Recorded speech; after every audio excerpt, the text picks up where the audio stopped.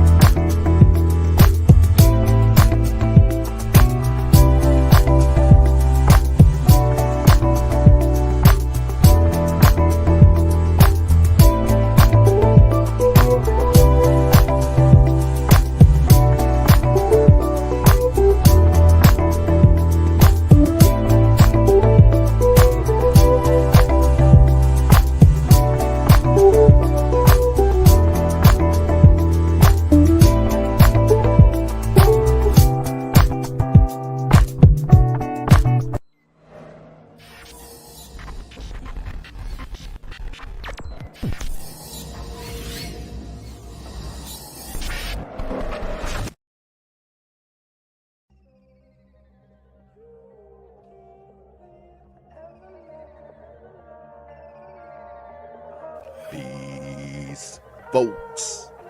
This is X from TPOT Media. Open your mind and wake your black ass up. You know what time it is. Hit that damn like button as you make your way in the door. Grab a seat, settle in, get ready. It's the Grown Man Hour with your host, my man, Bernard Riley.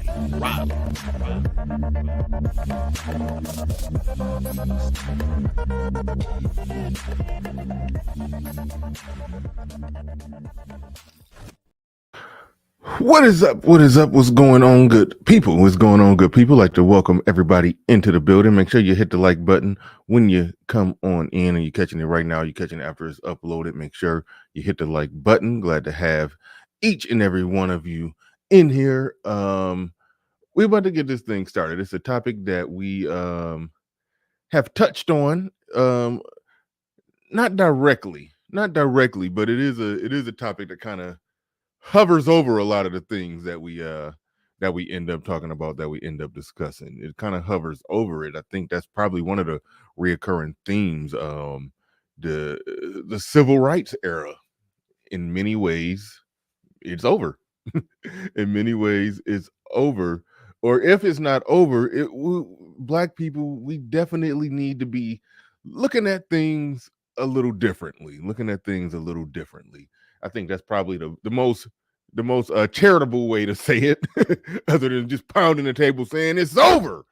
It's probably the most charitable way to say it is we probably need to look at things a little differently. So we'll try to look at things a little differently, or a lot differently, here today, before I pass it to Hood Servative, who normally comes up with a lot of the good, interesting ideas, topics, and perspectives that you hear on this Saturday show. He normally comes up with the majority of it. So I'll pass it to him and get his thoughts on it. But just real quick, shout out to Long Tongue. Well, shout out to Joe Ethereal, Ragnarok. What does that say? Odin's son. Oh, Odin's son. Okay, I got you. Ragnarok, Odin's son. Long Tongue Song. SJH205 and Long Tongue Song again.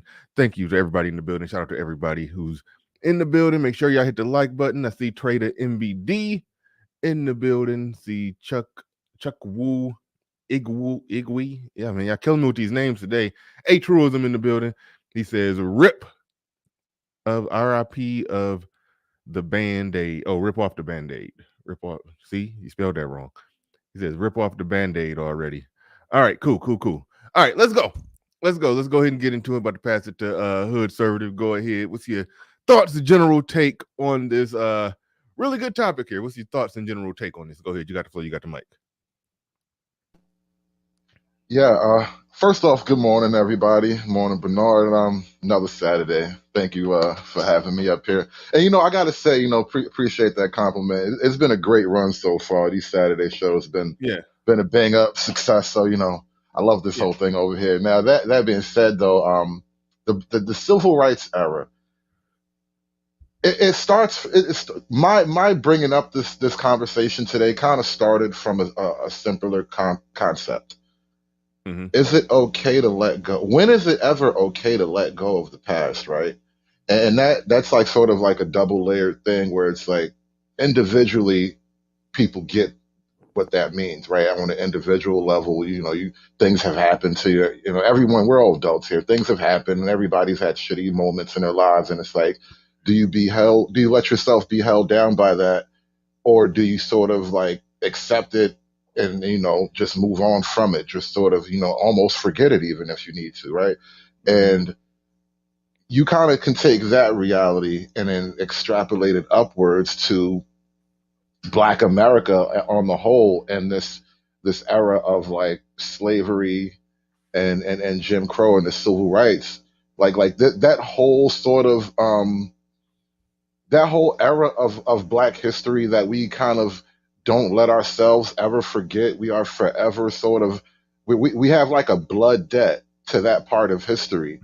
And I'm wondering if it's ever okay to just let go, if it's okay to even move on from that. Because, like, to get to the question, is the civil rights era over? The only way for it to be over is to get over it. And so I wonder if that's a possibility. And I see, maybe some signs that we're leaning in that direction. I would like to think we are leaning in that direction, but I think What are some signs that we leaning in that direction? Because obviously with the majority of politics, I don't necessarily see them leaning in that direction. I see them leaning more. I don't see them leaning in the opposite direction. I see them leaning into it and trying to recruit other people that ain't even Black into it. The LGBTQ, the Mexicans, anybody who's disenfranchised, who's not white and male. They saying, "Hey, come on over here with us. We all about to we all shall overcome together."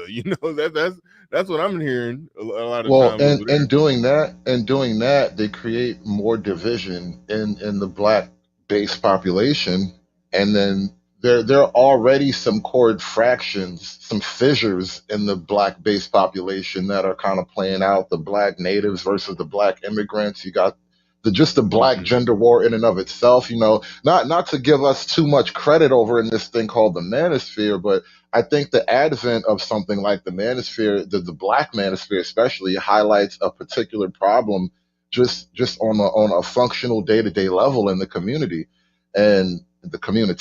Excuse me. And I I think when you really look at these things in the big picture, I do believe they are signs that people are sort of breaking away from that diehard attachment to the civil rights stuff, and then frankly, like there's been a little bit of a co-opting of the civil rights that you just sort of spoke to. Mm-hmm. And I think people are kind of turning away from that too, where you're now given a choice. It's like you have to be Black and support these other things. You can't just be Black. You have to be Black and that's creating a problem for people. So I look at these as again small signs. It's not like anything is a slam dunk, open and shut case, but possible signs of things on the horizon is what I'm seeing here.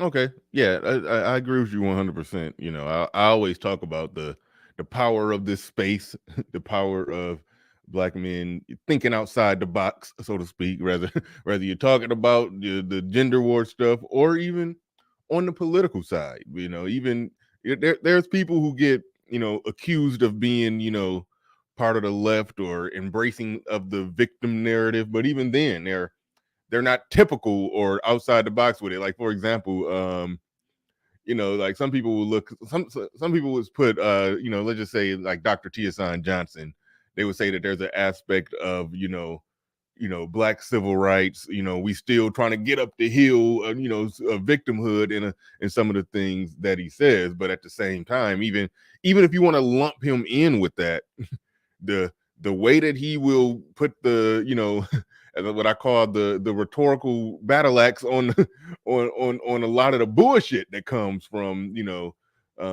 left and women and all of that stuff, so it's still different. It's still a different thing, or I would say a different direction, so the status quo is not being held up, and I think this space, this has a lot to do with it. It's influencing, bare minimum, the hearts and minds of a lot of men to think and view things a lot differently. So that's definitely a good thing. Shout out Well, to one GC thing, in the building. Go ahead.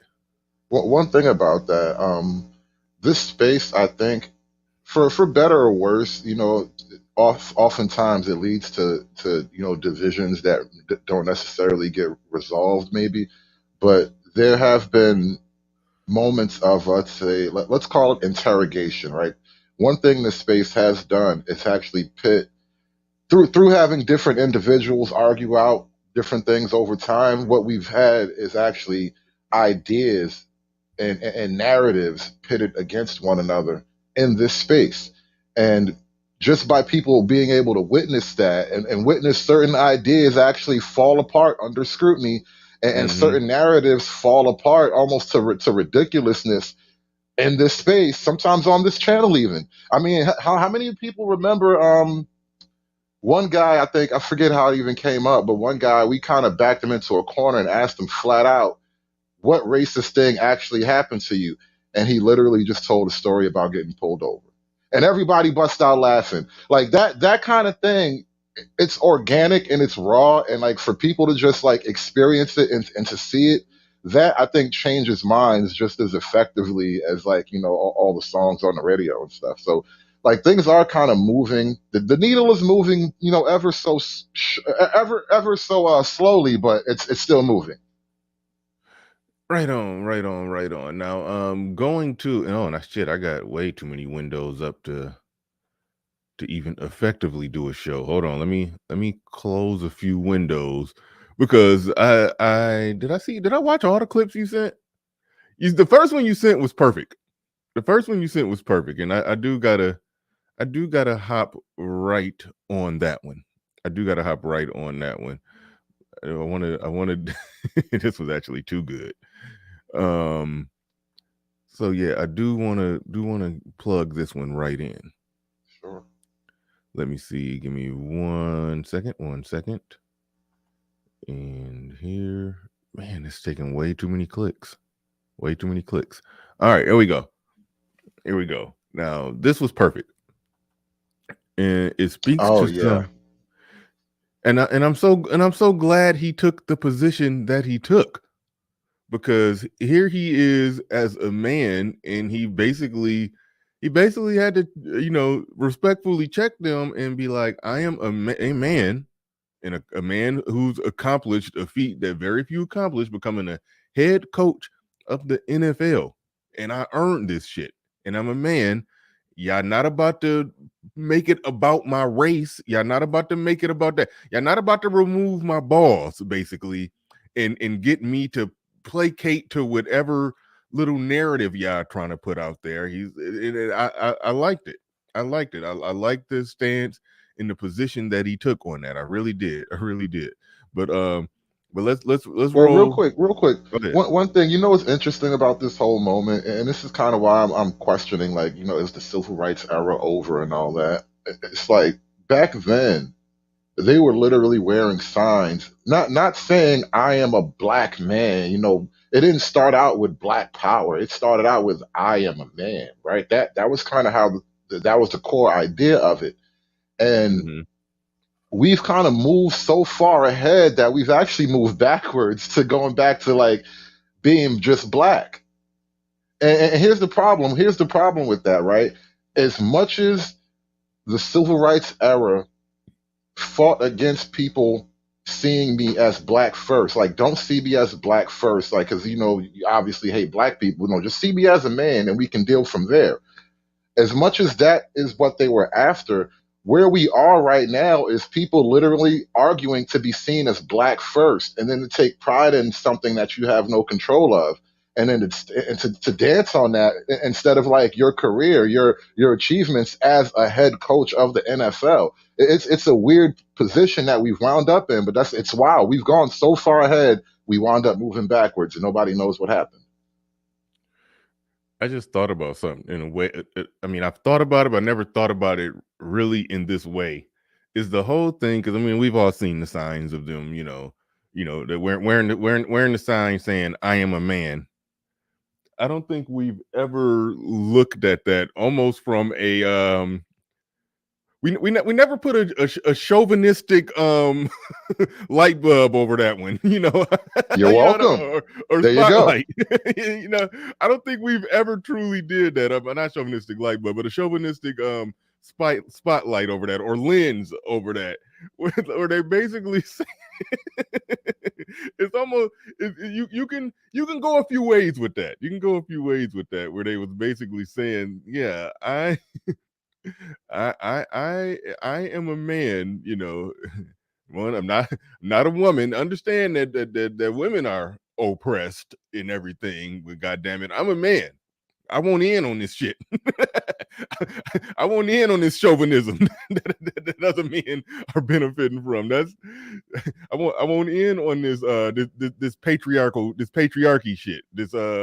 This misogynistic shit that y'all running the world with. I want in on it. No, let's keep it a buck. Let's really keep it a buck. That is what black men were after at that time. We weren't I after like supreme blackness. Listen, I want everything the white man got coming to him. That's what black men were on back then. And somehow we let ourselves get conned out of that. Now it's white supremacy. You Carlton or something like that if you try to get everything that the white man got coming to him. But that's what we were originally on. See, I never looked at it. I gotta go relearn some shit and just do some rereading of everything from back then when that aspect of it was going on. Because I understand, we normally pick up, right at Martin Luther King. That's normally where we start, right there. But I never. When they're out there with the signs, I am a man. I want to just try to, see. I want to see was there some specifics in their message that I want it's some certain things I'm looking for, certain things I'm going to go relook for. But sometimes you got to do that. You got to look at things with different goggles on, so to speak. You got to take a different look with different goggles. It might have been more there than what I initially thought. But shout out to the Clue channel in the building, says salute BR and Hood. But all right, let's go ahead and roll this video. This Tampa Bay Buccaneers head coach. Let's go. You and Mike Tomlin are two of the few black head coaches in the league. I wonder what your relationship is like with them and your thoughts on Steve Wilkes joining that fold. I'm glad you stopped. He asked the question him, is racist already, bro. The question itself is racist. Like, there's another black guy in this giant national organization with thousands of members in it. Do you know him? You know the other black fellow we got? Exactly. That's the first thing I was thinking. Just imagine that. You get hired. Your first day on the job. It's a company, like 300 people work there, and they say, "Oh, we have another. There's a black guy that works, on the third floor. His name Reggie Washington. Do you know him?" I would be like, "Bitch, don't just ask me that goddamn question." Yeah, I know Reggie. We cool. We grew up together, but don't ask me that goddamn question. No, just playing. But yeah, that question in and of itself was kind of fucked up. It was kind of fucked up. I have a very good relationship with Tomlin. We don't look at what color we are when we coach against each other. We just know each other. I have a lot of very good white friends that coach in this league as well, and I don't think it's a big deal as far as us coaching against each other. I think it's normal. Wilkes got an opportunity to do a good job. Hopefully he does it. And we coach ball. We don't look at color. but you also understand that representation matters too, right? And that when young aspiring coaches or even football players, they see you guys, they see someone that looks like them, maybe grew up like them, that has to mean something. Well, You understand that representation matters, right? Our little our little narrative, our little thing that we're trying to push out here. Representation. You're black. Don't deny. Don't you need to own that. Say something black. We just want you to say something black. Like that. He's like, I'm here to coach football. This is why I was saying, when I was talking about like my whole oppressed women stream and I got to the racial conversation, I was saying, honestly, if you really want to get to any kind of resolution in this racial problem, you're going to have to take the women out of the room. Because notice who this question is coming from. And I don't know if she might be black. I couldn't tell from her voice just now. But notice who's kind of playing up the most the most idiotic problems that have risen up. They tend to be, kind of supported by the women because it's more of an emotional conundrum than an actual logical situation that we can sort out. And it's like the whole representation thing. I don't know that men ever really cared about this issue of representation. It's something that women have used to push themselves ahead over time. Yeah. No, I agree that men don't care as much about representation, but it's a lot of men that have bought into it. I think men need to be in a place where we care about merit. And the fact of the matter is, if we put merit first, and then it happens to be the case, or is the case, that a lot of black men on merit make it and compete and are represented or even overrepresented in a particular field, then great. That's awesome. I wish it was more things other than professional sports where we was overrepresented. 13% of the population can make up 75% of the NBA, make up damn near 95% of NFL running backs and wide receivers. So I mean, I look at it from the perspective that, yeah, on men we should be thinking more on merit and less on representation. And I think that's what he's on, and I think he's understanding the flaw in this football, the ultimate man's sport, the ultimate, you're men among men when you're the man among men when you make it to the highest ranks in the NFL, whether you're on the field and dominating on the field, or if you're a head coach. You basically took this whole man world, the competitive, the competitive gladiator pit that it is, and you kicked it in the damn nuts and won. So now here he is, a leader of men, the leader of men of all races. I forgot I say I'm bad with football. Anyway, never mind. I was about to make a football. I got bad with knowing who plays for who nowadays. But either way it go, he's a leader of men of all races. Leader of men of all races, and that's something. That's pride and respect, and he got to command the respect of the men in that locker room if he want them to properly follow him. If he want them to run through that brick wall for him. He can't sit up there and placate to the, yeah, I'm glad that I'm that representation is happening, and I got an opportunity because of my race, and I'm getting like a pat on the head. He's like, no, fuck you, bitch. I earned this shit. I'm the best man for this job. I'm better than the other people that applied. I'm about to go out there and win and compete and earn my respect even more. So I'm to placate to the whole, well, representation matters. I'm not some bullshit representation hire. I'm the best man for the job. So I respect that he's going that way with it. I do respect that he's going that way with it. When you say you see you guys and look like them and grow up like them. Oh yeah. Oh yeah. That part right there. When the players see you guys who look like them, and and grew up like, and she said perhaps grew up like them, and how that means something. I mean, it's like that's yeah, it's like that's I understand even if okay, even if there is a bit of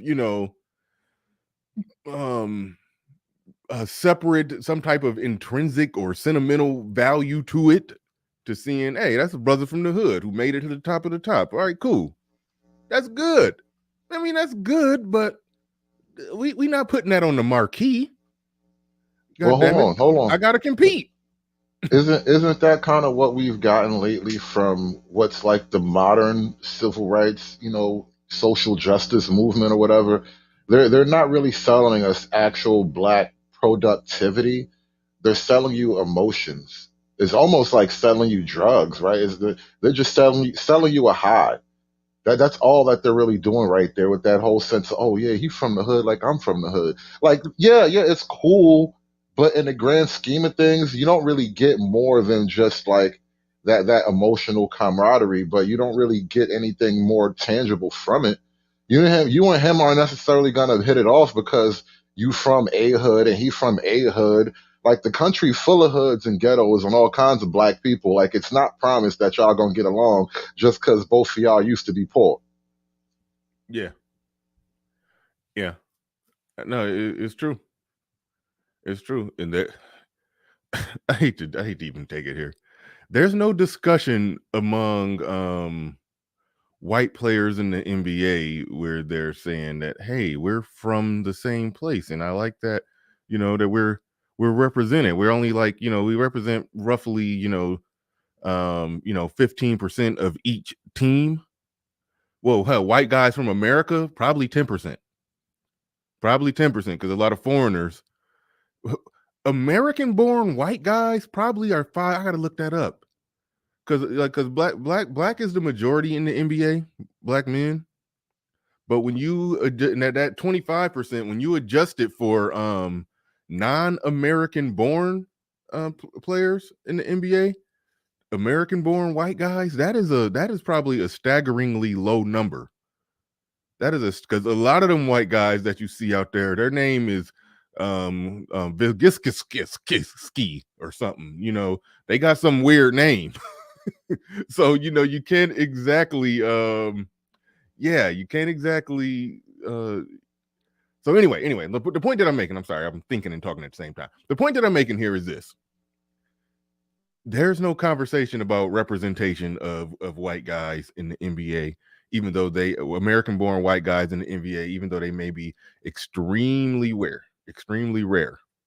There's no discussion about that. So that's why I mean, it's gotten to the point to me to where it gets cringy about certain discussions about the percentages or the amount of black people here or black people there. Now, do I want to see more black people doing more big things? Yeah, absolutely. Do I want to hear them announce it when the next black head coach wins the Super Bowl? Because when the first one did it, I was like, okay, that's worth an announcement. I think it may have been Mike Tomlin, or who they just mentioned in this video. I think it may have been Mike Tomlin. The next one was Tony Dungy. It may have been Tony Dungy, then Mike Tomlin, and then Mike Tomlin won another one, and then some other black head coach won. And I'm like, okay, it's been like in the last 15 years, it's been 4 black head coaches winning Super Bowls, like in the last probably 12 years. Something like that. I don't know. Something let's just say last 15 years. It's been 4 or 5 black head coaches. Thank you, Deacon Gross and the Clue Channel. Okay, Tony Dungy was the first, then Mike Tomlin. Okay, so after Tony Dungy, Mike Tomlin, and then somebody else, and then Mike Tomlin twice, it's been 4 times. On the 5th time, are y'all really going to announce it? Are y'all really going to announce it? I understand announcing the first. I understand. No big fan of it, but I understand announcing the first. Maybe the second. But goddamn, they announced it on the 4th one. I'm like, he about to make the point that I'm trying to make here. He's about to make the point himself. I'll let him go ahead and do it. Let me just say this real quick. Let me just say this, because I think the problem with the whole representation argument, one, like it's a little bit, I don't know, it seems like a false thing, right? Like it just seems like what you say you after isn't what you're really after, right? I just don't trust the people who are pushing these kinds of ideas at this point anymore. So there's that. But then two, I think it's more like I don't know if it's necessarily better seeing more black people, but I would be happy to see more black people doing better. And I think that's kind of the trick there. It's like seeing black people doesn't necessarily change anything. But I'd be just as happy. I'd be even happier seeing less of black people, but black people actually being better off on the whole, if you get what I mean. No, yeah, understand that completely. Understand that completely. All right, let's go. Players, they see you guys, they see someone that looks like them, maybe grew up like them. That has to mean something. Well, when you say you see you guys and look like them and grow up like them, means that we're oddballs to begin with. And I think the minute you guys stop making a big deal about it, everybody else will as well. You and Now, that's the point right there. That's the point right there. Now, Yep. You're basically, here I am. I'm a man among men. I'm the lead. I'm the leader of the most the most physically imposing alpha, to use that term, alpha masculine men walking the earth. They made it to the NFL. If you ever stood next to some NFL players and see just how big the motherfuckers are, he's leading the damn gladiators. like damn. Right. He has to stand as a man. He has to stand as a man on his merits, and they got to respect his leadership.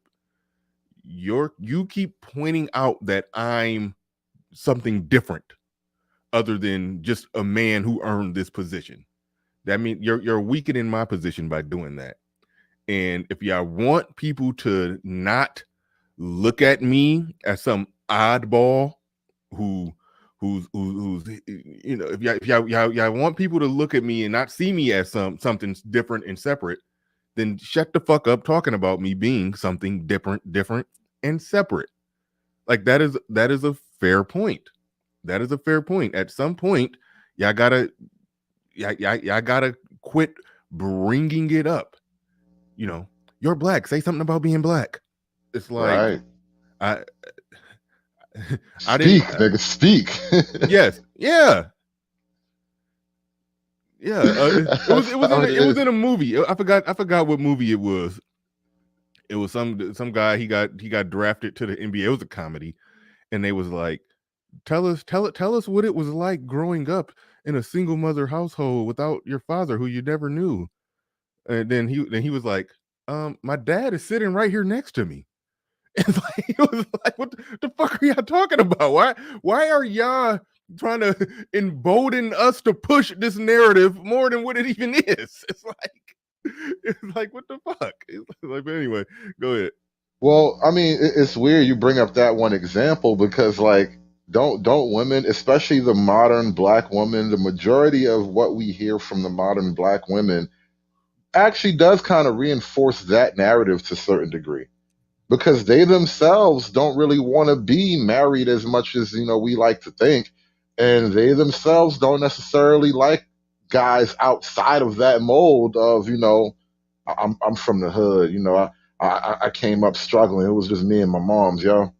You know what I'm saying? That's why the black woman is the god. You know what I'm saying? Because my mom was like the god to me. Like that's the kind of narrative and an archetype that a lot of black women have co-signed over time.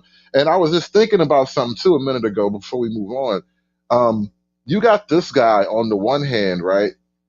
As kind of like, and I don't even know much about the guy, so I can't totally co-sign him all the way. But we're just talking about this one moment.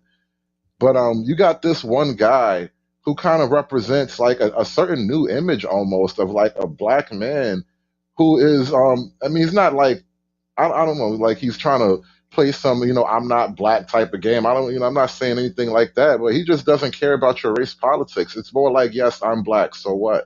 And you got that kind of guy who was sort of at the pinnacle of his career or whatever. And then on the other side of that coin, you got a Ketanji Brown Jackson who definitely leans into her blackness all the way up until the Supreme Court. And you got the first black woman on the Supreme Court who doesn't know what a woman is, who refuses to answer the question as to what a woman is. Like these are, two sides of the same coin, and it's a weird dichotomy that we kind of have to look at right now. That's why I asked, like, if these two things are going on at the same time, like, oh, this civil rights thing is over. We have new problems. Right. Had to step away for a second. Hopefully y'all could hear me. Yeah, hold on real quick. All right. All right, I'm back. I had to. Yeah, and pro-black with a white husband too, which is another weird thing. And I don't really go down to picking on the interracial relationships path, but that is one irony that I don't necessarily know. I know it means something, but I don't know what it means. Where this phenomena, and especially on the left, you got people who basically are they say that all the craziest anti-white stuff. White men be doing this and white women be tripping on me, all that type of stuff. And then you find out that, they've been in a long-term 12-year relationship with like their lesbian white lover or something, their white gay husband or something like that.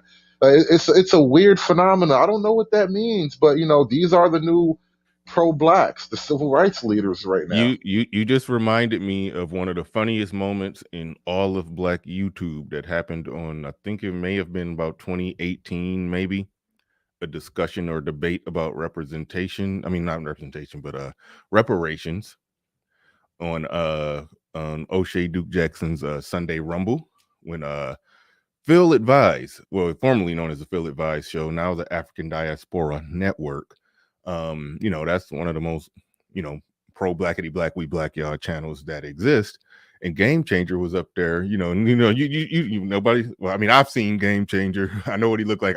I know that he's black, but this was around the time when he first came on the scene, kind of. And people hearing his voice, and he was making a case as to why we shouldn't get reparations. And we said representation earlier. Now I can't stop saying it. He's making a case of why black people shouldn't get reparations. And Phil Advise, give him out his big ass channel. He got 1 million subs. The biggest blackity black pro blackity black we black y'all channel out there. And and he started going in on Game Changers like who are you? Are you even black? Are you black? Are you even black? And Game Changer was like, I'm blacker than your wife. Man, I dropped my phone. I about died laughing. Bruh. Died laughing. That was the funniest shit in all of Black YouTube. But it crystallized the point is that you up here on the most pro blackity black shit ever with a non-black wife. And that's what I'm saying, like, bro, I got nothing against you and your wife. You and your woman good in my book, but there's something weird about it. I don't know what it is, but it's something. Yeah, man. Yeah, absolutely. But yeah, that shit killed me. Joe Ethereal in the building with the what the hell? Oh wait, no. Okay, I'm sorry, Joe Ethereal. I got another notification on Cash App that had nothing to do with this show. But yeah, so Joe Ethereal in the building with a $50 Cash App. Do appreciate you coming on through at the Cash App. And let me actually double check to make sure everything's okay. Yep. So yeah, that is correct. I think I got a request. Okay. All right. Yes. My son is asking me to Cash App him some money. He don't even text me to ask me. He just put in a Cash App request. It's like it didn't got that lazy to where before he would explain to me what he wants some money for. Like I would hear his voice. Then it turned into a text message about what he want money for. Now it's just a straight Cash App. Just put in a request on Cash App. Don't even explain what. Like what? No. Yeah, you're the ATM. That's how it be. But it's funny, and it's one thing to do that. Like if let's just say if we he didn't live with me. He lived with me. It's like it ain't even like it like I'm in another. He on the toilet right now. He on the toilet asking you for money. Oh man. But all right, but Joe Ethereum in the building with a $50 cash app. I do appreciate that. And shout out to who else? Clue Channel dropped a 5 earlier. Jackie Jack in the building says good morning, Bernard and Hood. Thank you very much, everybody who's supporting the stream. I'm about to pull up another pull up another. I don't even remember what's next. I done got thrown off bad, but I'm about to pull up another oh shit. Okay, I don't know why you sent me this one other than that it's funny. I don't know why you sent me this one other than that it's funny. But so I'm about to pull this Is one. it the dancing one? Yeah, nigga, he crunk dancing on the police. I mean, listen, though. How do we go from I am a man? That's what I'm saying, bro. It's over. I think we got to close the book. We got to close the fucking book on that whole chapter. We got to actually just close the whole book, start a new book, maybe write our own book, perhaps. Like, cause that. Listen, bro. To go from that to this, we ain't the same no more. We got different problems. We are a different people. We are a people of today. Yeah. Hold up. All right. Okay, so let's go ahead. Let's go ahead and roll this. It's right. Here we go. All right. Kevin C in the building says Bernard Raleigh Saturday morning radio voice. I got a radio voice? I didn't know that. But all right. Shout out to Kevin C in the building. All right, we gotta watch this dude crunk dance. Crunk dance on the police. We got You know what I would love? I would love. Sorry to I'm sorry to cut you off. We got to get a like an audio of a Dr. Martin Luther King speech. You know, like the March on Washington. You know, I have a dream that little black boys and little black girls can sit together and watch this nigga twerk in front of the police. I have a dream. Like, we need to get that background while this thing is twerking. Like, cause come on, bro, this is so civil rights right here.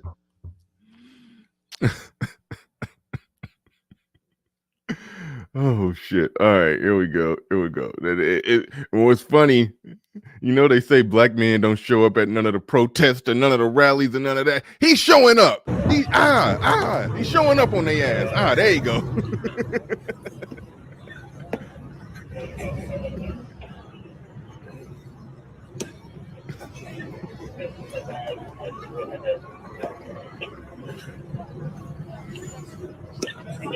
I never understood what was this supposed to mean. Like, is this like I mean, look, this is so civil rights. Like I said, this is the modern civil rights movement. It's just a bunch of weird gestures with no background music. He was hitting them with that shit that Columbus Short was. That's that early 2000s stump the yard dancing right there. So angry for nothing. Yeah. No, that wasn't You Got Served. That was more Stump the Yard. I remember when You Got Served and Stump the Yard came out. I used to watch them, but that was more Stump the Yard than You Got Served. That's why I said we need a Dr. Martin Luther King, a little audio playing in the background. That'll make that clip perfect. Man, shut up, Shaka. He said that. I think he's saying that crunk dancing that was done in Africa too. Yeah, they do that no matter whether it's twerking, crunk dancing. I don't know. It's crunk dancing. Yeah, whether it's twerking, crunk dancing, or no matter what it is. Well, you see, the roots of that go all the way back to Africa.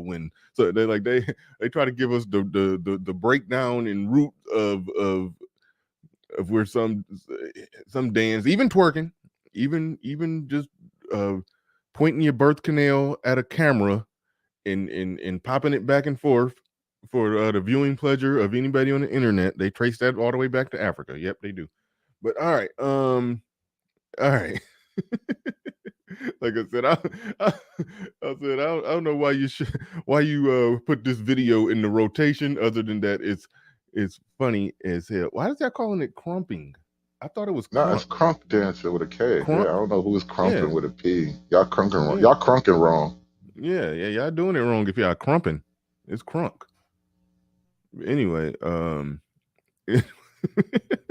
but no, it does speak to the it does speak to where we at. I mean, it'll put it like this: there was no dancing during the civil rights movement in the '60s. It was no dancing. You know, that's just all I got to say to that. There was no dancing going on. Well, look, I wonder, and you know, some of those guys are probably alive. Actually, they might be a little old, but I wonder what the guy with the I am a man sign. You know, those guys. I mean, the actual guy holding the actual sign, I am a man. I would love to get his running commentary on the crunk dance for justice thing, like because you know y'all are sort of related in a way. You know what I'm saying? He is like your great great grandson in a way. We started out with I am a man, and you guys at that era, and this is what we've come to. This is why I said, yo, we've went so far ahead, we actually moved backwards, and it's weird. I don't even know how that's possible. Yeah, and I'm hearing a resounding rebuke from the chat that it's actually crump dancing, and apparently we've been saying it wrong all this time.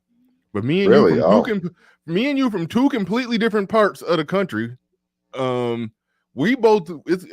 I guess they probably call it crunk up here where I'm at, or maybe let the where West you're at. Coasters have their thing. I think it's a West Coast thing probably too, because you know Okay. E40 and all his weird language. They got a whole nother slang system over in the West Coast. So yeah, maybe it is. Who knows?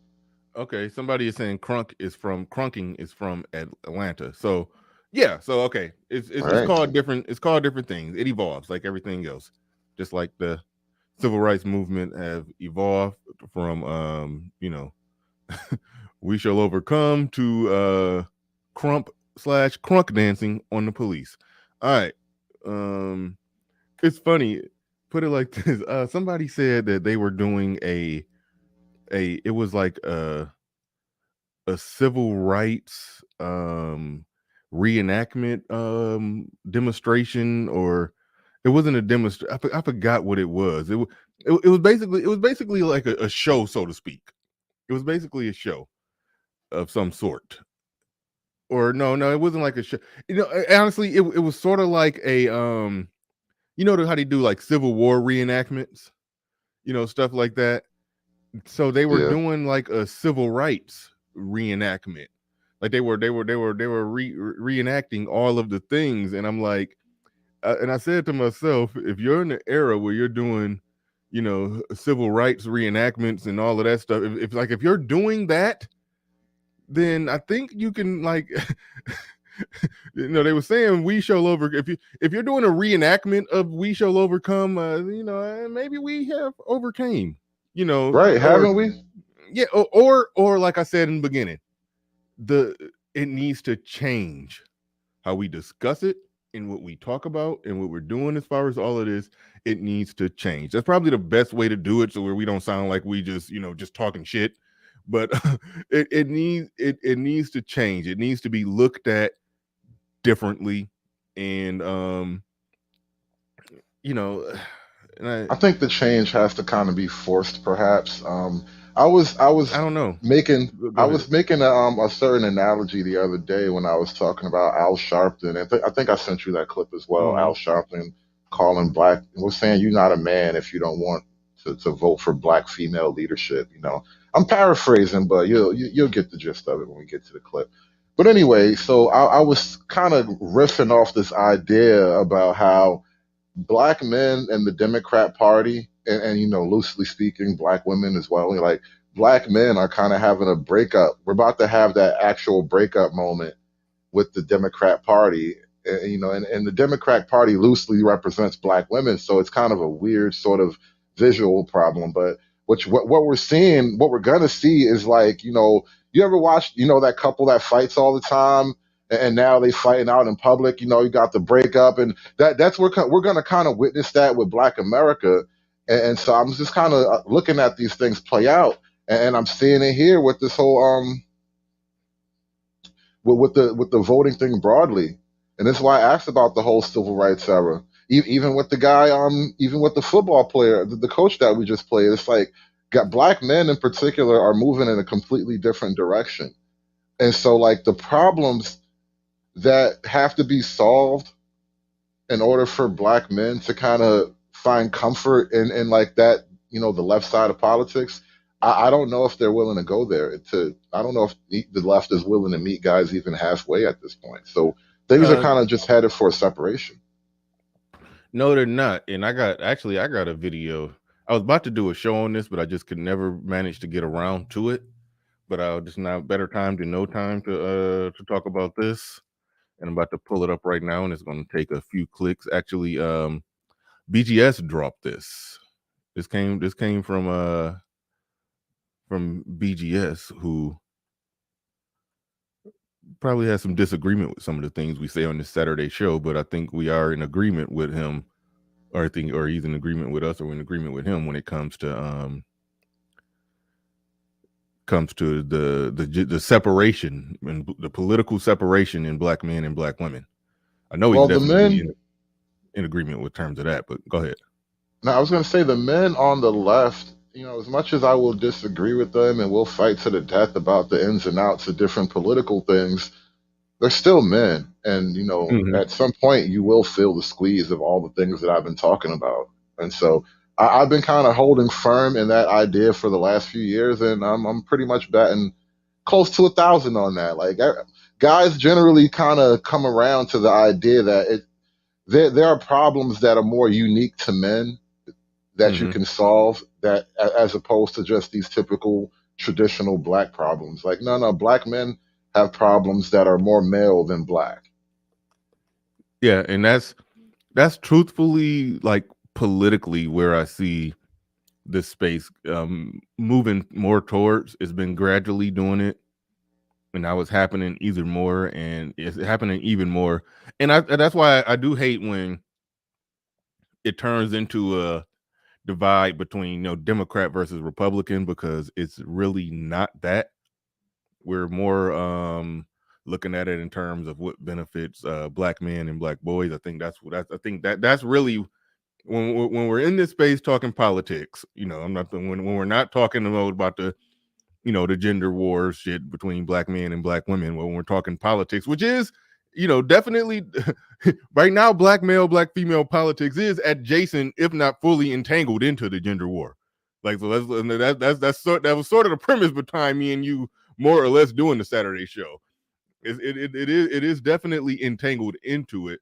But at the end of the day, I hate when I see black men fighting over Republican versus Democrat, because, you know, we all I think, most of us at least, care or got, you know, the best interests of black men and boys in mind when we are talking about politics. So if that agreement is there, then it's not that much to fight over, you know. We're fighting over small details. But anyway, let's I'm about to roll this clip. Because this was definitely relevant to the discussion today. Problem though is the guy she's running against is running an effective campaign. He's talking about Stacey Abrams and Kemp. Problem though is the guy she's running against is running an effective campaign, and Brian Kemp is running an effective campaign, because this week what Mr. Kemp did was he went to an all-black boys' school that's ran by a conservative black man down in Albany, Georgia, young black man. That's King Randall, who I think I reached out to try to get on this show. I had that clip. I had that clip of the governor showing up. It was just a little like a promo that they put out, but yeah, I saw that happen. Okay, cool. He didn't Dr. Umar you. He didn't go around preaching for a lot of years. That's no diss to Dr. Umar. He produced the school, and then he started Dr. Umar got the school, man. I'm not mad. I'm happy. He got it. In fact, you know what? I'm sending you a grand. I swear to God, I love Dr. He just paid $1,000 for that sneak diss. he basically said, yeah, I dissed the shit out of you, Umar, but I'm gonna pay you $1,000 for it. It's not a credit. So I'm glad he just got his school. I'm sending him. But this guy got a charter school with all black boys. So guess who the picture goes up with him yesterday? He has Governor Kemp with the boys yesterday. That picture goes up. Shelley Winters, who's an incredible black man, does a lot in Atlanta, happens to be a conservative, has a great radio show. He's a great radio show host, but he goes in the public and out in the streets every day. He got a bunch of conservative black men together. Kemp went with them. Then he went over to a Democratic enclave with Ryan Cameron, one of the most popular radio hosts there out of Georgia, staunch Democrat, and then pressed the Democrats in that room. I would advise, if I was in Ms. Kemp's camp, you need to go everywhere he just went. Ms. Abrams. And Ms. Abrams, you need to go everywhere Brian Kemp just went, because what Brian Kemp did was have an effective week with black people. And I would love to see her do that. Nope, had an effective week with black men. Stand in that, Killer Mike. Stand in it. Right. Had an effective week with black men. You know, you Black gotta people acknowledge, means black women and children. No, these were black men and boys. yeah, you gotta acknowledge what Kemp is doing. Kemp realizes that, oh, it is a political divide and difference between black men and black women. Black men are going to vote for me at a significantly higher percentage than what black women will do. Republicans' whole thing of them ignoring black people, it's because they viewed black people as, you know, they viewed us as black women. There's no other way around it. They viewed black people politically in America as what black women generally thought, said, did in their voting patterns. That's how they looked at it. Now that they're realizing that black men think differently and are demonstrating different voting patterns, now they're at least coming in, having a conversation. Now photo ops and little press dockets and coming in and talking on a radio show, and you know, okay, that's not nothing actually happening, but it's the start. It's the start of that conversation to where, you know, if somebody trying to move the needle for black men and boys politically, that's where it starts right there. The conversation is being had. So that's I think a lot of black guys, and especially guys that are kind of on the left to whatever degree, they're finding out that you can't even really be comfortable on the left as a man, perhaps, and that it's creating problems there. Like there's just a decidedly anti-male push that's coming from the left, and so you know, it's like almost a battle of attrition. Little by little, they're just bleeding male support. And again, I don't know if the left even can understand how to come back from that, because they are way too into all kind of, you know, deeply divisive, extreme things. You know, I'm trying to be political here right now, but yeah, the left is going crazy. Oh, no, don't be political. That's my job. I'll handle the politics and smooth it over for us. Go ahead and say the crazy shit. I mean, go ahead and go full gangster on them. It's cool. I'll try to smooth it over if you go too far. No. So there was a law being pushed, a law being proposed in Virginia, where parents will be prosecuted if you don't support your child's gender identity, right?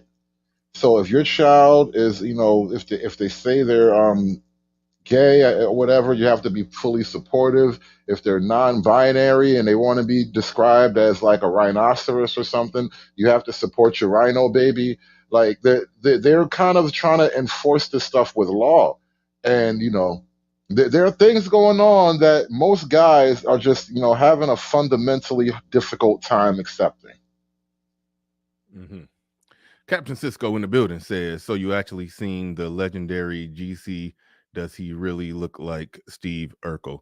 No, Game Changer looks like a 6 foot tall Emmanuel Lewis. I'm just playing. I swear I freestyled that joke. I just couldn't. I wanted to come up with something crazy, but no, he looks. Honestly, he just looked like just a normal black dude. That's it. I mean, there's no other way to describe him other than just a normal black dude. That's what Game Changer looked like. Just a regular dude. That's it. but yeah, I have seen Game Changer. Shaka Nulu in the building says Crumpin was done in Africa. Okay, I already read that one. Crunkin, whatever we calling it. Kevin C in the building says twerk is what you do when you have nothing else. No, there's plenty of them twerking, that they got plenty of other things going on in their life as well, but they still twerk. Nothing wrong with twerking. It's a win and wear thing for me. It's a win and wear. But JC the Conqueror in the building says we care all about black men and black boys. That's why I don't understand the infighting. Here, agreed with that one. we put too much interference. We put too much interferences on black women. I don't know what you mean by too much. Do you mean emphasis or inferences?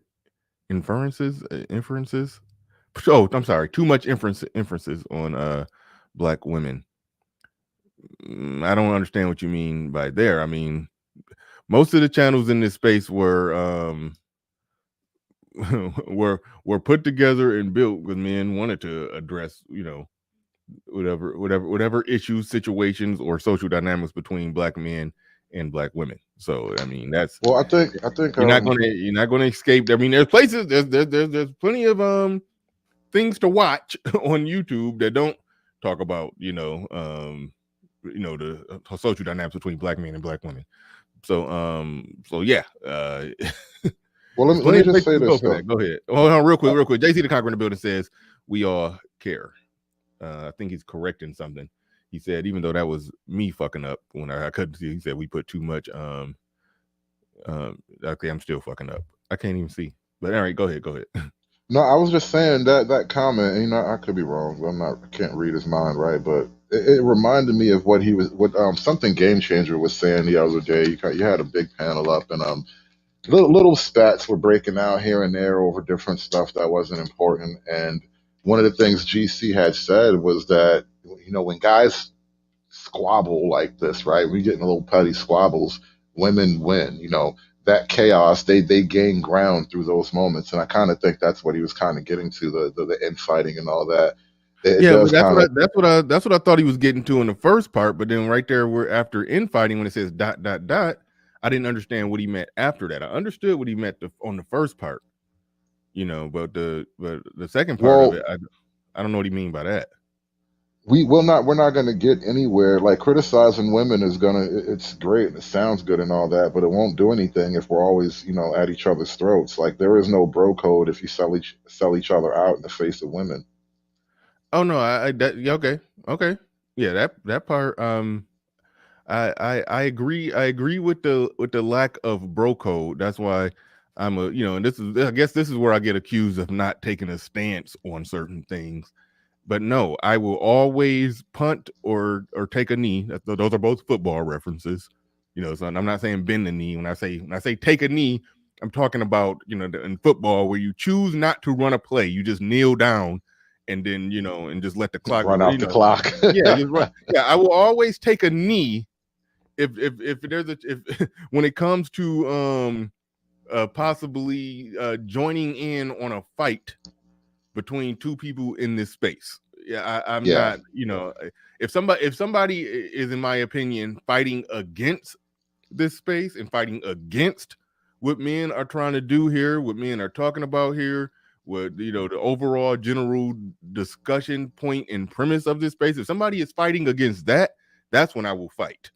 But if two people who I think are generally fighting for the same cause are having some internal fighting about something small, I'm not getting in that shit. I'm not getting in that shit. And that's where I'm at. So yeah, if that and I know Game Changer, I know Game Changer agrees with me on that one. So I watched the first part of his stream. I didn't know it turned into a panel, but I know what stream you're talking about. I didn't know it turned into a panel. I just saw his general premise.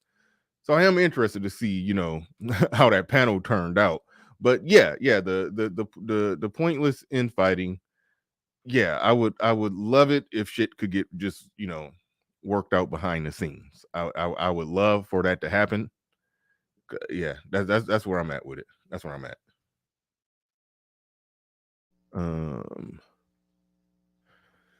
All right. Where were we? Okay, I was about to pull up the Al Sharpton. Yeah, I was just thinking video. about Sharpton. Yeah. Because shit like with the shit that he's about to say here is, as far as I'm concerned. Well, see, I understand what he was on. Like, he obviously has a motive. No, and that's what I'm saying. The shit like this is a shit that should be fought against. Right. Let me see. Apollo And is you saying know, just the other another thing tactic to too. tell. Hold on, wait, Apollo, you saying just another tactic to tell black men to shut up? What and who? You probably don't got to say. I I'm just double checking, making sure are you referring to me coming up with another way to tell black men to shut up? Explain that one in the chat room. I'm curious on that. But all right, let me get this pulled up. Well, I was just saying, it's crazy how the civil rights movement, again, you know, we started from the whole I am a man thing, right? Guys walking around with signs on their chest saying, I am a man, to now we got the black party telling black men to shut up. Like that is literally happened from Simone Sanders, especially that one time when she was like, I don't know why y'all black men always piping up when ain't nobody talking to y'all. I forget exactly how she worded it, but yeah, that was wild. Oh, I forgot Yeah, I sent you this one too. This one is interesting. Yeah, this wasn't even a big famous clip. This is just somebody caught him speaking like candidly at some event. yeah, yep, no doubt. All right, give me 1 second. Captain Cisco in the building says you need to see that show AM did last night. This white woman defeated three sisters in a debate. It was funny. Are you talking about Pearly, oh my God, yeah, just Pearly things went over to the Lapeef network, and there've been heart attacks ever since, bro. Yeah, yeah. See, here's the thing. When you say a white woman defeated three sisters in a debate, I'm like, of course she did. And the reason I say of course she did is not because she's a magical white woman. It's like, no, she's using the arguments that that black men have laid out in this space, pretty much. Okay, maybe she got something from the white man, but everything I hear her say, it Yeah, sounds like it's from Kevin Samuels. You know, she's one of the people that blew up after Kevin Samuels laid down a foundation of how to really do this shit. She's one of the ones that blew up after that. So I'm not criticizing her or saying she's she's done something wrong. No, it's an open market, and she no, does good I will content. say this: she has a great grasp of manosphere ideas and talking points or whatever. She doesn't just repeat them; she seems to understand them because No, she can no, spit yeah, them back. yeah. Yeah, no, and I wasn't saying that she doesn't understand them. And she's put it like this: you can't win a debate if you're a parrot. You've never heard a parrot win a debate. You have to actually be good. You have to actually understand what you're saying. So I want to make it clear. I wasn't saying that she's just some parrot or some mimicker or something like that. But what I'm saying is the foundation has been laid. You know, there's enough information for a lot of people to feast off of. So when you say that, oh, this white woman defeated three black women, I'm like, of course, anybody who's adept or fluent in black manosphere isms and good at communicating it and good at countering the bad arguments, they want to beat any random chick, any random black chick trying to counter. Like, I mean, it's a no-brainer.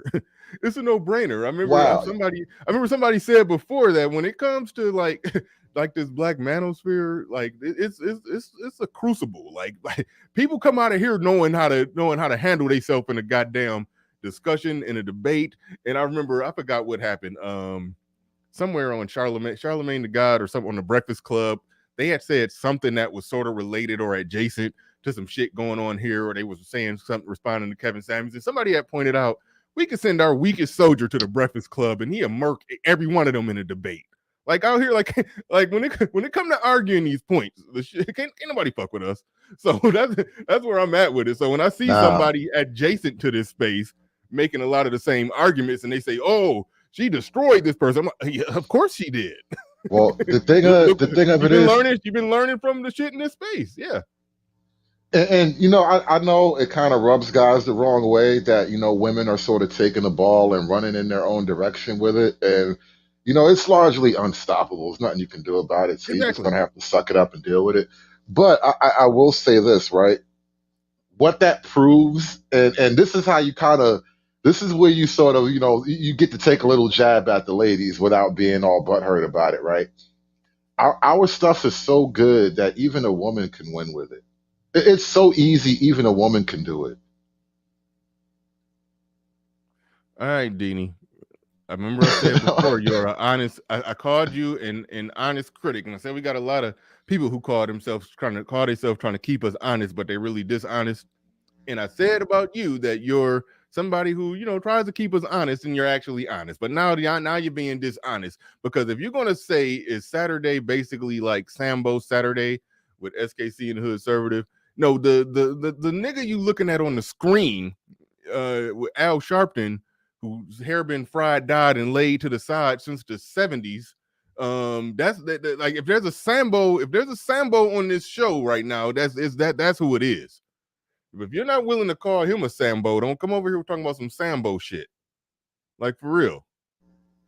He been mad all morning. I don't know what it is. It's that pro-black energy, man. That's it's that PBE. This is my first time seeing one of his comments. I haven't been really Nah, paying I attention. noticed him, and I think he's been around before. That's name Blackground TV sounds familiar. I think he's Oh, no, always mad. I'm talking about no, that wasn't Blackground TV. Oh, No, I know Deanie. Oh, that was Blackground Deanie. TV. Oh, okay. Yeah, Yeah, my that was bad. Deanie that said that. Oh no, I know a Blackground TV. That's AC. That's AC. Yeah, he stay mad. He stay mad.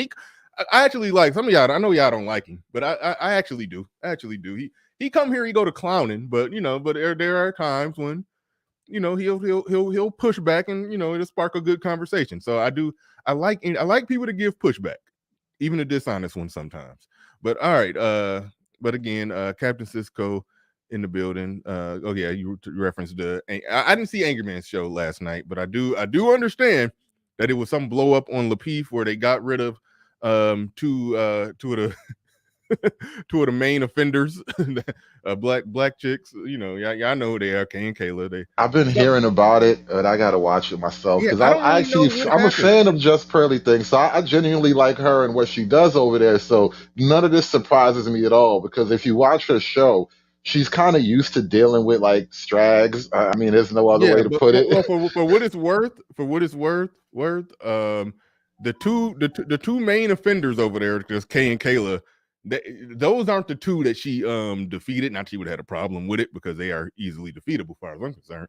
But those two did something on the previous show that I don't really understand, and they got booted and kicked from the show. And then the next show, they did a whole new thing with a new cast of characters, and two white women was on the show, and I think it was two white women and three black women.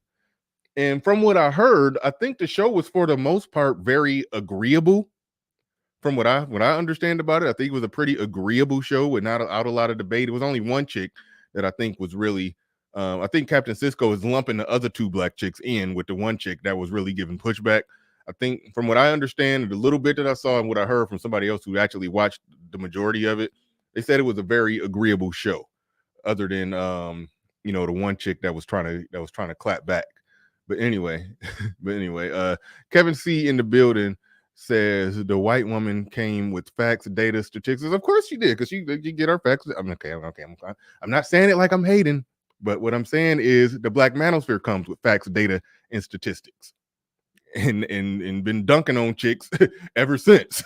so now that women are looking at the shit that we're doing and then they're presenting it, of course they're coming with facts, data, and statistics. That's what I'm saying. We made the game so easy now. Even a woman can do it. She could just take. Oh wow, this is how you defeat a strag. Okay, Yeah. Just Pearly things. Let's go. Hi, like that's how it is now. They didn't lay it out the format. It's so simple. Yeah, that's why I'm giving a slight amount of pushback to Kevin C when he's saying this white woman came with facts, data, and statistics. I know we gave them to her. This is a white woman over in Europe somewhere. We gave her the facts, data, and statistics about black shit in America. We gave it to her, and then she used it in a discussion with some black chicks from America. So yeah, I mean, it's like that's why I'm not in. I salute their platforms. I salute their ability to argue the points. But when you know the source of the points, I'm not going to say, "Oh, this white girl." I'm like, no, I know what she's doing. Of course, yeah, we get it. Yeah, and it is true. I think Carlton's right. The talking points do hit different when the titties say it. Yeah, fine. I I'll know. Yeah, admit to some of that. that's what's happening with Kevin C. He's like, "Oh, a woman said it. A white woman said it." I'm like, yeah. She said the same shit we've been saying. Yeah, we get Man, it. listen, the power of white titties is different, bro. I understand. We understand. But all right, let's go ahead and play this right here. I think I got all the super chats, all the contributors, everybody. Shout out to everybody. Shout out to Kevin C. Shout out to Captain Cisco, JC the Conqueror, Shaka Nulu, Captain Cisco again, Kevin C again, Jackie Jack, the Clue Channel, and Joe Ethereal, who came through hard and heavy handed on the $50 on the Cash App end with $50. Shout out to Hoop Jargon in the building. Shout out.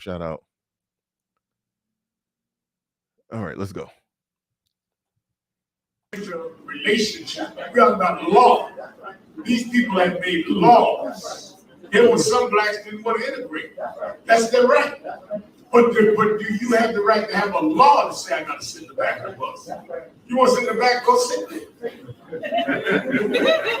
But if I'm gonna pay $1, I want to decide where I want to sit, like everybody else on the bus. I think it is a misconception to act like it's a problem between black men and black women.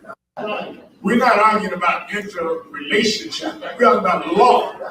These people have made laws. There were some blacks didn't want to integrate. That's their right. But do you have the right to have a law to say I got to sit in the back of the bus? You want to sit in the back? Go sit there. But if I'm gonna pay $1, I want to decide where I want to sit, like everybody else on the bus. I think it is a misconception to act like it's a problem between black men and black women. All right. Yeah. What you got?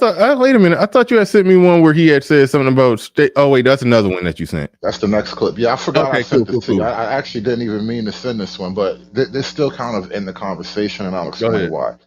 What this is Al Sharpton complaining about the abortion rights being taken away, so to speak. You know how the whole Roe versus Wade got struck down recently. And what he's saying is that, there are some people, basically black men, wink, wink, who don't really care about the abortion rights. And they're kind of low key happy that the abortion rights got struck down, and how, like, that's actually a bad position. And we kind of need to support the women or whatever. And at the end, he said, and this is, I wish I could find the rest of this. I tried to get more from this clip and I couldn't find any more. But basically, that last part about it's not between the men and the women. And this is what I mean about the civil rights era being over. Your problems, the problems that made you famous, Al Sharpton, aren't really the problems that we need to solve right now.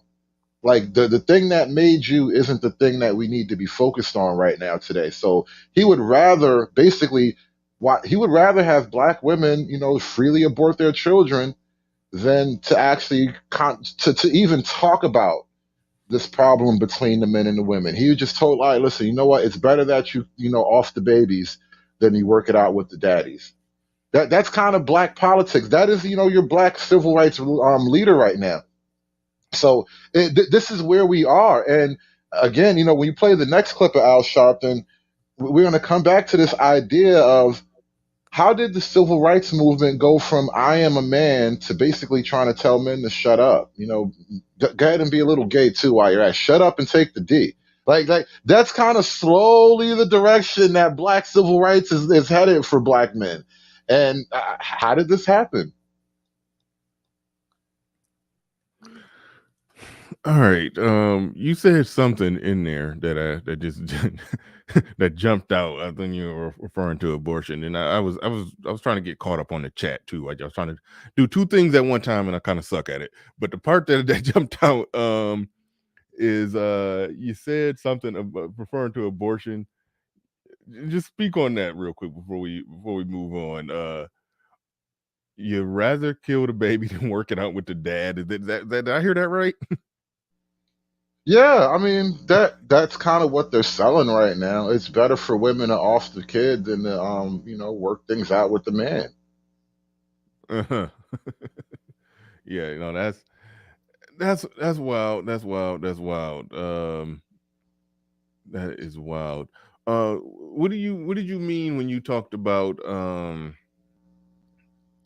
when you said the thing that he was fighting for that day, that time, all of that has essentially passed? Okay, what exactly what exactly was he fighting for? If you had to, sum it up. All right, we've gotten from black men demanding to be seen as men to one, black women really resenting black men even wanting to be seen as men. That'll get you called like a white man or something like that. And then two, Hell, black women are rejecting the definition of womanhood. They've rejected the role of wife. They pretty much abandon the traditional ideas of motherhood. So I'm just saying that the problems of your generation aren't the things that are plaguing this generation coming up and what's going forward from here. Right on, right on. Let me now let me pull up the one that we meant to pull up. And man, just looking at Al Sharpton, I hate to even say this, you know, we attack ideas and not people, but he just looked like he's dying. Like, okay, you know how some people, they get sick, skinny, and die, and it looked like Al Sharpton got sick, skinny, and then just didn't die. Like, that's how Al Sharpton looks to me. That's what happens when you get skinny without working out. It just sucked all the body fat off of him. He don't even look normal no more. Like, I mean, it's been some people who was big as hell walking the earth, but in the casket, they just look shriveled up because, you know, they got sick before they died. And yeah, this man got sick, got skinny, and just stayed alive. Just like, oh, fuck it, I'm walking around, and this, I know, he just looks like a walking corpse to me. Damn, civil rights mascot, right? A walking corpse. How about that? Oh damn! See, I wasn't even trying to make that connection. But all right, let's go.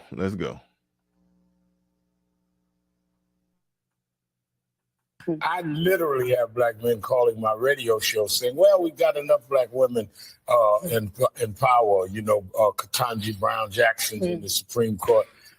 We have vice president. Let's push pause on that before you get to the main reason why we're listening. What do you think about that? He said he got black men calling into his radio show saying, we got enough black women in power.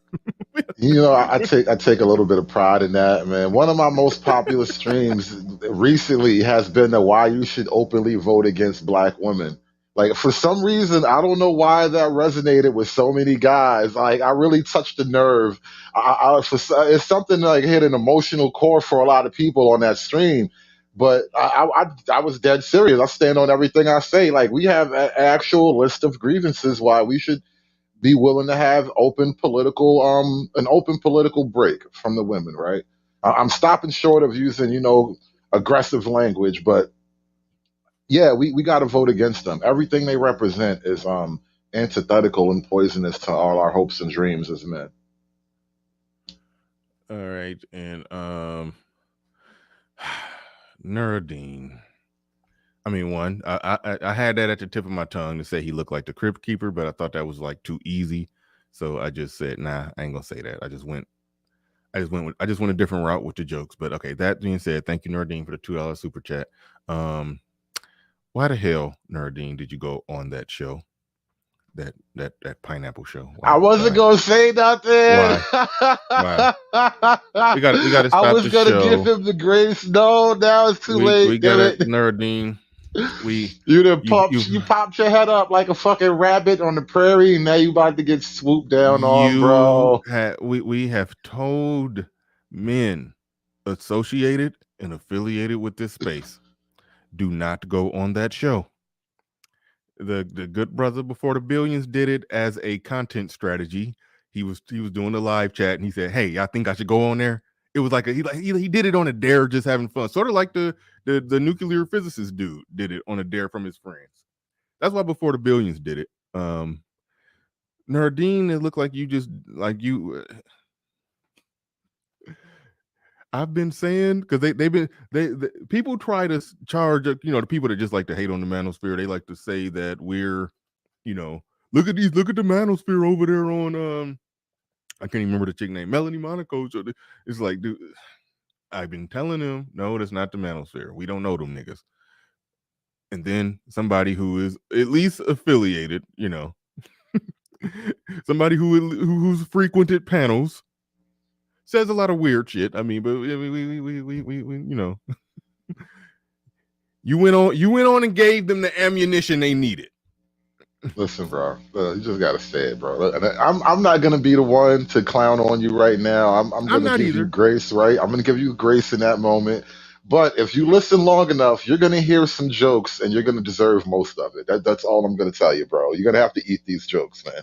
Eat them, and then eat them with pride because you earned them. Yeah. I'm telling y'all Negroes. All right. All right. All right. All right. Thank you for the super chat, Neurodine. We do appreciate you. We do appreciate you. Did Deadly Raver just send a super chat? Oh, there it is. You almost missed it. Deadly Raver in the building says, all right, I'm back, and sees Al Sharpton on the screen. Computer emergency. Teleport random location, engage. I feel you. I feel you. But all right. So let's get back to Al Sharpton here. All right. Shame on you, Nardine. Shame on you. Shame on you. All right. No, this is good. This is healthy. See, this is what this space is for. Guys got to get kind of, got to get hazed a little bit every now and then. Keep you on your toes, man. Yeah. Yeah. All right. Literally have black men calling my radio show saying, well, I literally have black men calling my radio show saying, well, we've got enough black women in power. Ketanji Brown Jackson's in the Supreme Court. We have Vice President Kamala Harris. I don't know if I want to vote for Stacey Abrams. Who would not be proud of Stacey Abrams unless you're so insecure as a man? Okay, so before we deal with him saying you're insecure as a man, here's my thing. I think he's straw manning the men who called into his show. I don't think that was their argument that we got enough black women in power. I don't really. So for that reason, I don't really want to vote for Stacey Abrams. There's enough black women. I don't think that's exactly their argument. Should be, I don't though. think that's exactly their argument. I think their argument was more precise than that. I think their argument was more along the lines of how is this benefiting? I think they had a critical argument about these black women in power, not just the fact that they were in power. I think it was an honest critique, or maybe even an accurate critique that he's trying to step over. That's just my assumption. That's just my assumption. But before we go there, real quick, Wes M says, side note, Pearl is from the States. Okay, cool. She is a D1 basketball player. I heard she was 6 feet tall or something like that. So all her life, she has been around black women and black men. She knows the culture. Yes, I mean, it's a lot of people that know the culture, but I mean, it's not just her. I mean, even people like Mr. Let Go, who I heard rumor wise, I don't know if this is true, that he used to make different arguments some 3 years ago. That after Kevin Samuels blew up, he kind of changed his shot a little bit, and now he going in with a lot of black manosphere talking points, and blowing up as a result of it, which is good. Which listen, all I'm saying is when somebody says, oh, this person said this, or oh, this person said that, yeah, all I'm saying is, yeah, I know who gave him the playbook. That's all I'm saying. That's all I'm saying. It's like, so that's why I don't get oh, when somebody say something, it's like, yeah, we know where it started. It's like underground rappers are not impressed with the bars of somebody who went mainstream and saying the same shit. It's like, it's like, yeah, no, yeah, I know what he said. Yeah. And it was fire. It was fire. But yeah, What was that saying though? Imitation is the sincerest form of flattery, bro. Just kind of look at it like that. Got to take this stuff with a grain of salt. Yeah. That's all I'm saying. That's yeah. That's all I was saying. That's all I was saying.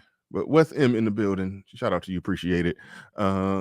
Nuruddin in the building says, Bernard, I'm just stating facts. What facts were you stating? Oh, about Al Sharpton? Oh no, I get that part. Don't just pretend like we, just gonna skip right over. We're gonna skip right. See, over. we keep trying to forget about you, bro. We keep trying to forget. You won't let us forget. You were supposed to go into hiding for a month or 2-3 months, and then reemerge, and hopefully it's on nobody's mind. But all right, So let's go ahead and get into it. Yeah. So he said you're insecure as a black man if you're not voting for Stacey Abrams. Right. Your thoughts? Now, think about the mind trap that is, right? And this is it's a weird psychological um it's just the psychological burden that gets put on the men, especially of the community. Women don't really have the same kind of burden, this guilt trip of having to sacrifice on behalf of the community. Like everything women do is a sacrifice on the behalf of the community. If she's a single mom, because all these niggas ain't shit, that's good for the community. If she aborts her babies because these niggas ain't shit, that's good for the community. Everything women do is good for the community. She want to get a job, she want to stay home on welfare, all of that. This is just black women empowering themselves. But black men are always called to sort of like bear some kind of burden and play some kind of role on behalf of the community. And then you're told that your enslavement is freedom. That's really what we get sold right here. We're being told that masculinity, black masculinity, the supreme pinnacle of black masculinity is female leadership. Not only is it female leadership, but you got to support female leadership. You are being your manliest man when you let the woman put a collar on you and tell you where to go. That hits hard. That hits hard. I'm reminded of when the other preacher. Al Sharpton is a reverend without a church, if I'm not mistaken. But yeah, an actual reverend said something very similar. I think I got that clip too. I played that. I got it from you. So yeah, I know you got it. But yeah, he said basically men are supposed to be the leaders. So do your duty as a leader and empower this woman. That was basically the argument in a nutshell. And so yeah, he's literally, no, that wasn't TD Jakes hoop jargon, but no, he's literally saying that yeah, like this is the pinnacle. This is the pinnacle. You need to put black women in position. That in and of itself, okay, let me just try to look at it from this perspective. Let's just say if it was a black woman who had similar ideals and values, a similar perspective, wanted to get things done that you thought made sense, then there's an argument. I put Candace Owens in the thumbnail to kind of troll a little bit, but but let's just take a Candace Owens type black woman. Even though I have my slight issues with her that I try not to talk about that much, even though I may do a stream on her. Okay, I'm not even going to get into that. Because the words that come out of her mouth are definitely good. But let's just say a black woman like her was running against Stacey Abrams. Let's just look at it like that. Then it wouldn't be a question.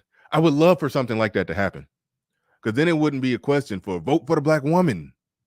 Then they would have to say, vote for this black woman because she supports what? That shit? What does this black woman support? Oh, she supports it. You know what I mean? That's what I would actually like to see. And that goes back to why I said I believe he strawmanned the men who called into his show and tried to make it seem like they just had a problem with voting for a woman because she was a woman and she's a woman and she's a woman. He simplified it like that, but I tend to believe they were a little more precise, because unprecise men, an unprecise man would just vote for Stacey Abrams on the strength of black. That's right. What an unprecise man would do. A precise man will call into Al Sharpton's show with the reason why he's not voting for Stacey Abrams. I'm sorry. Why is Team Black valid, but Team Man isn't? And frankly, low-key, Team Woman, it's okay to join Team Woman. It's just not okay to be against Team Woman. You see how weird that is? Like, a woman will basically feminism itself exists because women are like, I'm tired of men being in charge. So women have every right to turn around and say, I don't like male leadership, right? When men rule the world and it sucks. That's what feminism says right now, right? Men have always started all the wars and all that stuff. That's what they say. But if a man turns around and says, well, yeah, I don't want to vote for a woman, how is he somehow the bad guy? Nuruddin in the building with another one. He says, no, Bernard, especially during, I think that's a pumpkin. So especially during Halloween. That's Nuruddin's favorite holiday, by the way. I thought Nuruddin was a cop for a long time, but in all those pictures, he's in a cop uniform because every day is Halloween for him. But anyway, he says, no, Bernard, especially during Halloween, that is the best time for me to emerge because the Halloween parade is coming up soon. And you know how I get down. Yeah, I don't use the word weird for that many people. Never mind. Shout out to Nuruddin. It is what it is in the building with a $5 super chat. Says no disrespectful. Says no disrespectful, but let go is a whole bitch. Yeah, I wouldn't call him that. I have my issues. You know. He's one of those people that when he's talking to us men, he will argue on behalf of the women. But when he's talking to those women, he will argue against them with the same arguments that he previously argued against. Okay, it's kind of confusing when you say it. I saw him on Lapeef arguing with the Strags over there. All right, he's arguing with them. And he's making an argument that was pretty much the same. And I'm not complaining. I'm not complaining about the jacking of an argument because there's really no such thing as that. What I'm noticing is this. So this is what I saw. He came over here and started trying to break down the historical context that caused black women to do the things that they did, and then I said, but no, even within the framework of that, there was a lot of personal choices and a lot of culture-driven choices. And he argued us down he argued against us. And then when I saw him on Lapeef, and the chicks tried to make the historical context, social systemic problems, systemic problems. And then no, he argued them down about personal choice and culture. And I'm like, wait a minute. Wait a goddamn minute. You fought with us for an hour on that shit. And the same shit that we said, then you jump over the fence and go argue with the chicks using the same shit that we just said. But then when you jump back over on this side of the fence, you're going to make the same arguments that the chicks made that you argued with them for an hour about. It's like, so that's the little area where, yeah, I get a little annoyed because, you know, it's weird. I said I don't use weird that much. It's odd that somebody would do that. It's odd that somebody would switch the argument depending on who they're arguing with. It's like it reeks of somebody who says, I just know how to argue and debate, and I can pick any side of any argument and argue any side, and I'm going to do it. Okay, that's fine if you're on a debate team, a debate club. You got to come prepared and ready to go to war. You don't know which side before the debate that you're going to be told that you have to argue, and whichever side that you have to argue, whatever side you're told you have to argue, you got to argue that shit with your full chest and try to win. That's fine if you're on a debate team. That is fine. In an online social media space where 1 week we could hear this argument and then 1 week we could hear the next argument, it's like, hold the fuck on. You just sound like a bullshitter now. so that's the issue. So you going full ham on him saying he's a bitch. No, he's not. I don't approve that message. I just debate wise, I just don't understand why some people do that. You know, where do you stand? It's not, I just watched Hafiz when he was in a discussion with, on that one show. I mean, I made a pre-recorded clip where he was just calling for balance. We need balance in the discussion. Yes, it's two sides to the argument, but okay, but where do you stand? You know, I understand the other side's argument. That's why I take a lot of time to steel man the opponent's argument before I refute it. So that's my issue. I'm not into calling him a bitch or he's this, he's that. Like, y'all chill with that. It's just some people just in a weird pursuit of balance, they come off as extremely disingenuous. I thought Hafez did in that discussion that I made a pre-recorded video to, and I think Mr. Let Go does come off as disingenuous. Obie Allen, who I do like and respect, I love his channel. He's stepped in that dog shit as well, of arguing the other side, then refuting the argument that you just made a week ago, and then argue that argument another week, and then refute it a week later in a discussion with somebody else. That shit just gets weird to me. All right, it gets odd. I think you do have to, even if you understand both sides of the argument, which one makes the most sense to you, and then that's where you should that's what you should build on going forward.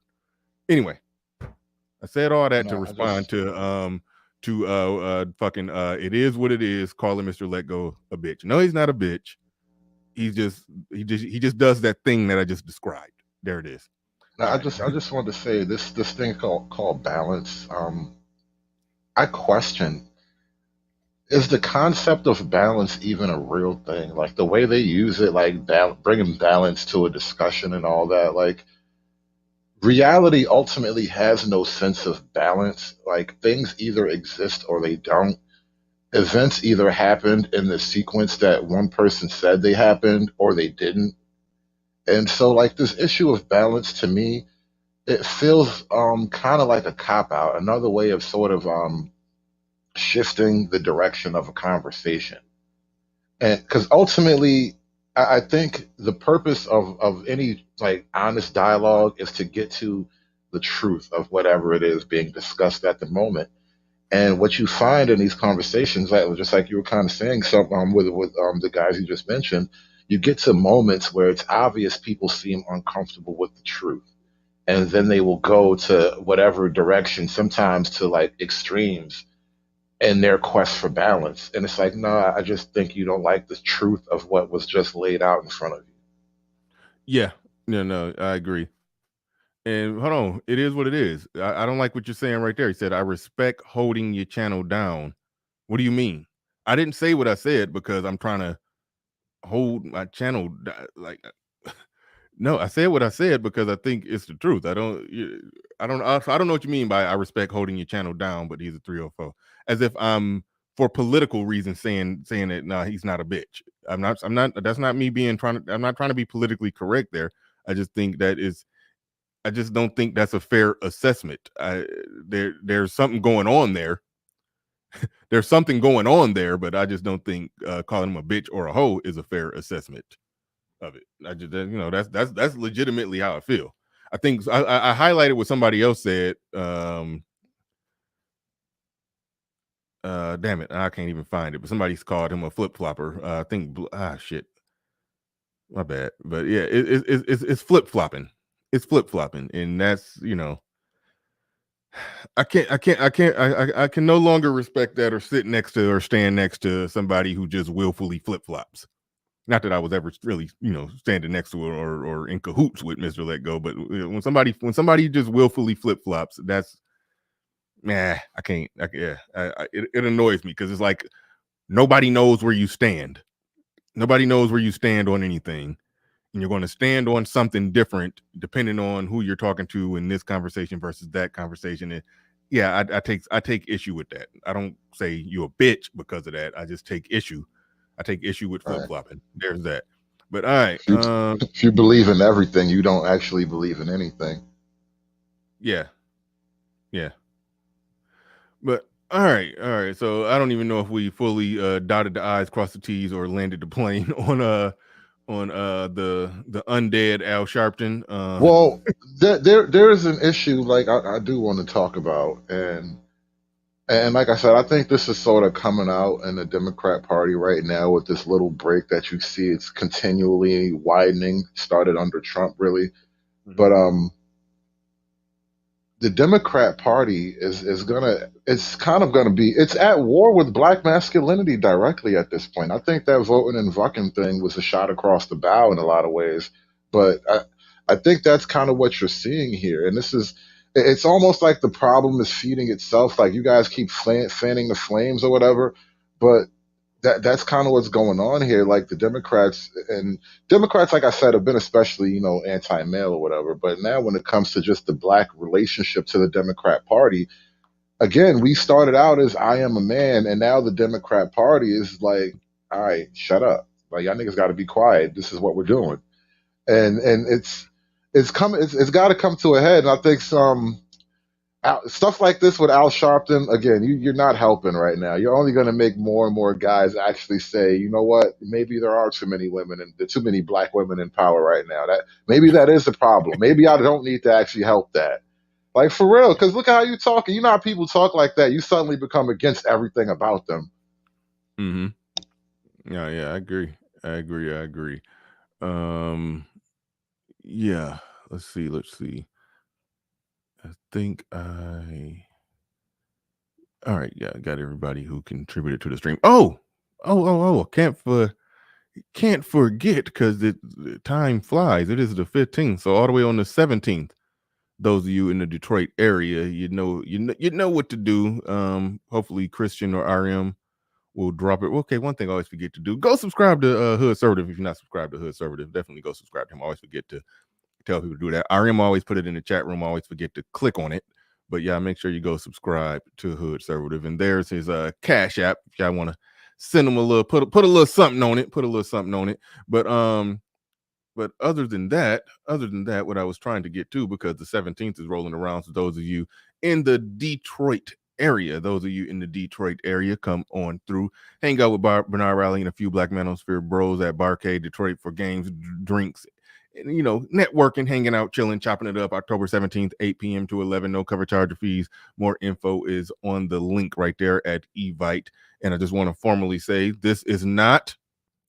No, I get that off the screen. Black Manosphere monthly meetup. No, I don't even want to meet up in it. This is not a formal Black Manosphere meetup. It's just some niggas hanging out. All right, I ain't trying to get Negro night at the club. It's just Negro night at the club. I'm just playing, but not really. I'm just saying, this ain't.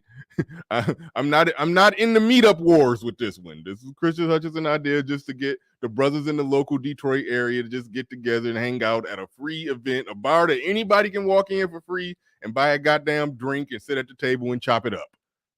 Have some nachos, drink some beer, and talk some shit. All right. All right. All right, just want to make sure this ain't one of those. This ain't one of those. All right. Nope, don't call it the Bernard Raleigh.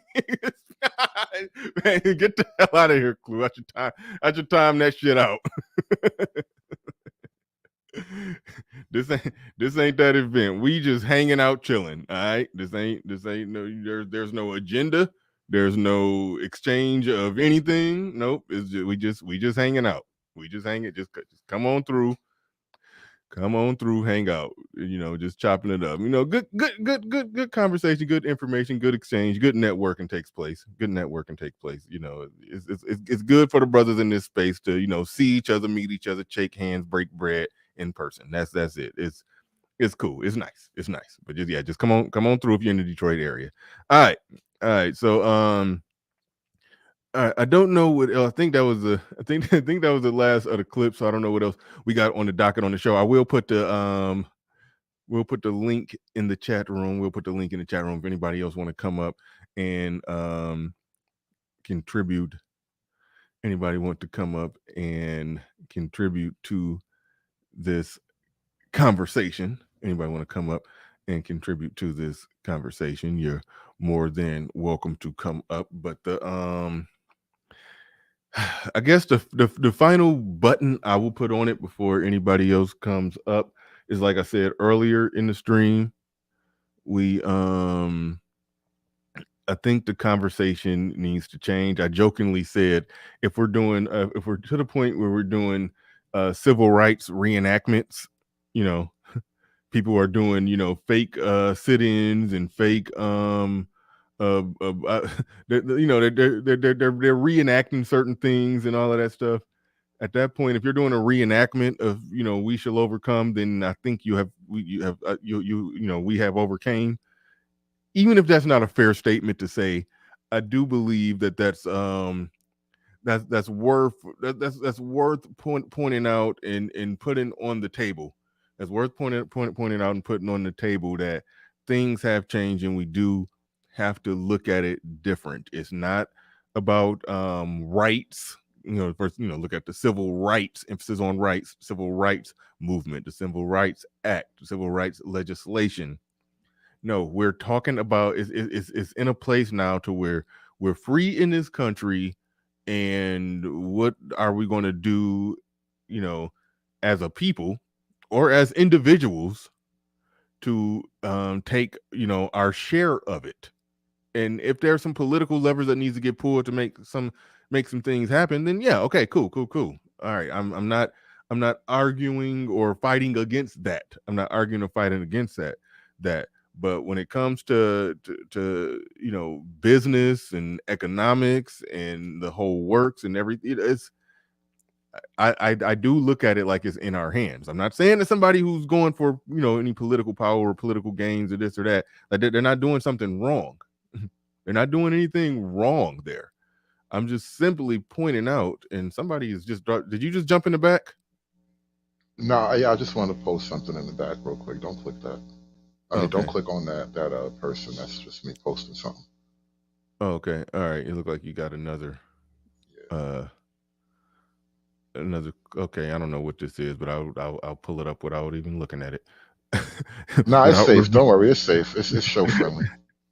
No, I know. But yeah, no, I do think it's worth pointing out that the fight is a much different fight. It is a much different fight, and I do think a lot of people want to fight the old fight. They're trying to win the old battle. I think that's what's going on, and that's where it gets lost in translation. That's really where it gets lost in translation. But Right, no, you get looked at crazy if you tell black people that, you know, racism isn't the biggest thing black people should be focused on.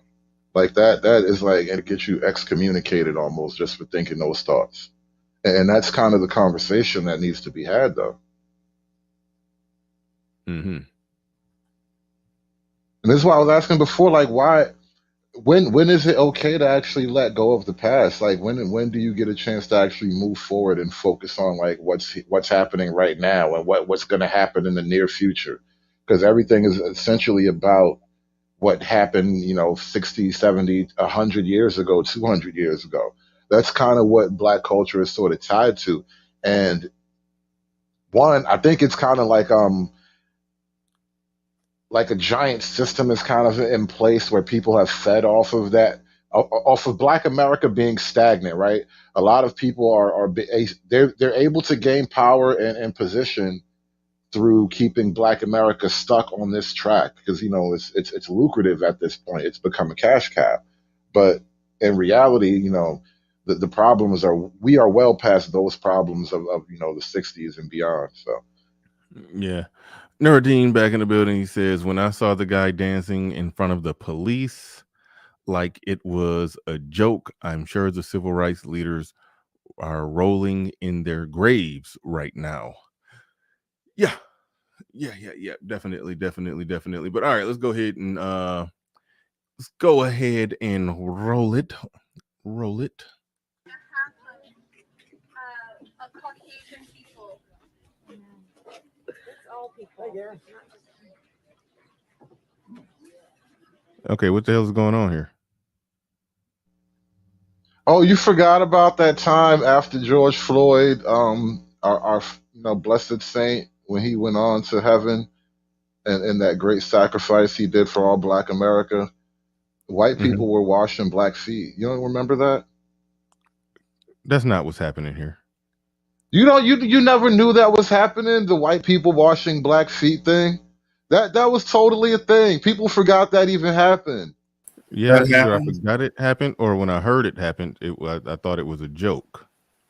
No, they weren't joking. They were apologizing for 400 years of slavery.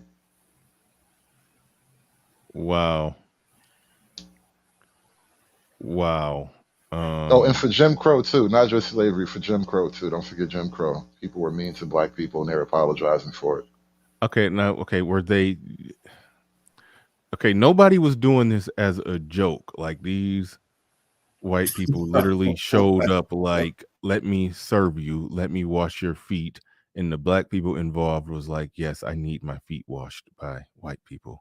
Like this was everybody did this with a straight face. Bro, this was like the seriousest church on Sunday, bro. And I know you can go kind of different ways with that idea, but still, it was dead serious. This was a religious moment, essentially.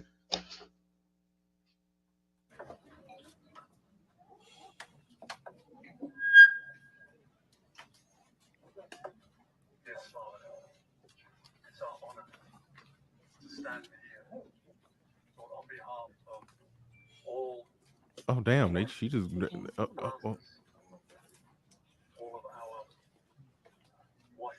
Oh yeah, I got the white po-po lady. Get down on your knees, white woman. That's what we want you.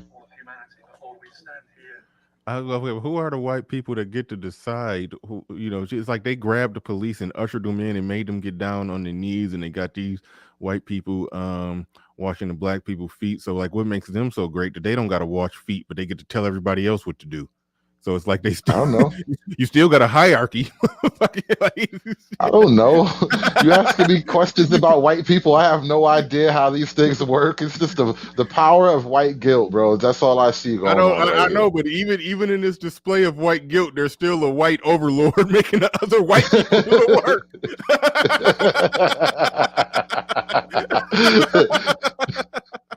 That's how it goes, though, right? It's how it always is. No matter how you tear it down, white guy's gonna be back at the top. Holy shit! You get down there and walk, yeah, God damn it! You get your ass down there and wash the feet too. Don't just.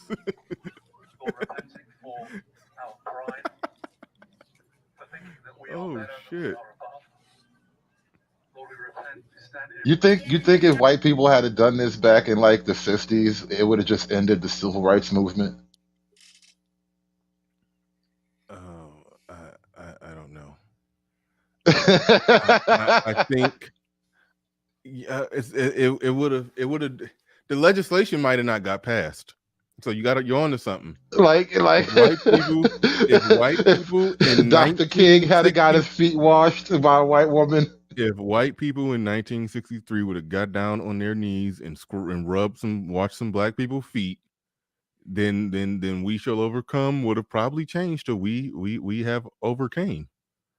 And that just would have been that.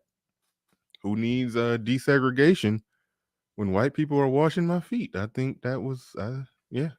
I think you onto something. Sir Tice in the building with a $10 super chat. He says, click my link, Bernie. Here's another clip. It's only 30 seconds to accompany hoods. It's white people is apologizing. LOL. What link you talking about though? You dropped another link. Oh, okay, I see it. Grab that. Somebody admin, grab that and put it in the back because I don't got the YouTube up. So help me out with that one. Grab it and put it in the private chat for me. But all right. Okay, real quick. Okay. We're gonna make this okay. Nuruddin is in the back, so I'm debating whether or not I think Nuruddin is suspended for I'm debating on whether or not he should be suspended for a couple months. But I do want to hear. Okay, I got one question for Nuruddin. Nuruddin, you're coming up for one question. Yes. Okay, why did you go on the Pineapple Show? Which one? The one where she was shoot my shot? You went on multiple times? Hold on. Did you go on more than once? No, just once. Then what do you mean? Which one? Which one are you talking about?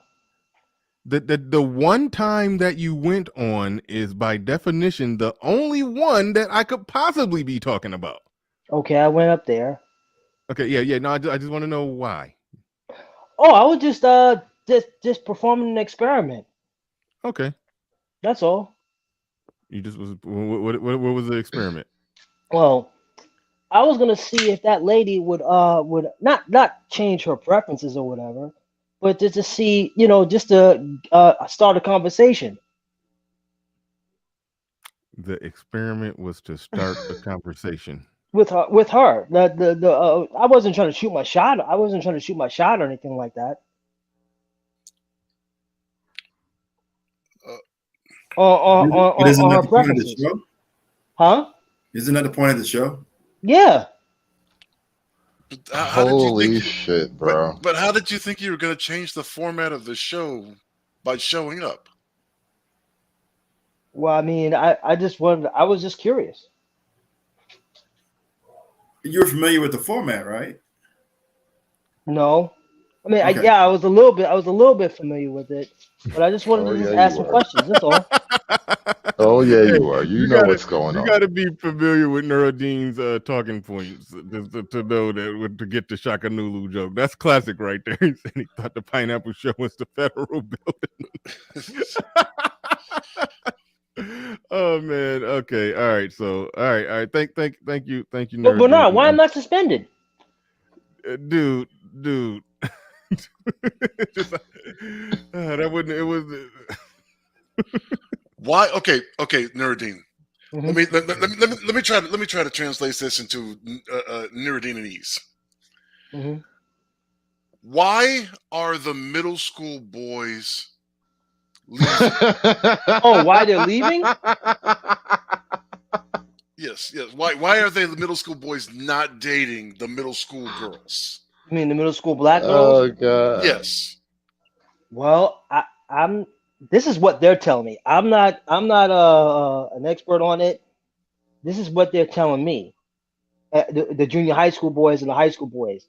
They're telling me what they're seeing, not just online, but what they're seeing out when they're outside, is that they don't like what's going on, and okay. they're being, and when they try to talk to those high school sisters, they're met with so much anger and vitriol they don't want to deal with it. So okay, perfect right there. Perfect right there. So you went on the Pineapple Show, whose format is to do what? Well, I mean, I just went on there just to have a listen. I went on there to have a conversation. That's it. An experimental conversation. Yeah. What were the conclusions? What were did you trying to learn? extract from your experiment? I learned that the boys are telling the truth. But that experiment has failed 5,000 times already on that channel.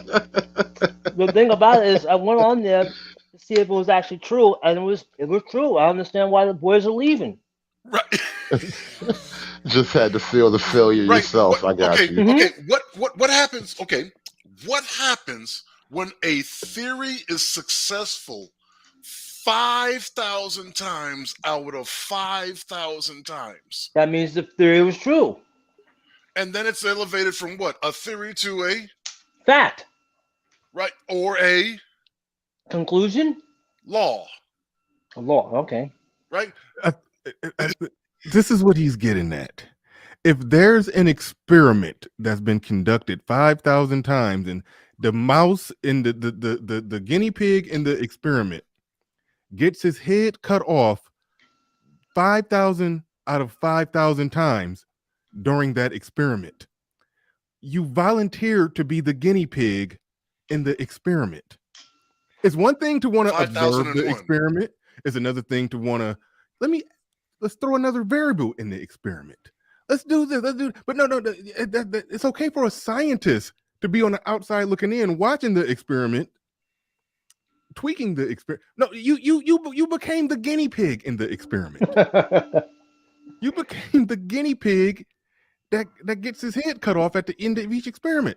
It's like a maze. The The mouse goes through a maze, and then when he goes through the inevitable door, swap, and they're trying to see if the mouse could make it through the maze and realize that swap. But we know the mouse gets swapped every single time. Why be the mouse? And on top of this, Bernard and others have said probably a good idea not to go into for this experiment.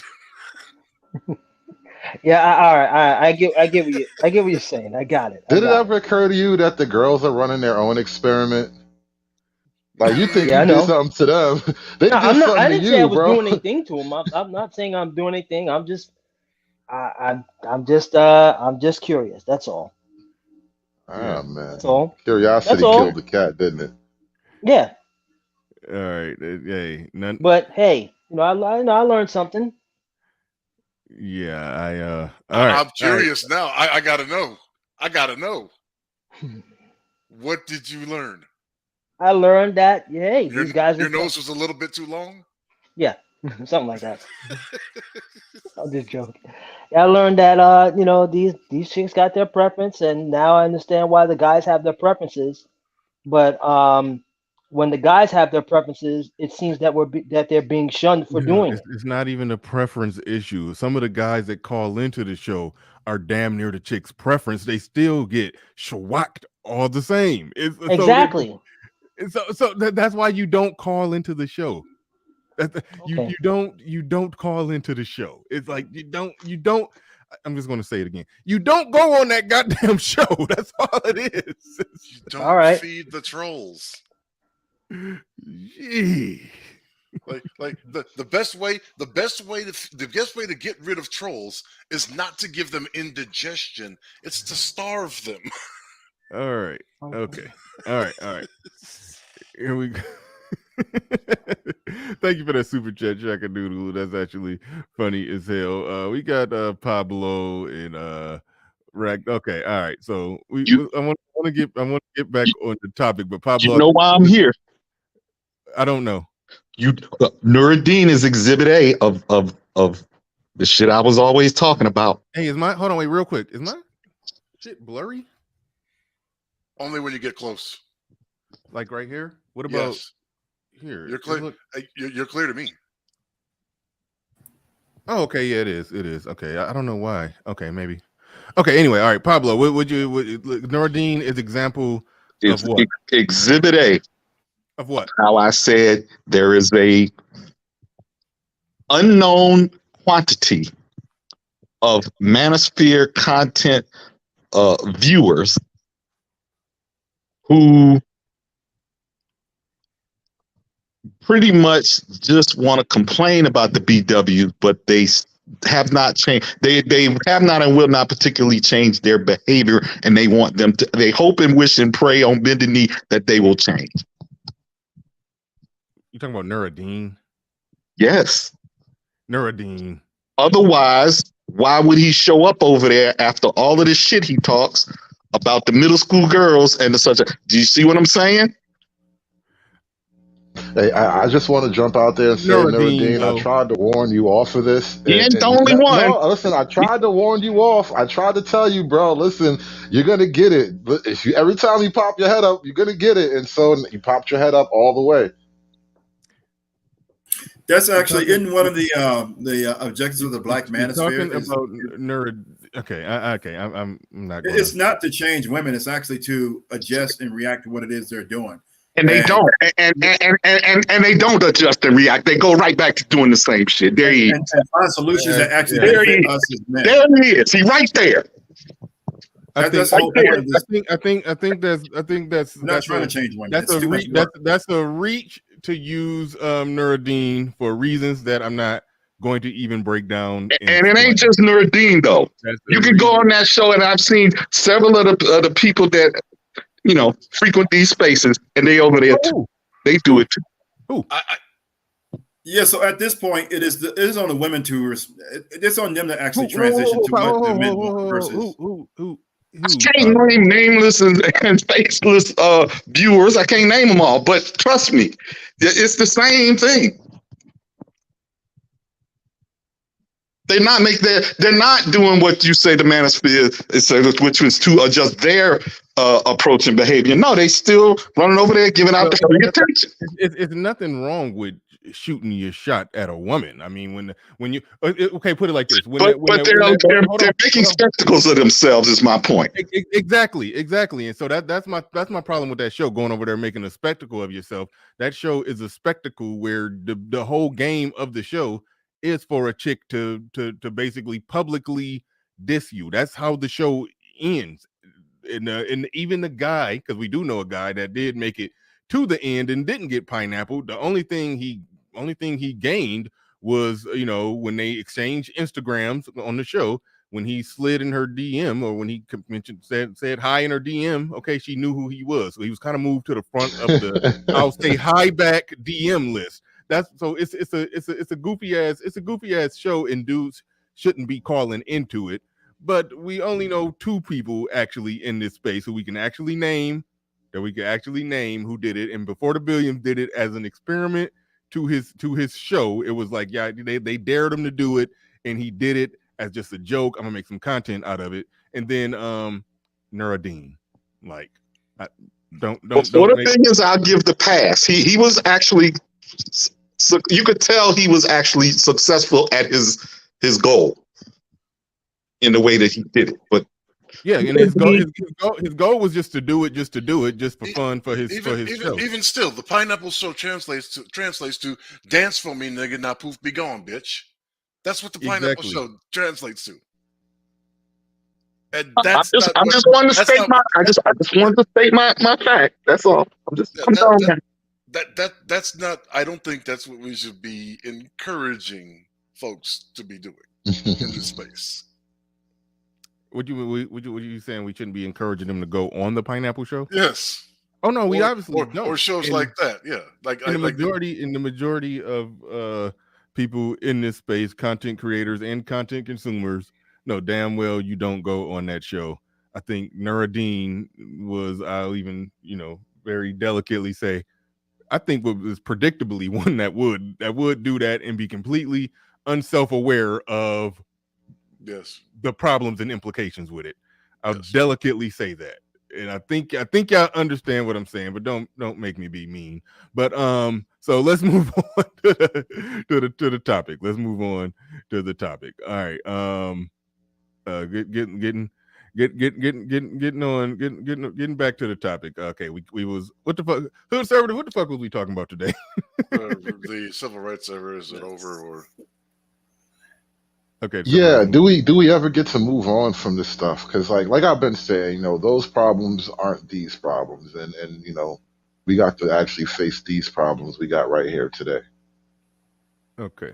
All right. So that being said, Kevin C., what's your take on the topic? Yeah, so I would say I would agree with Conservative and some of the other guys who are probably going to speak to this point, is that the civil rights era is over. I mean, I'm not going to say that racism and systemic, all the issues have gone away. That's always a problem. It's always going to be there, and it's not going to go away. And we just got to have to accept that. But here's the thing: the interesting thing is that if you had to make a list of the top 10 issues that Black people are facing, I would say racism and all this other stuff that the liberals keep talking about are way down the list. Even if it even makes the list, you see what I'm saying? There's a whole lot more things that we could be doing individually. There's a lot more things that we could be doing collectively as Black people, or I'll just say Black men, okay? Because it's really the men who's going to make all the changes, because the women aren't going to get it done. So I'll just say that there's a lot more things that we could be doing individually and collectively as men that has nothing to do with what it is that, as it relates to civil rights and all this other stuff. Being fathers, husbands, and just ignoring and dismissing the women who refuse to actually be cooperative and actually try to do the things that the good men are trying to do. So that would be one of the things right off the bat. When I'm looking at all the issues that pop up. We got boys, middle school young Black men, young Black boys who can't read at level.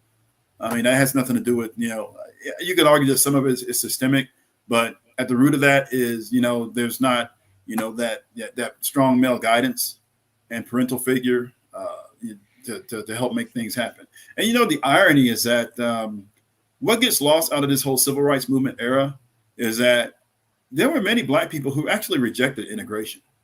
You know, people forget that Dr. King was about integration and a whole bunch of other stuff, and he was working with the United States government and white liberals and all the other stuff. I say this, my assessment is that the movement was hijacked versus I think he wanted to go in a different direction, but then it got out of his control. You know, well, I think more specifically what happened, and Martin Luther King actually said that it's footage of him saying this that's resurfacing now, and some people are talking about it, where he said he may led his people to basically to integrate into a burning building, the burning house statement, absolutely, burning house. Yeah. And a lot of people like Malcolm X, the other Malcolm biggest X was voice. About black nationalism and separation and actually keeping black people together. Exactly. Which when we go back and look at this in review, that probably was the best way to go. So a lot of people are blaming, Dr. King for he tried to do a good thing with good intent, but the effort as it relates to working with the United States government and white liberals was hijacked and wasn't actually executed in good faith. So that's the criticism about him. As a matter of fact, it was Malcolm X who criticized him on a regular basis. Right. That's the whole according to Alex Haley, he pulled back on that towards the end. But hey, who pulled back? Malcolm X pulled back on his position on separatism. Yeah. I mean, that was most of us know it from Laid Out in the Spike Lee joint. Where he. But as far as I read Alex Haley's. He did a little bit, but the thing is that holy shit, hold on. Hello, there's a lot of people. Most of us know from the movie, the Spike Lee joint, that he, when he went on his pilgrimage to Mecca and he went there and he worshipped with Muslims of all races, and then he came back and was sort of on some MLK shit before he died. Judge, are you saying that in the Alex Haley book, that Alex Haley more or less saying that was accurate? Well, he not more or less. He said it definitively that he's quoted in Alex Haley's book as saying, and I'm going to paraphrase because I can't give you the exact quote. But it was questioned to him one of the things that he regretted most, and it was when he told that white girl on the steps when she asked what she could do to help and support, and he said nothing. He would have changed his answer. His understanding now would have been to change his answer and help her become more inclusive and not have been so separatist in his thinking. Yeah, there's definitely. I mean, there's some videos where to think about it. Yeah, I mean, we've seen a lot of the footage is still there of him singing a different tune. So that much did happen. But as far as the overall integration argument, I'm sorry, I can't talk. I need to drink some of this water. But as far as that argument goes, I think there's a lot of people that made a real good case back then and could still make a real good case today that we were better off when we was forced to build our own shit, even if our own building or our own table wasn't as big as or fancy, or wasn't as big or as fancy. It was ours versus the people who would be building the building or the table or the whatever the fuck, doing what I always say happened, where there's plenty of people that would and should be in the black business class that are making hundreds of thousands of dollars working for some big ass white corporation helping them make millions, versus being the owner of your own corporation making hundreds of thousands with the potential to make millions. So we killed we as a people, we killed our growth by going to sit at theirs versus building our own. I think that part is undeniable, and that is the even though you do got to respect Martin Luther King, but that is the flaw in the civil rights movement. That was the flaw in it. Well, see, I thought if Kevin is done, I'm sorry, I didn't mean to step on his toes. Yeah, I was just going to say one last thing, and then I'll kind of dip out for a second. The only thing is, the irony of the civil rights movement where we are today is that the civil rights movement and the Black Power movements don't happen if black men, women, and children and the elderly are not united. You could argue today that black men and women are more separate now than we've ever been at any point in our time in North America, and eventually when it comes to the United States. Like we're at the point now where we have our own separate political parties. Well, not parties, but black men haven't figured out their own party just yet. But we're literally at a dividing point, and It's so bad that even, you know, the Republicans, which never have anything to offer black people in the first place or in any way, have noticed that division, and they're trying to exploit it, which is smart of them. But the thing is, from anybody, Republican, Democrats, independent, whatever, what are you going to offer black men? That's the question. And then are you guys going to follow through with it and then show it with something that's actually tangible benefits to black men? Because we're not going to be able to do this with the women because they're on a whole different course. Okay. Now, I'll land right there. So, okay, I'm halfway in line with a hood conservative when he said is my understanding to the civil rights movement was essentially portion of what he said is black man's recognition of being a man. You know, I'm a man, you're a man, and we should have, right, all the men in this country should have the same amount of rights and opportunities. The second part that I would add to it that I don't think I heard him say, and all I'm asking and all that they were asking for was get the fuck out of my way. Now, when it's handed to, right, when black men hand that inclusion over to the women, the women then ask for things, ask for more shit. Right. I want positions. I want you to get me a job and give me a job and put me in these places. That's what we need. And then the black women hand that over to the white women who took it and ran with the ball and said fuck both of y'all. You know, but partially because of that, I would argue against the reality is against what Kevin says is, given the voting numbers, right? Given what the vote is and what it does, I don't know how. I don't know how by doing what you're saying, Kevin, supplants those voting those voting blocks, right? You've got a 98% voting block, right? Staunch is going to vote D no matter who, no matter women, what. Yeah. Okay, the women, yeah. So you can be doing what you're doing, but how are you going to get them to vote against their own self-interest? That's not our concern, and it's not an issue but it is, if black men either don't vote Democrat or vote third party. Right, but votes institute policies. Well, I don't know that. I don't my know thing that is, the I policy look at thing it. is Whatever thing happens, right the now. Democrats, as far as I'm concerned, shouldn't win. Right. Right. Yep. It's not even about policy at this point. It's more about actually breaking that tie. Yeah. Because I'm not expecting anything from anybody, from the Republicans, the Democrats, Independent Party. Black men are not going to get anything, and you know what? We're just going to have to accept that. But I would not like to see the Democrats in control because they do things to actually hurt black men. That's my issue with them. I'm not saying for black men to vote Republican. That's not the point. That's not where I'm jumping to. What I'm saying is if you have that voting bloc that is going to vote in their own self-interest, no matter what, they're not going to relations. And that voting bloc is larger than your participating voting bloc. You're always going to be stymied politically. Well, that's if you're voting with them and expecting something from wherever they get their shit from. Even if you're voting against them, like numerically superior.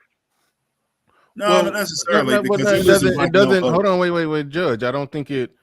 Okay, if you're talking about men versus women. I guess this is why I don't understand what you're saying, because if somebody is saying black men just don't vote Democrat, okay, wherever the black male vote goes, that's where black men, if doing politics correctly, would lobby for whatever the hell it is black men want in exchange for that vote. So then it doesn't matter what the women do in that regard. Right, but it's 1.5 black women voters to every one male voter.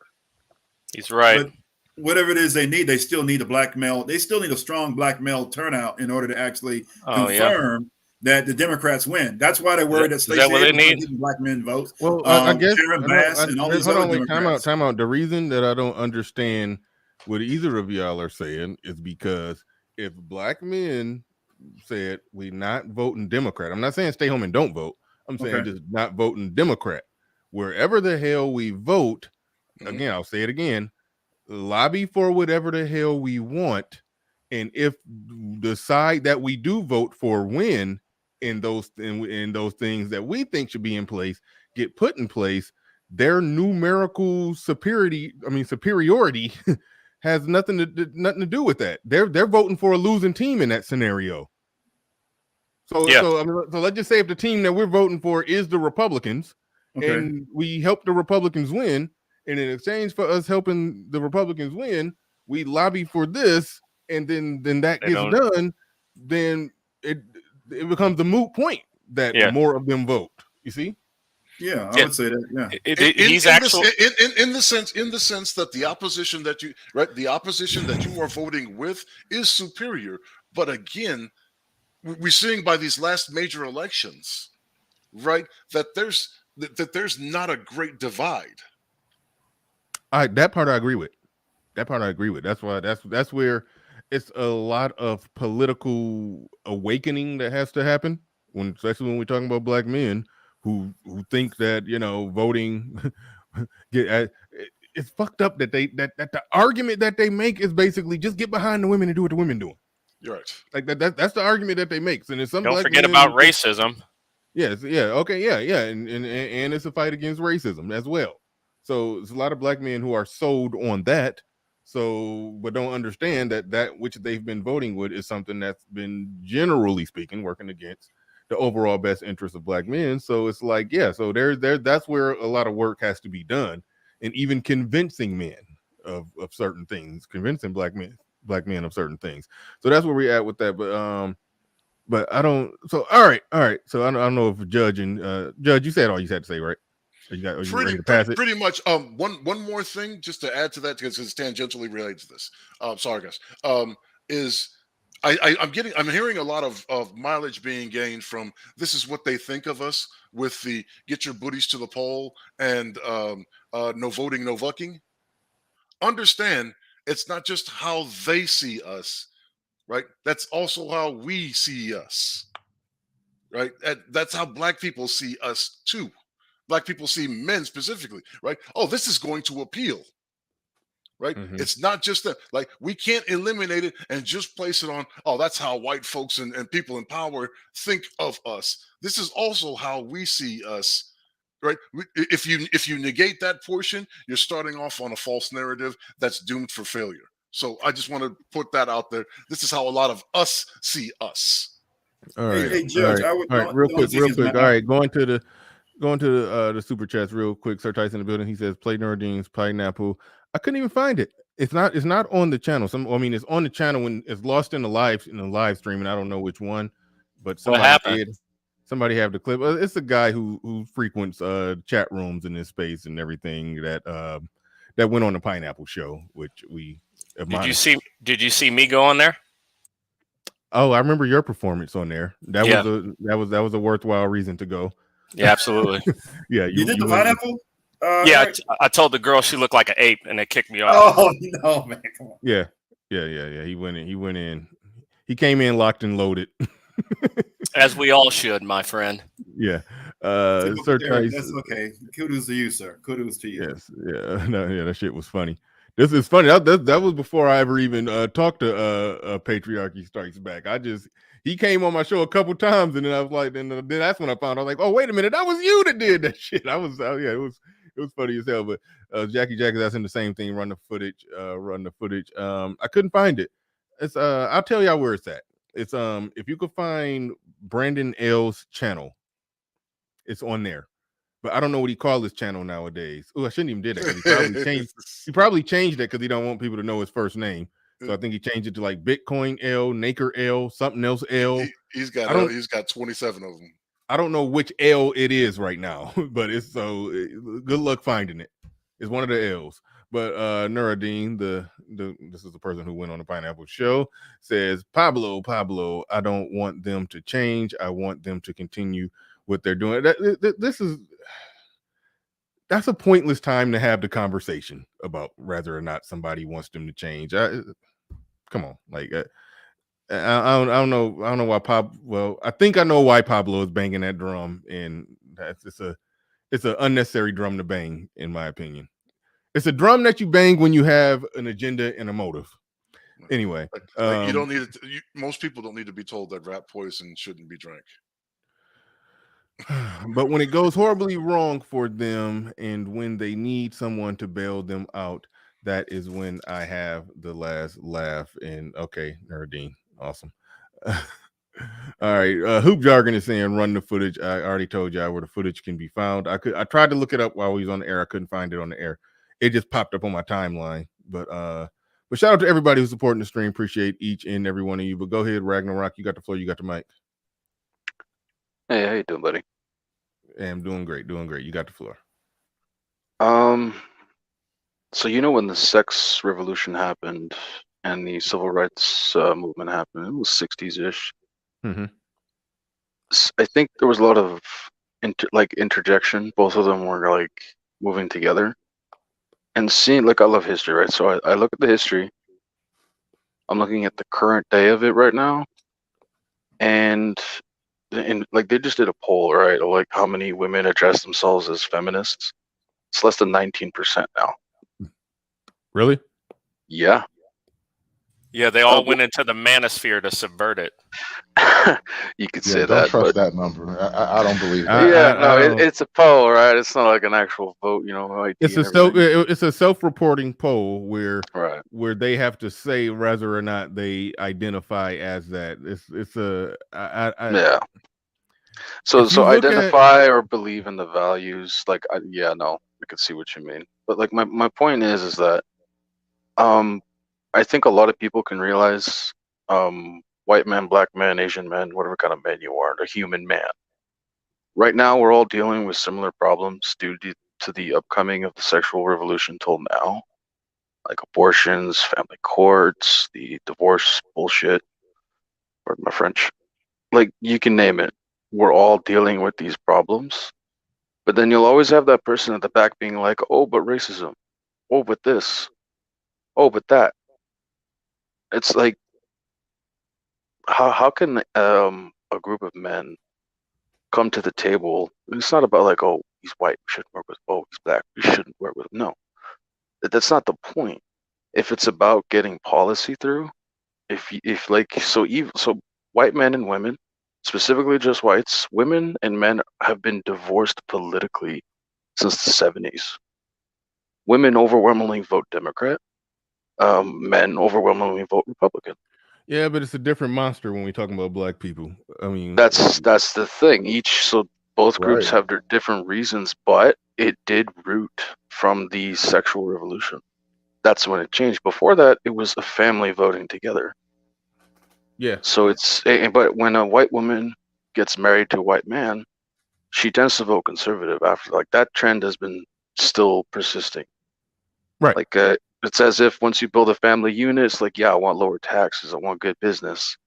Like, like that's just obvious because you want prosperity for the family. And like what you mentioned earlier when you were talking about how like when blacks were forced to do their own thing, even though it's a smaller table, prosperity does come from self-sufficiency. Like a pioneer going out in the woods, building his own thing. He didn't become rich overnight. It took like generations, right? That concept, every single culture on the planet has done it at some point. Like being self-sufficient leads to prosperity because you're harvesting that culture of wealth with your own two hands. You know what I'm saying? Yeah, you'll have that guy who'll come in and be like, no, that's my wealth now.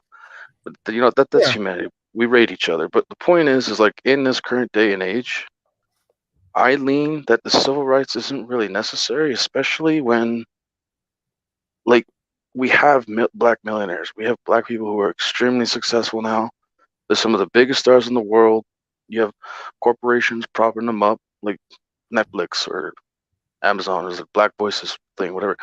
It's all promoted all the time now, and like that doesn't have to do with equality. That's just them grifting. That's what I'm getting at. It's become a grift. If there was no racism tomorrow, at all, no single ounce of it, they would still say there's racism because they want to keep people in tow. Who would want to live in a world like that? I know, right? So it's as if, like, imagine if all these problems between men and women just disappeared and we were finally happy. But then we have a group of people continuing to say there's problems. just to grift, just to make money. That's what the civil rights movement is. That's what feminism is. These they had women. They've done the test. Women don't make as much money, right? But they complain that they don't. It's because they don't do the hard jobs. That might sound bad, but it's true. They're not trying to be the electrician on the pole, all up there in the storm. like we have the highest deaths in workplace, out of all men altogether, every single race. We die on the job, 98, 95%. We own 95% of workplace injuries, and it's ridiculous. So my point is we have so much more in common altogether as men when it comes to the current situation, as against to what people want to keep complaining about that happened 30 years ago, 40 years ago.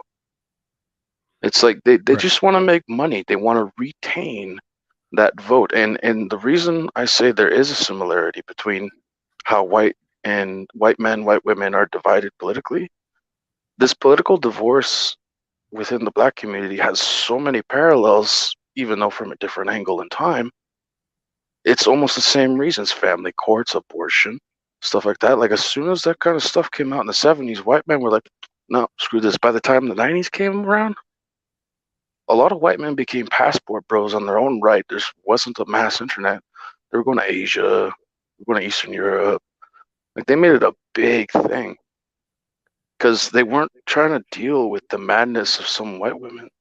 And that's why I actually really like the Black Manosphere, because it's nostalgia, because it's oh, look, another group of men trying to solve the same issues we were trying to solve a little while back, a little different. But now we have a bigger think tank. And think tanks lead to better policies for everybody, especially big ones. So I want to finish on that and get your thoughts. We'll see about that, because you got out of here. Dude, the system got you out of here first. So you said you like the Black Manosphere, right? Notice how on these live streams, what do you not see? White men talking, because the white men have already been exiled from the system and will be next. So the same system that got you, the same. What do you mean? Hold on. What do you mean you don't see white men talking on live? What? So hold on a second. Hold on. So when you go to your live on YouTube, right? Who is most of the people that you see streaming and talking about politics? They went after all of the white conservative voices on YouTube, in 2017 and 2018, right? You just saw I'm not gonna say the person, they just fined a guy $1 billion. So trust me, what's going to happen is this. Well, then he lost the lawsuit, right? And our justice system, when it comes to civil court, is always right. Just because people fathers lose their children every day, it doesn't mean that the judge is right. Oh, of course not. That $1 billion is definitely. Hold on a second. Yeah, absolutely. And for me, there's been people on here who have said all kinds of things about certain weapons of mass destruction, and they weren't fined. So let me finish my point. My point is that the political divide is happening. I do agree with what Bernard said. It doesn't matter. I don't have faith in these conservatives. I don't think that these conservatives are aggressive enough to do what needs to be done. I think conservatives are soft. If conservatives were not soft, right, how did all this stuff happen? How is it now that we have women speaking publicly about how to be feminine? How is it that men yielded these conservatives yielded the throne? How do we get to a point to where majority of the let me finish my point, man. Majority of the country was against same-sex marriage in our lifetime. How do we go from that to pride being taught in schools? We literally BLM, all this kind of stuff. Conservatives, to me, showed that they had no balls in 2020 when they literally let themselves be, I'm not going to say the word, be taken advantage of by the other side. These people who are running for political office, these ain't the guys. These aren't, because in order for you to beat the other side, you have to fight fire with fire, right? And I don't see any fire throwers. Dr. Oz is not going to do nothing. Herschel Walker is not going to do nothing. These people don't have the stomach to rig the system the other way. They don't have the balls to say, okay, when I get in day one, I'm going to ban OnlyFans. They're not going to put us first. So I have absolutely no faith in the system. It is good to see people with a different opinion, but don't get it twisted. The same way that they went after the quote unquote white manosphere with MGTOW and Tom Likas and all these people, we're next. They're coming after us next. The FBI and all these people already have eyes on this stuff. They're going to slowly squeeze this out until somebody actually does something. And I'm finished. May I counter to that for 1 second? Hold on, Ragnarok. Let me ask you a question, because you was basically saying that the Republicans are weak. I made that argument before, and Facts. somebody argued that they're not weak. They just they are actually just low key with all the stuff that the liberals are on. That was pretty much the argument. They're not trying to change none of that shit. They don't want to change none of that shit. They just it's just political posturing. Can I add to that point? What do you think on that? I want to hear Patriarchy's response on that. So with that, you know what I realize? You may be right with that, right? And the second thing that I notice, right, is the gentleman above me talked about when women get married, women turn more conservative. I will also make the argument when men get married, they turn more liberal to me, right? Because they don't necessarily put that trend doesn't let show me up. finish, man. Dude, most of these guys caping for women, when you have a daughter and you hear a young man talking about what women are doing in his generation, they're less likely to sympathize with that because they have a daughter. When men out there have like a wife, and it's like talking to these older boomers, for example, they're so insulated with their wife and children, they don't even see what modern women have become because they're not even aware of what's going on in the world because they're not even in the market as a younger man. They have an attitude of, I got mine, so you can get yours, as if the world doesn't change every 3 years. And with that, I'm finished. All right. Can I add the one thing I'm just gonna say one sentence, brother. I apologize for interrupting you, Patriarchy, and I wanted to give you a quick flashback to history. The last time the right fought fire with fire, you had 1930s in somewhere in Europe, and a guy with a funny mustache. You need to fight it with water. That's a liberal. He's a liberal. That's exactly you a liberal. Your exact argument, yes, you are. Your exact argument that you just made is what liberals say. Oh, well, you're going to be just like the Nazi. You're a Nazi. No. Wait, time out. I want to make sure I understand. I understand. Which side were you saying Hitler was on? Softness. Wait, let me ask him. Were you saying Hitler was the right fighting with fire? Were you saying Hitler was on the right? Hitler allied with the Conservative Party, and they went all the way hardcore as a reaction to the hardcore left. Yeah, we should. Yeah, guys. You know, he's right. He's right, guys. We should just let the trans walk into the. You know what? We should just get on our knees and just we gotta bite this in a soft way. You're putting shit in my mouth. You're assuming my position. Your softness concerns me, sir. Bernard, can you mute them so I can say something? Real quick. What is the point in saying that the last time the right fought fire with fire? What is the point of bringing up Hitler on that one? Like, I'm sorry, like that. I don't understand why even. Time out. I don't understand why even make that argument. Like, what's? Can I explain? Yes. I don't want them to. Right. Really bad. Well, I think you should. The last time people like the exact organization of Antifa funded it in 1929, ransacked Germany and destroyed all sorts of things, brought all this kinds of hedonism to Weimar Republic, all this Skittles stuff. That's not new. Wait a minute. You're missing my question. I'm asking you why bring that into this conversation. If Patriarchy is saying fighting fire with fire, are you it's because that's exactly what they want. It's exactly what the left wants. He's subversive. I don't care what I I'm care not about subversive. winning. Yeah, you are. You are. Oh, No, I'm that's not. what they want. You see, if you the know, left, the point left that does hold not on. care about what we want. The You point don't. that I'm making, the point that I'm making here Weakness. is that if you're saying the equal opposite to what they're doing is to basically be like Nazi Germany, then you would have to agree then biologically, if we follow the logic all the way home, what the left right doing right now is the equal is equal to Nazi Germany. So if What you're I'm saying is I disagree with hold fire on, with hold fire. on. Oh yeah. Hold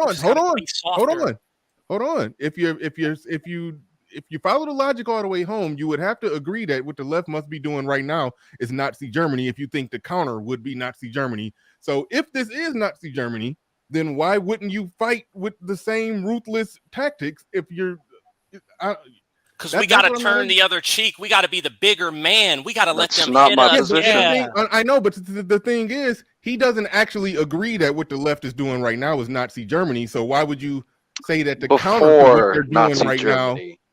now? I know, So, and I know, and I know you don't think that what the left is doing right now is Nazi Germany. So why would you exaggerate it? Why would you exaggerate it to that extreme that saying an equal counter would be Nazi Germany?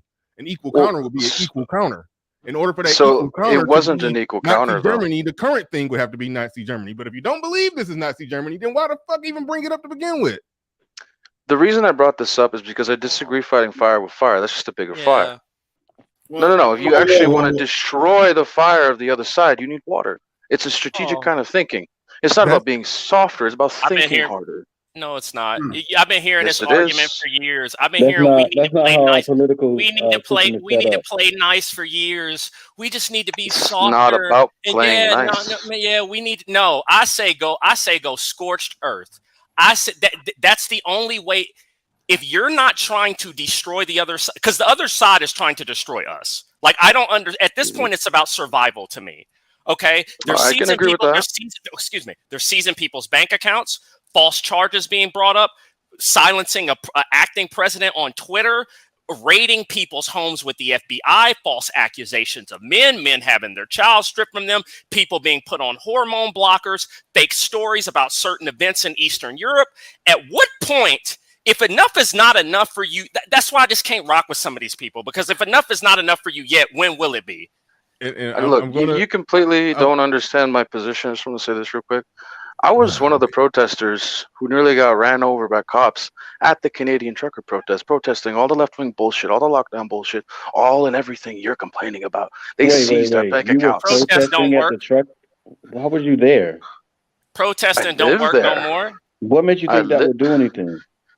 It did everything. The lockdowns ended a month later. Done. Bye. They're gone. But you said they seized your bank account, though. They seized a lot of people's bank accounts. Okay, so when you get a politician that is going to seize their bank account, then you let me know. Thank you. Because Oh, we're getting one.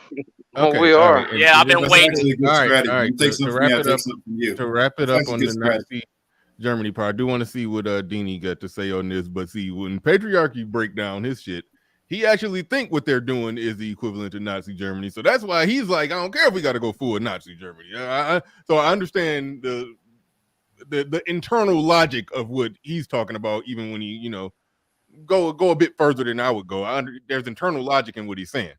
So, but I just see what they ultimately have done. Ragnarok. There's not internal logic in you bringing the Nazis into this because you don't think what's currently going on is Nazi level. So that's why I was picking apart the internal logic. We may circle back to that. I do want to see what Dini got to say on this. I mean, he's technically right what he was saying, but I wouldn't say they're conservatives. Who? Is that Ant-Man or whatever? Whoever is above Ragnarok up top. Okay, yeah. Yeah. Oh, he just dropped off. Yeah. But his connections were technically accurate. He just shouldn't have said conservatism. He just should have said like extreme right wingers. That's what I was going to say. Okay. And extremists, and they're going to label you the extremists. But why even bring that up? Like, why even bring everybody's being called that? Like, it's just such a liberal argument. No, but that word Germany never came out of my mouth. Why do they always bring? There's a lot more political. Yeah, You but said there's a lot more. There's a lot more political movements in the world outside of that one that were far right. You could have talked about Brazil and what they did with Bolsonaro. You could talk about certain parts of fascism. It You always could be has to more go to recent. a Yeah, you march, could. Yeah. an emotionally charged argument, right? Because that's a liberal. I just felt like that's a very liberal. Well, if you do that, then you're going to be a nut. Like, come on, bro. You Well, sound like an Antifa person. I'm from the school of debating where they say, never compare yourself to Jesus and never compare your opponent to Hitler. So Facts. whenever somebody go that far, it's like, come on, it's that was my issue with it. But go ahead, Deanie. Yeah, it's a little bit of. I guess he might have been dramatic to just convey a point, but I agree. You should never really, once you throw in that like slavery or Hitler or Nazi grenade, then people just lose their shit. But in general, like I think independence should be the move. I'm not really so much about forming like a black manosphere conservative pack. But if it does form, I wouldn't be against it because diversity would, in terms of thinking, would be our biggest strength. So we shouldn't have all our eggs in one basket is ultimately what I'm saying. But I think a path to true self-determination and true like power is independence. So taking what you can from both sides. I was going to actually I see say that what he just said. In order to do that, we have to stop using terms like liberal and conservative because they can easily draw what they want from that and attack us with it. When we say things like woke, when we say things like BLM, when we say things, they automatically draw that to the left or to the right of the spectrum. We have to come up. It's obvious that they're in a reactionary position. Black Americans used to be in that reactionary position where we had to react to what they do. Now they're reacting to what we do. That's why we're on here having these discussions. And they're over there mad about, we're talking about reparations. They're mad we're talking about coming together and unifying. They're mad that we're actually having these conversations. So we just got to keep doing what we're doing. And like he said, go an independent route. Definitely go an independent route. And also, like, these coalitions are proven to not work. I don't know if you covered the story, Bernard, about the Latina in California, and how she called the little toddler like a monkey. Like there's other groups that have no shame in advocating for their ethnicity and for their lineage and for whatever. But for some reason, black men, and I love you, black men.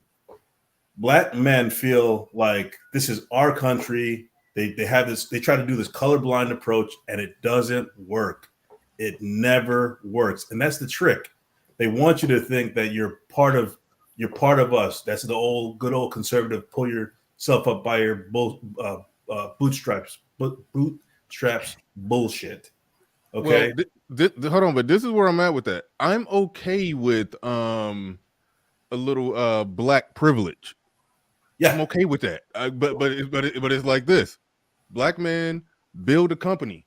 Okay, if I build a trucking company and I hire some black truckers that can just efficiently drive a truck across the damn country. Why would you do as that? Anybody else? I'm all for that. He's giving an I example. support that. They're gonna be on CPT. I'm not gonna go. I'm messing with you, man. There might be CP time issues. I fully concede that. There'll be policies that allow for that. Yeah, I can't start my show on time. Hey, we got issues. I actually heard somebody break down. There's a reason why in Africa they're worse when it comes to CP time. Oh no, that's why the whole country's apart. Yeah, no, like in the Caribbean too, they call it island time. Yeah, and black people in America actually have a better concept of time, and that's because we have the privilege of living around so many good white people. Of like the concept of time, but I'm telling you, bro, when you go to like a majority black country. No. I had my man. Hold on. Ike What's wrong with time? Listen. Ike Ogiamian, who's from Nigeria, he broke it down and he said that Africans are more or less hardwired that they look at time in like 3 different brackets. They look at it morning, afternoon, and night. There was no, Thank you. there was no 9 a.m., 10 a.m., 11 a.m. If we were meeting in the morning, it was any time in between that time block. Time is generationally If it changing. was, I mean, if we were meeting in the afternoon, it was any time between noon and 6. If we was meeting at night, it was any time between 6 and bedtime. It's like he said they're practically hardwired to view time that way. And these are recent inventions looking at, time in hours, minutes, and seconds and shit. We have to fight some programming, And can you tone the Sambo talk a little down? Can you tone that down a bit? Hold on, Deanie. When you say you have a watch, what a white man created that. Are you stupid? You know Benjamin Banneker is? Stop. You know they did not create no watch. Stop. He did. Hold on, wait, time out. It doesn't. Benjamin Banneker was Wait. Are you married to a white man? Wait a minute. No, sir. Everybody stop. It doesn't Your matter. mom was. Stop. Were you Jeffrey your mom? Hey, can y'all hear me? Come on now. Come on. I said stop a bunch of times. It doesn't matter who made the goddamn watch. All I'm saying is that there is a such thing as, even though like Sir Tice is saying we're not Nigerian. Yes, that is true. We are not Nigerian. We need we are Westerners. It's no ifs, ands, or buts about that. But what he spoke about it from a perspective is that, and this is something that people don't like.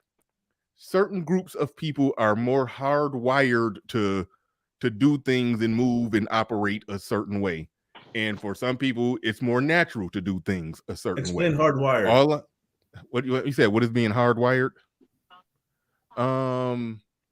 More or less how people just how you grew up, socially programmed, socially and culturally programmed. Nope. That's not what I mean. That's not hardwired. That's not hard. Hardwired is more baked into the caked, damn near how you evolve. Dance. It's baked in generationally, is what he's saying. It's through generations of how you view. I want you to say it, Bernard. I said pretty much, how we evolved. Yes. Yeah. Now it doesn't mean that it's a not defeatable proposition for us to be on time. What I'm saying is that if you look at Africa, where our genes and genetics and everything comes from, they are the least on time people on earth. And then you look at black people who came from there in a Western world where everything is up to the second, up to the minute in terms of being on time. Those people have the hardest time being on time. It's fair to say that it came from there and is hardwired into us. That don't mean we shouldn't try to beat it. It don't mean we shouldn't show up on time. It don't mean that we shouldn't meet the standard. I'm just saying that, I can see why. I see why CP time is a thing. That's all I'm saying. I bet you, if you Googled right now, you could find an article written somewhere about why time is racist. And Facts. I'm just telling you, it's out there. Somebody has already written the article, because every time I Google, I find something like this. And so I know it's there without even looking. I could just reach out, find it blindly. There's an article somewhere from somebody in college about why time is racist. Yeah. It kind of does tie into racism, but we'll get into that later. Holy shit, he said it ties into racism. We'll come back to that. Go ahead, Deanie. It does tie into racism, because the reason we do daylight savings time was because the businesses wanted to stay open longer so that people can shop in them. And a lot of the that's racism. Yeah, no, a lot of the towns that had shopping, when black people wanted to go there, they would sound a bell, an alarm for the black people to come to town and for the white people to leave. And they would have. Wow, I wish they had that alarm today. That was the beginning of daylight savings. Nothing to do with what we're talking about. It has nothing to do with what we're talking about, but there is racism tied to it. That's all. Are you overcompensating right now? Hold on. How is that I'm not talking about the racist concept of time itself, bro. But I'll buy what you just said right there. All right, Deanie was trying to jump in. Go ahead, Deanie. So this is where I get accused of being a hotep or anything, because I don't agree with anything you said, Bernard. But I respect your opinion. Mm-hmm. But I don't agree with any of that bullshit. But this is where I get accused of being a hotep or just having some sense of black pride. if I was Todd Bowles and they asked me that question on the press conference, I'd say, yep. And we probably should have more black head coaches. Straight up and down. Like, there's nothing wrong with advocating for your people, or else how else do you think these things will happen? There needs to be some advocacy. And when you're on this on a stage like that and you shrink and you talk about I don't see color, what do you like? All right. This is how I got you. I got you next, patriarchy. This is how he could have responded to that if he wanted to advocate. He still could have said, damn all your little liberal representation and someone that looks like you. He should have said, I don't know what the fuck you talking about, but there's plenty of black men who are definitely men who are qualified and good at this job and would kick ass at this job and do great at this job. If he would have said that, I wouldn't have had a problem with that, because if he would have been talking about the merit of individuals' actual skill and this or that, not saying that, it's how you do it. It's how you do it. Like I said, I talked about, black business growing and building and making a good vertical business and hiring more black men who are qualified and could kick ass at the job. I'm all for that.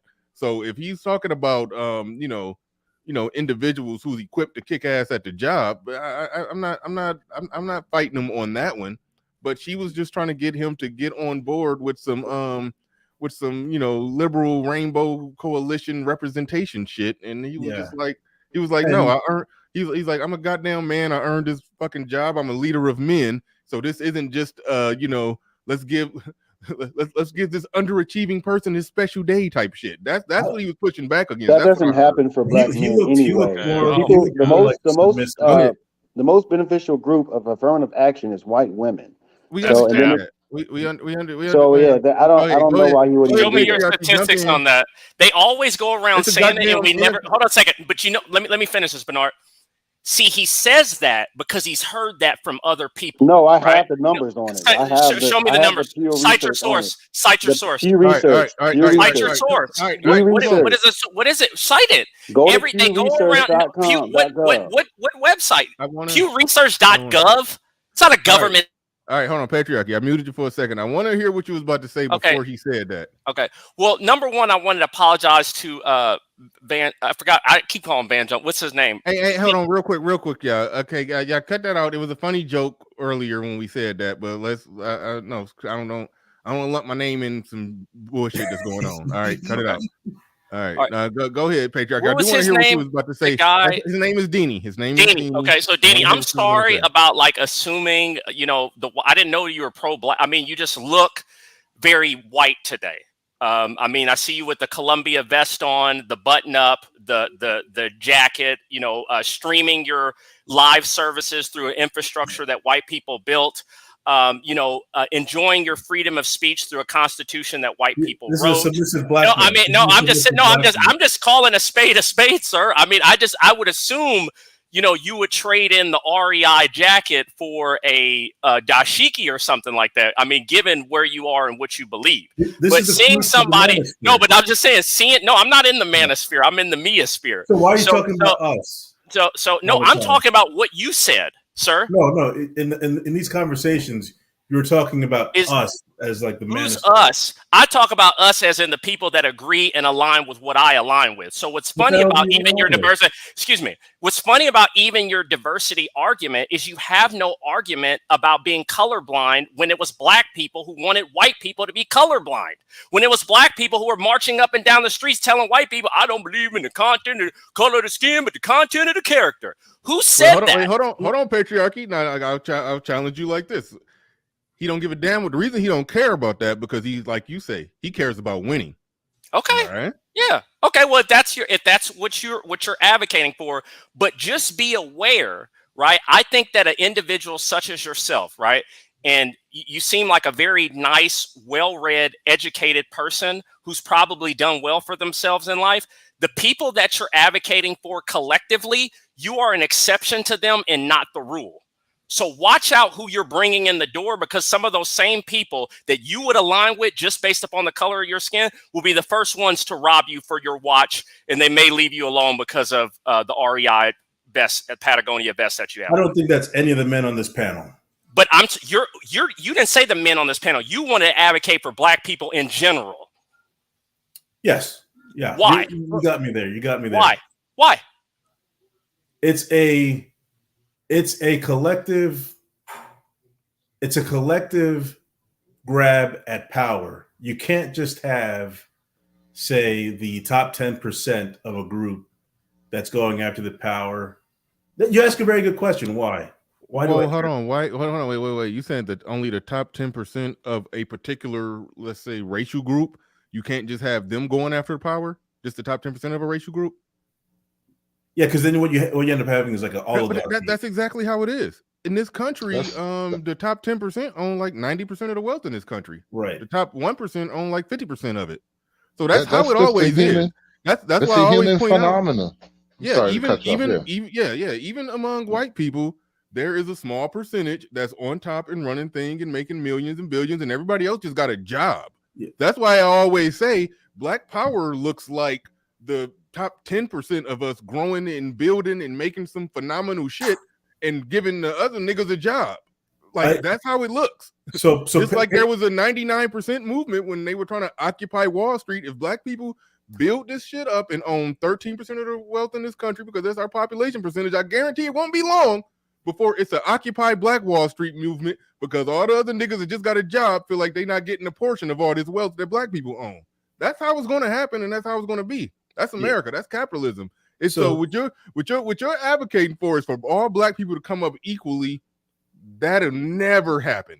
I'm not saying equally. I'm not saying equally. So patriarchy, that was good because you did pin me down and I didn't have a clear response. But now that I'm thinking about it, my issue is that there are people who do grow up in privileged positions, right?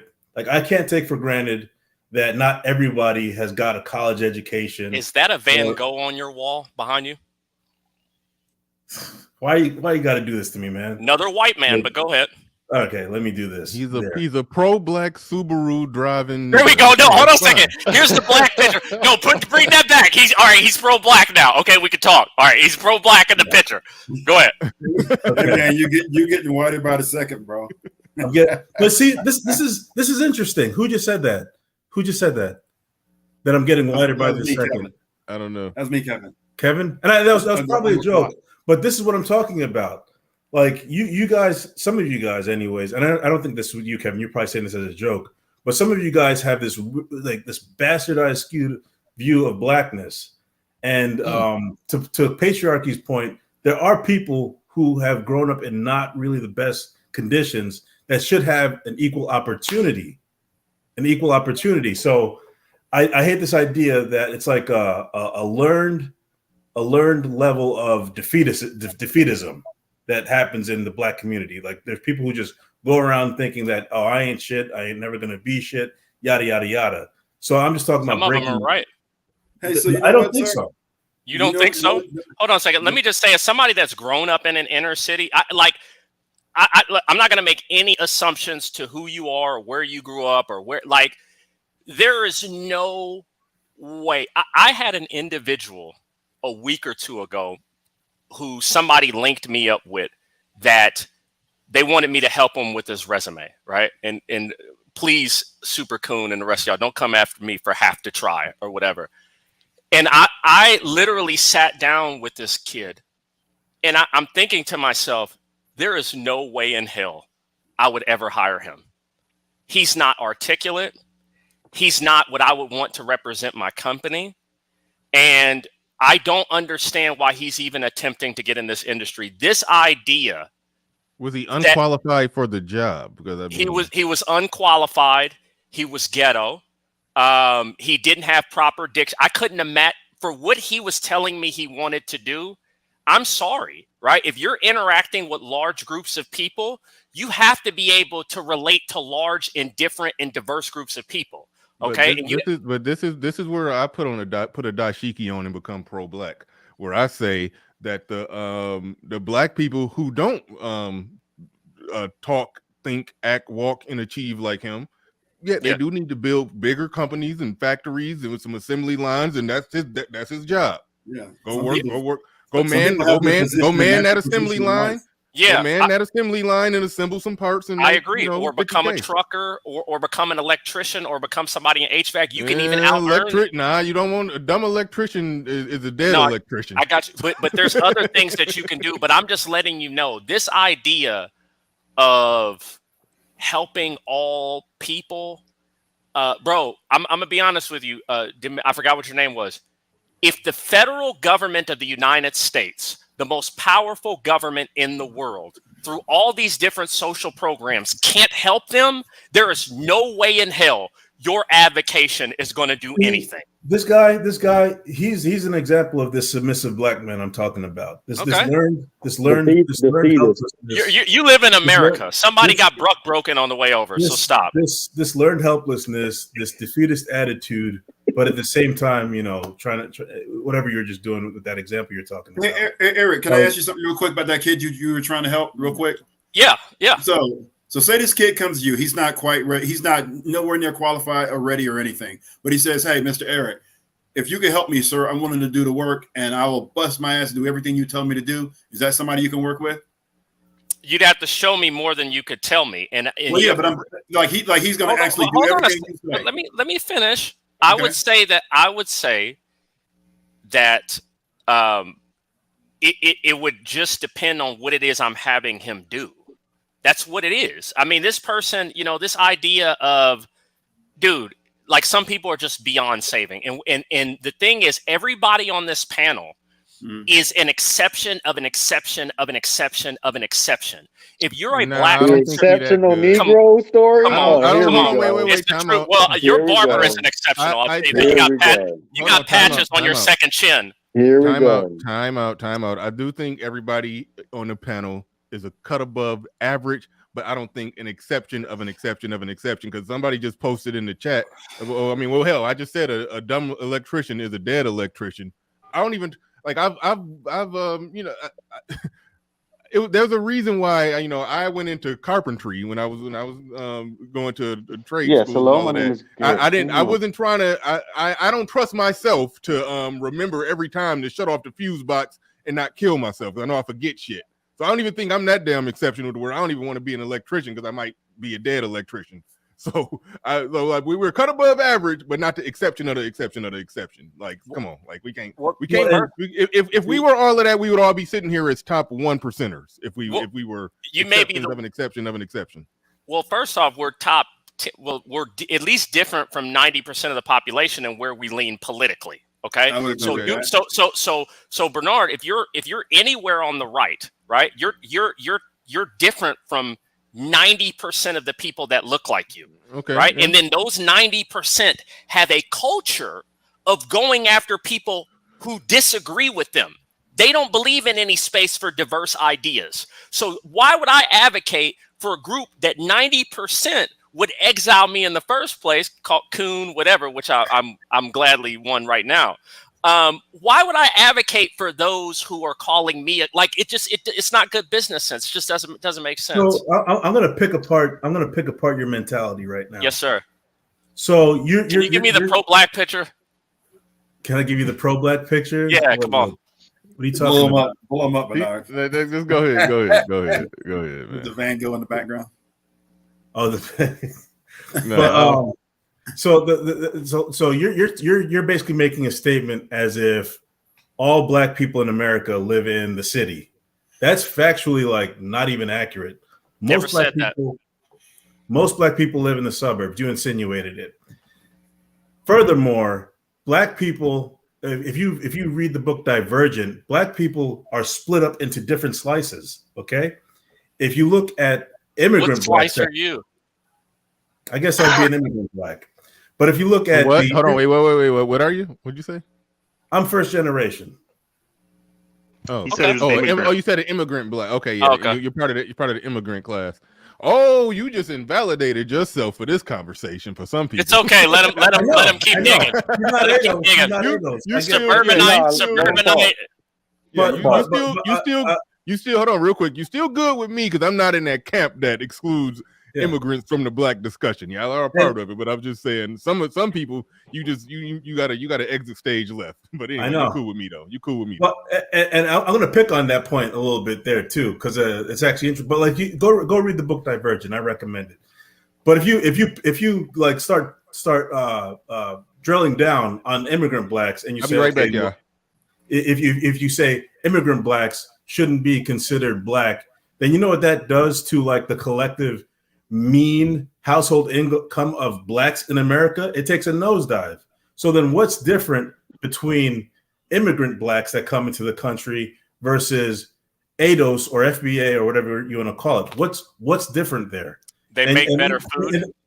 Don't listen to him. I'll answer that. You made me come back early. Hey, bro, you're at work right now. We saw you with the headset on. I still got my headset on. And you're at work right now. You need to focus on work. Don't tell me what to do. Go listen Like to this your white guy's boss.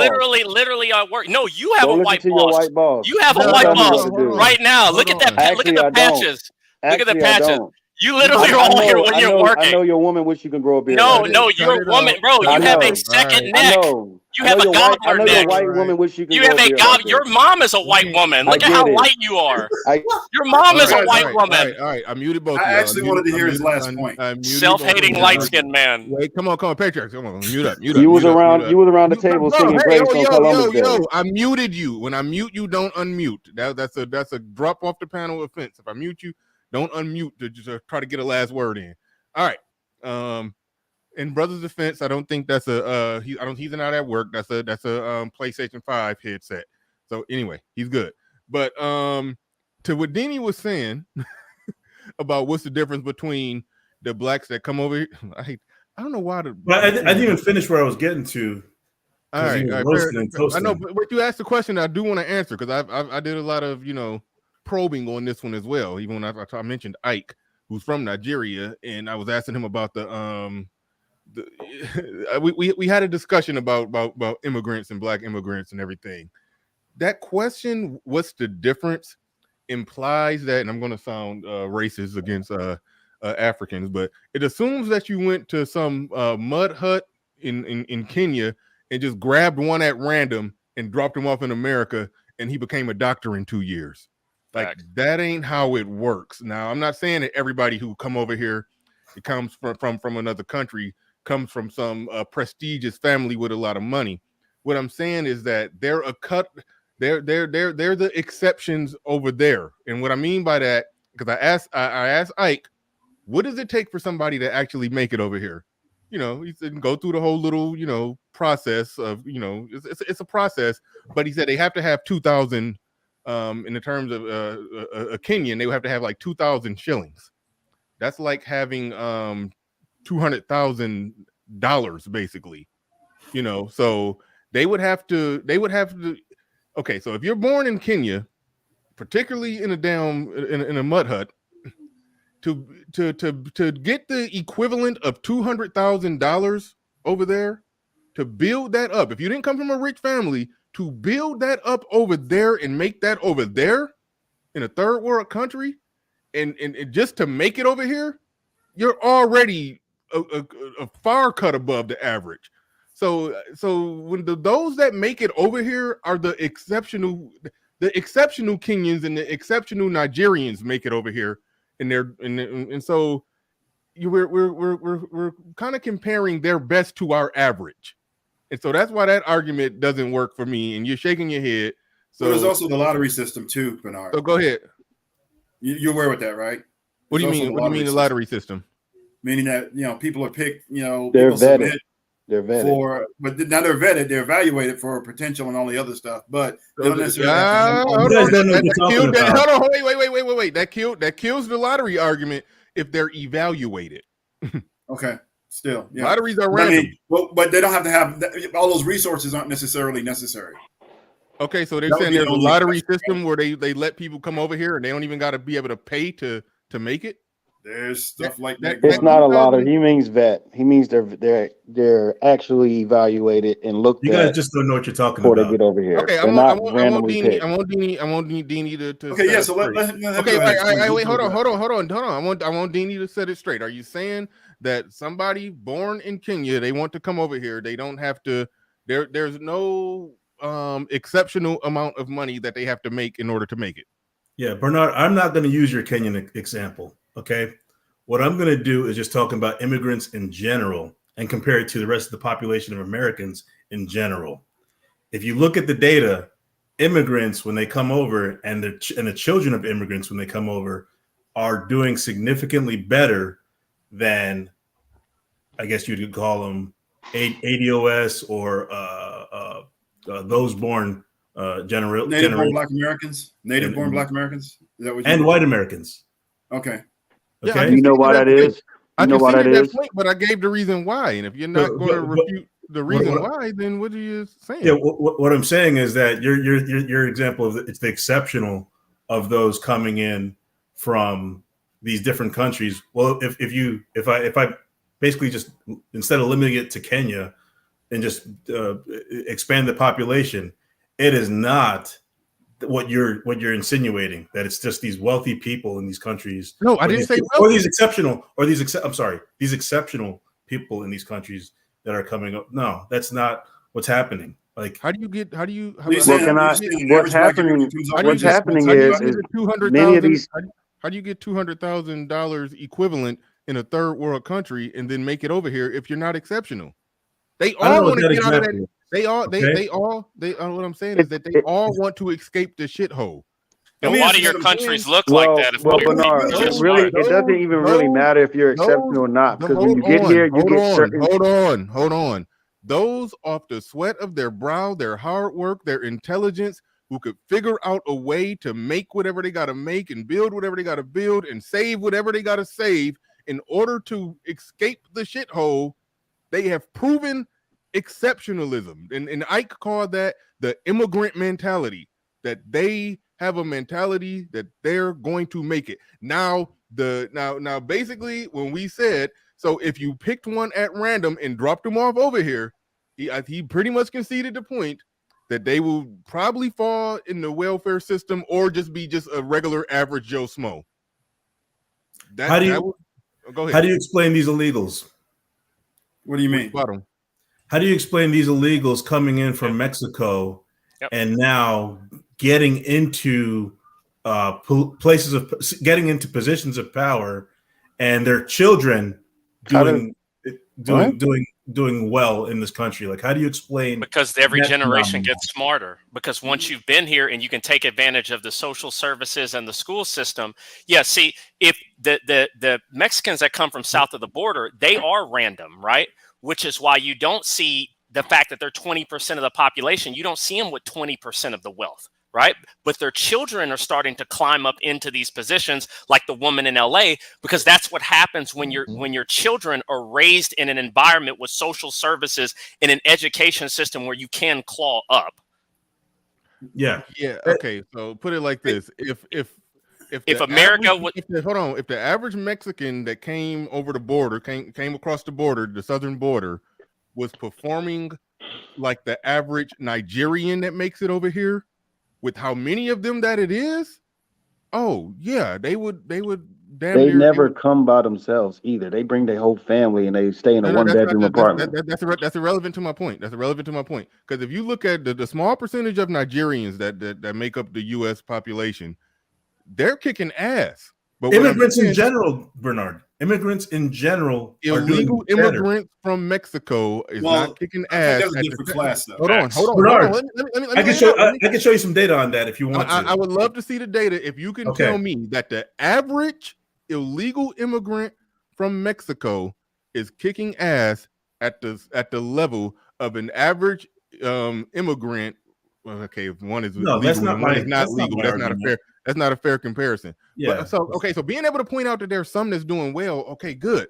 But the fact of the matter is, I don't think you could. The average Mexican that comes across the border is not doing as well as the average Nigerian who flies over the Atlantic Ocean. Facts. Or Pacific Ocean. I don't think you could say that. Or European immigrant, or somebody who came or from Asian anywhere immigrant else. too. Or Asian we don't immigrant. share a border with them.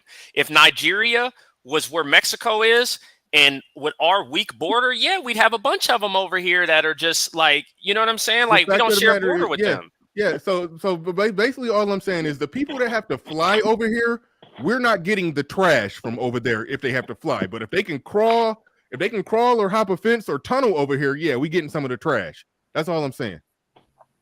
So there is data to support what I'm saying. Like in large parts of New York and the Midwest, the groups that have been buying up these homes have not been ADOS blacks in comparison to these Hispanics. Talking about BlackRock? No, BlackRock. That's a company. So you're telling me right now, I live in Missouri. You're telling me right now the people buying up the east side of Kansas City are Hispanics? Look up. No, what I'm saying is, if you look up the data, I'm sorry. Cite your source, please. There was an article that came out in terms of who's buying single homes, and obviously they highlighted black women. But if you look into that article in the data, you see Hispanics there. Hispanics. I need you to cite that source. I don't believe that. I need the argument. I'll pull up. I have no doubt that there's a percentage. How does an illegal immigrant get a job when they get here? Are you serious? Anyways, I'm asking the question. My question, ultimately, what I was trying to point out, what the difference was you, and this is where like people don't want to acknowledge this. There is this legacy of slavery that happened. Whether you want to deny its impacts or not, that is one of the one of the clear lines of demarcation, right? Okay. So that's ultimately what I was trying to get to.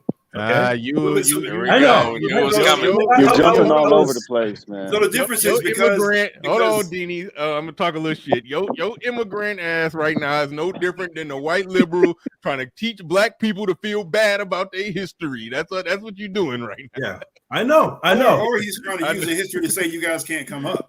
But the other thing too is, isn't there a small pool of black immigrants that are coming over anyway? And then the expectation is that they would be doing better. But now, when you say they're doing better as compared to who?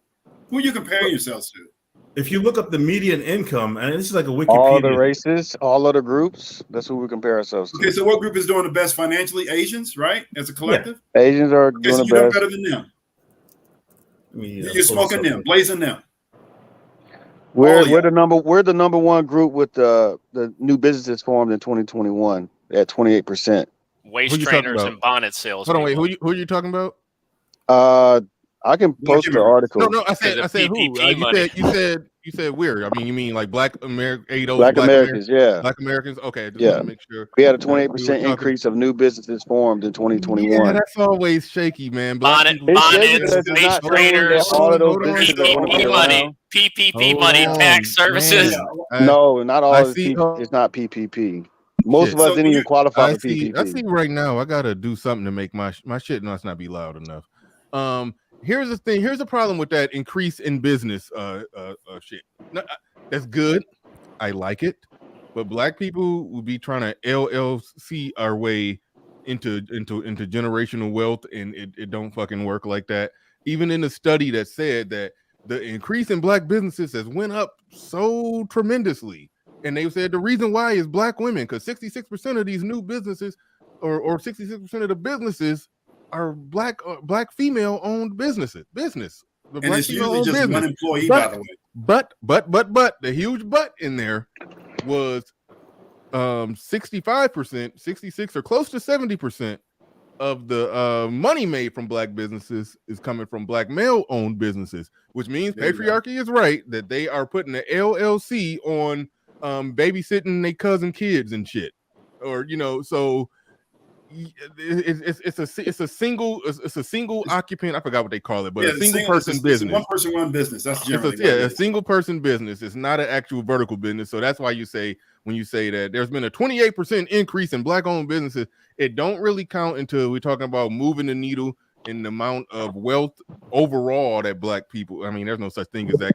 A black person, growing a business that's business worth $1 billion, that don't mean black people own that wealth. I mean, one person or a team of people own that business, and everybody else has got a damn job. It depends on what they do with it. Yeah.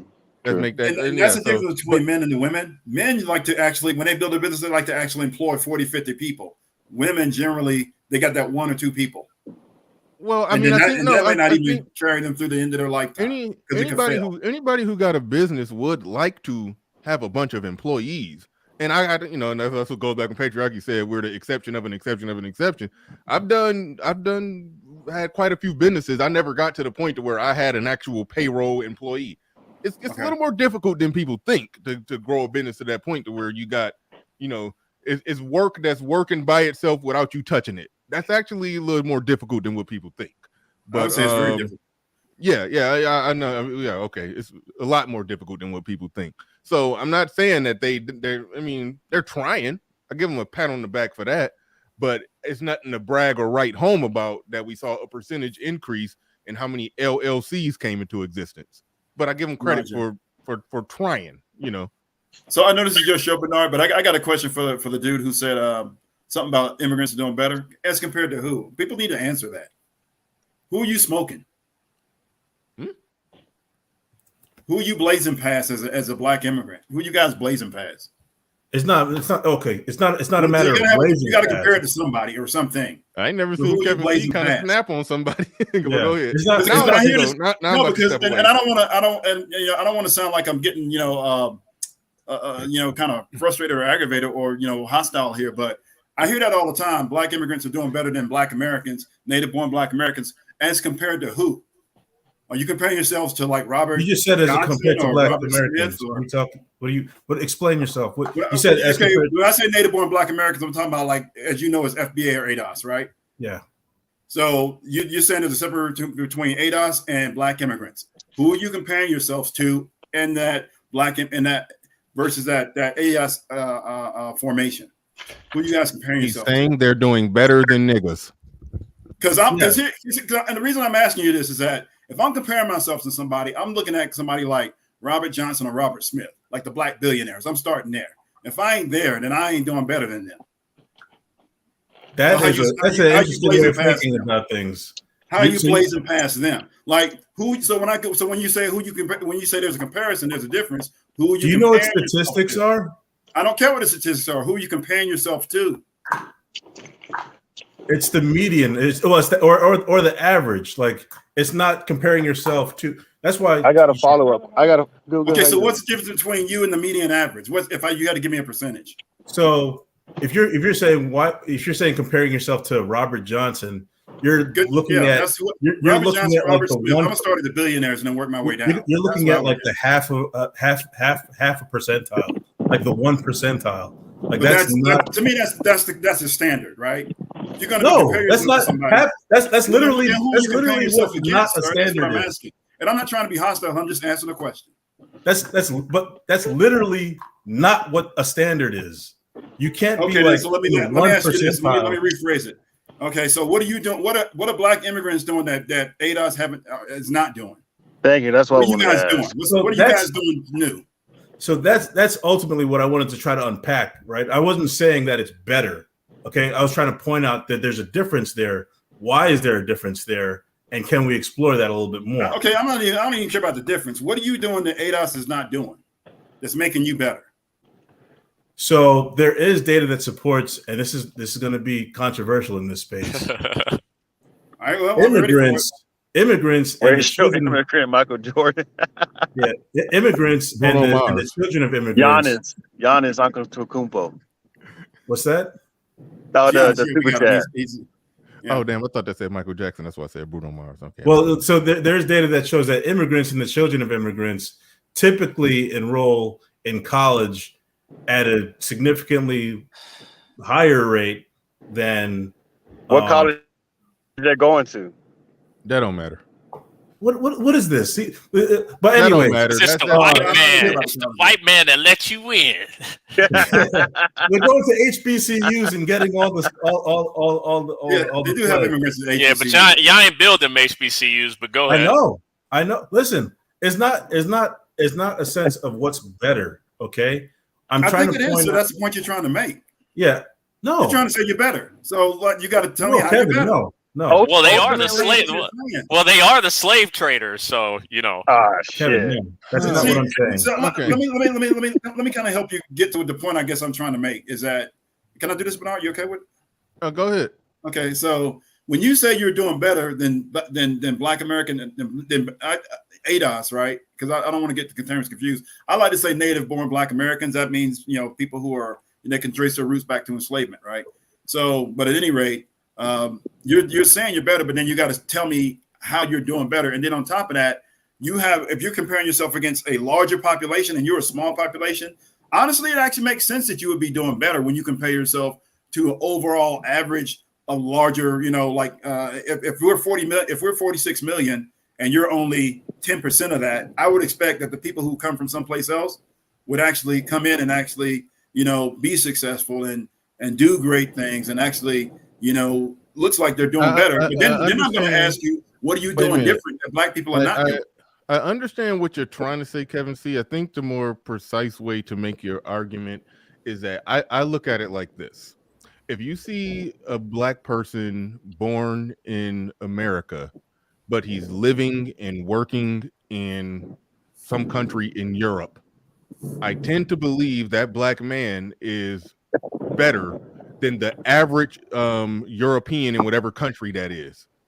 So when you get a collection of Black people or Black men that's born in the United States, but for whatever reason they flew over to Europe and they're working over there, and once you let's just say you get 1 million of them or 100,000 of them, if you run the average of how well they're doing and how well their kids are doing, there's gonna be a low percentage of them that is going to fall into the welfare state over there. There's going to be a low percentage of them that's not going to be, at least have a certain moderate level of success. It's not going to be as many of them that doesn't have a certain level of success. They're going to be doing better, and I just think it would be kind of disingenuous for them to just wave their dick in the face of the average Joe Smo European, because they clearly, if they was born in America, achieves some modern. I mean, listen, they were born in the States and then they made it over there.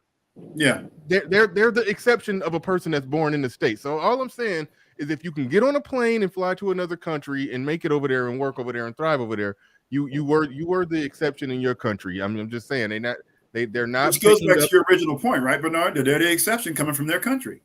Nothing wrong with that. And they're expected. It makes sense that you would actually succeed if you already cut above everybody else in your own country. Yeah. So isn't there like a famous? It's not surprising. So I don't understand the comparison. So and I ultimately what I was trying to get at was, and I made the point about the difference, right? But I didn't want the conversation to say that, oh, Black people are this, then are this way. Because if you start saying that, then once you start digging deeper, then how do you explain these other populations of Blacks in America that are doing well? Right? No, Deanie, the argument that you're making is an argument against racism. If somebody was to say Black people are not doing good in this country because of racism, then you could look at the Black people who come from overseas and say, okay, well, why isn't racism holding them back? But if you just take racism out the equation and say, why is this group of Black people doing better than that group of Black people, and you don't have racism as an answer, then the reasons that I'm giving are the actual reasons. So I think we can generally agree. Well, no, I think the reason we disagree on that, because now I'm confused. I don't know where you. I think it's an argument for racism. Yeah, that's what I was saying. I think it is racism. Explain how is it racist? You go first. I'll go after you. So my point in bringing up the difference is that there is a legacy of all of this stuff that happened to American Blacks, yet they still succeed, and you still have the exceptional ones, right? But there is this legacy that happened, and it had all these detrimental effects. And not only that, there's also like a psychological effect that people don't want to acknowledge. The psychological impact of learned self-helplessness. Like, oh, I can't do it. And that's, I think, ultimately what I do like about you, Bernard, where you're saying, okay, I want to, get myself together and do it this way and do it that way. You do have a population, and you can't disagree with that, because you say all the time, you have all these people blaming this, blaming that. So, well, there's a little bit more to that, because we can't, as far as ignore how Black Americans were shunned out of the free market, were shunned out of the workplace. And also redlining, gerrymandering, a lot of things Holy that. shit! Whenever somebody say redlining, I check out. I'm sorry, I can't do Why you don't agree with that? No. I mean, this is kind of where we started the you show. don't. Like we keep being chained to these things from 60, 70 years ago. No, That some of it isn't necessarily as real as we think it is.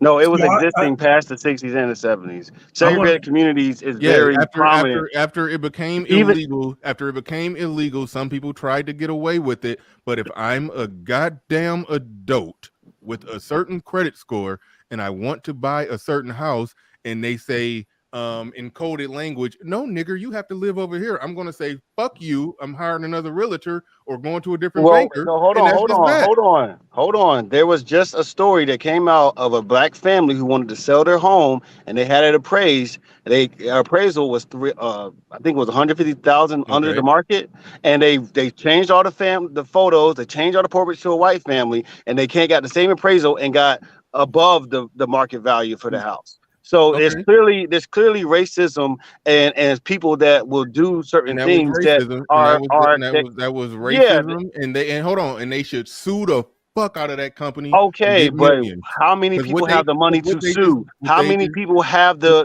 wherewithal to go through that? Not many Black Americans have that. Somebody who's selling a $300,000 house. First of all, your prior point was debunked. Time out. Hold on, I didn't finish. No, don't tell me to hold on. You said who has the ability to sue? I said, yeah, somebody who's selling a $300,000 house who has the wherewithal to go get a white family and change the white pictures and no, that doesn't mean you have the wherewithal to sue. That doesn't mean that. Okay, that has no correlation to that. Hold on, wait, time out. Now this person is smart and dumb at the same time. No, it's not about being dumb or being smart. It's about having the time and having the resources available. If you're selling the house, you can't do certain things. You can't go get a car loan. You can't go get certain loans because you're selling a house or you're buying a house. You're doing certain things that's not going to afford you to be able to go to court every other week or every other month. That's not something no one's trying to do.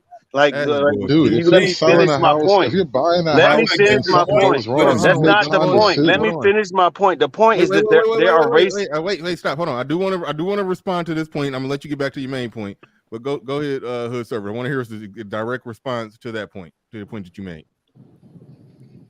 No, I was just saying that if you actually, buying a house, and almost at any level, honestly, but if you're buying a house and you can go through that process and then somebody like screws you out of money on some level, like, bro, you're gonna sue. I don't even understand how you can say like most people don't have the ability. Like, just by being able to do that, you kind of have the ability to to like function at that level, get paperwork filed and get people on the phone and all this stuff. Like, I don't understand that. And this is kind of the point we brought up earlier, where like when we start to interrogate the claims of modern racism, they don't hold up like they used to a long time ago.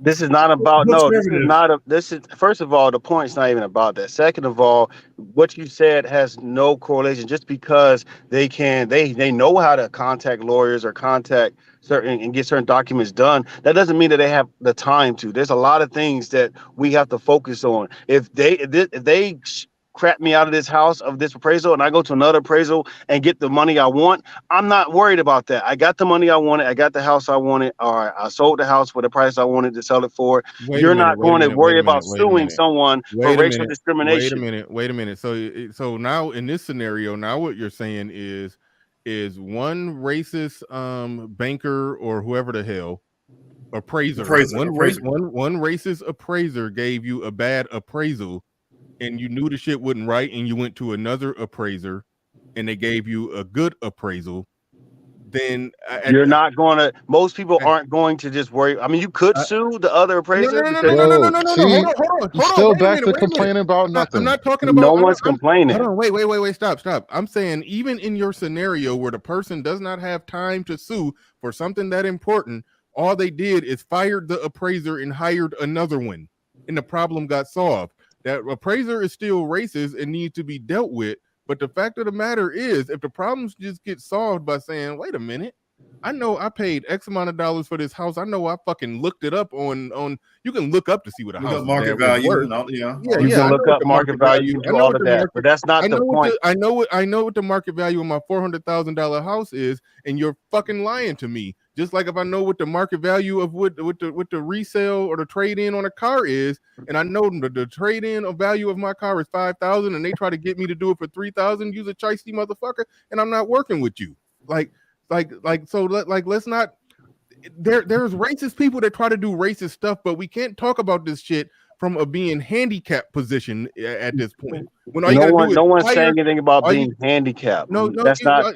That's not where I'm coming from. You're attacking a victim mentality. That's not where I'm coming from. I'm just saying that when No, it is when a that type of victim. stuff happens and it stems from a racial background and racial history, you cannot ignore that. That's what I said when I first brought this up. I just said you can't ignore that. Whereas on top of that, the racism, racist people is sometimes something that you have to fight against. okay, I'm not that's saying that and that's what I'm and that's all I'm saying. Not saying that. what I'm saying is that fight is normally usually Okay. an individual fight, because the law is on your side if they're really legally doing some legally wrong shit like redlining, which is illegal. What I'm saying is that when they do shit that's systemically wrong, typically you have resources and tools and ability to fight against that shit, and quite often you will win, because plenty of companies have to pay out millions of dollars when they get caught doing.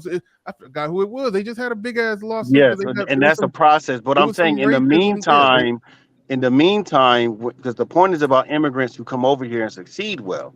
When they come over here, they get propped up because they don't have to go through those same loops and bounds or the same as far as obstacles that we as Black Americans have that to go racist to. appraiser is not going to be racist when a black person who's not from America is trying to sell It very well could happen that way. It very well could happen where they don't even come in contact with them because they have other means of But we're talking settling about that. the difference of Let me ask you this. a Nigerian When you get over here, we're talking about the difference between a Nigerian family not having to fire their first appraiser and a black American family possibly having to fire their first appraiser.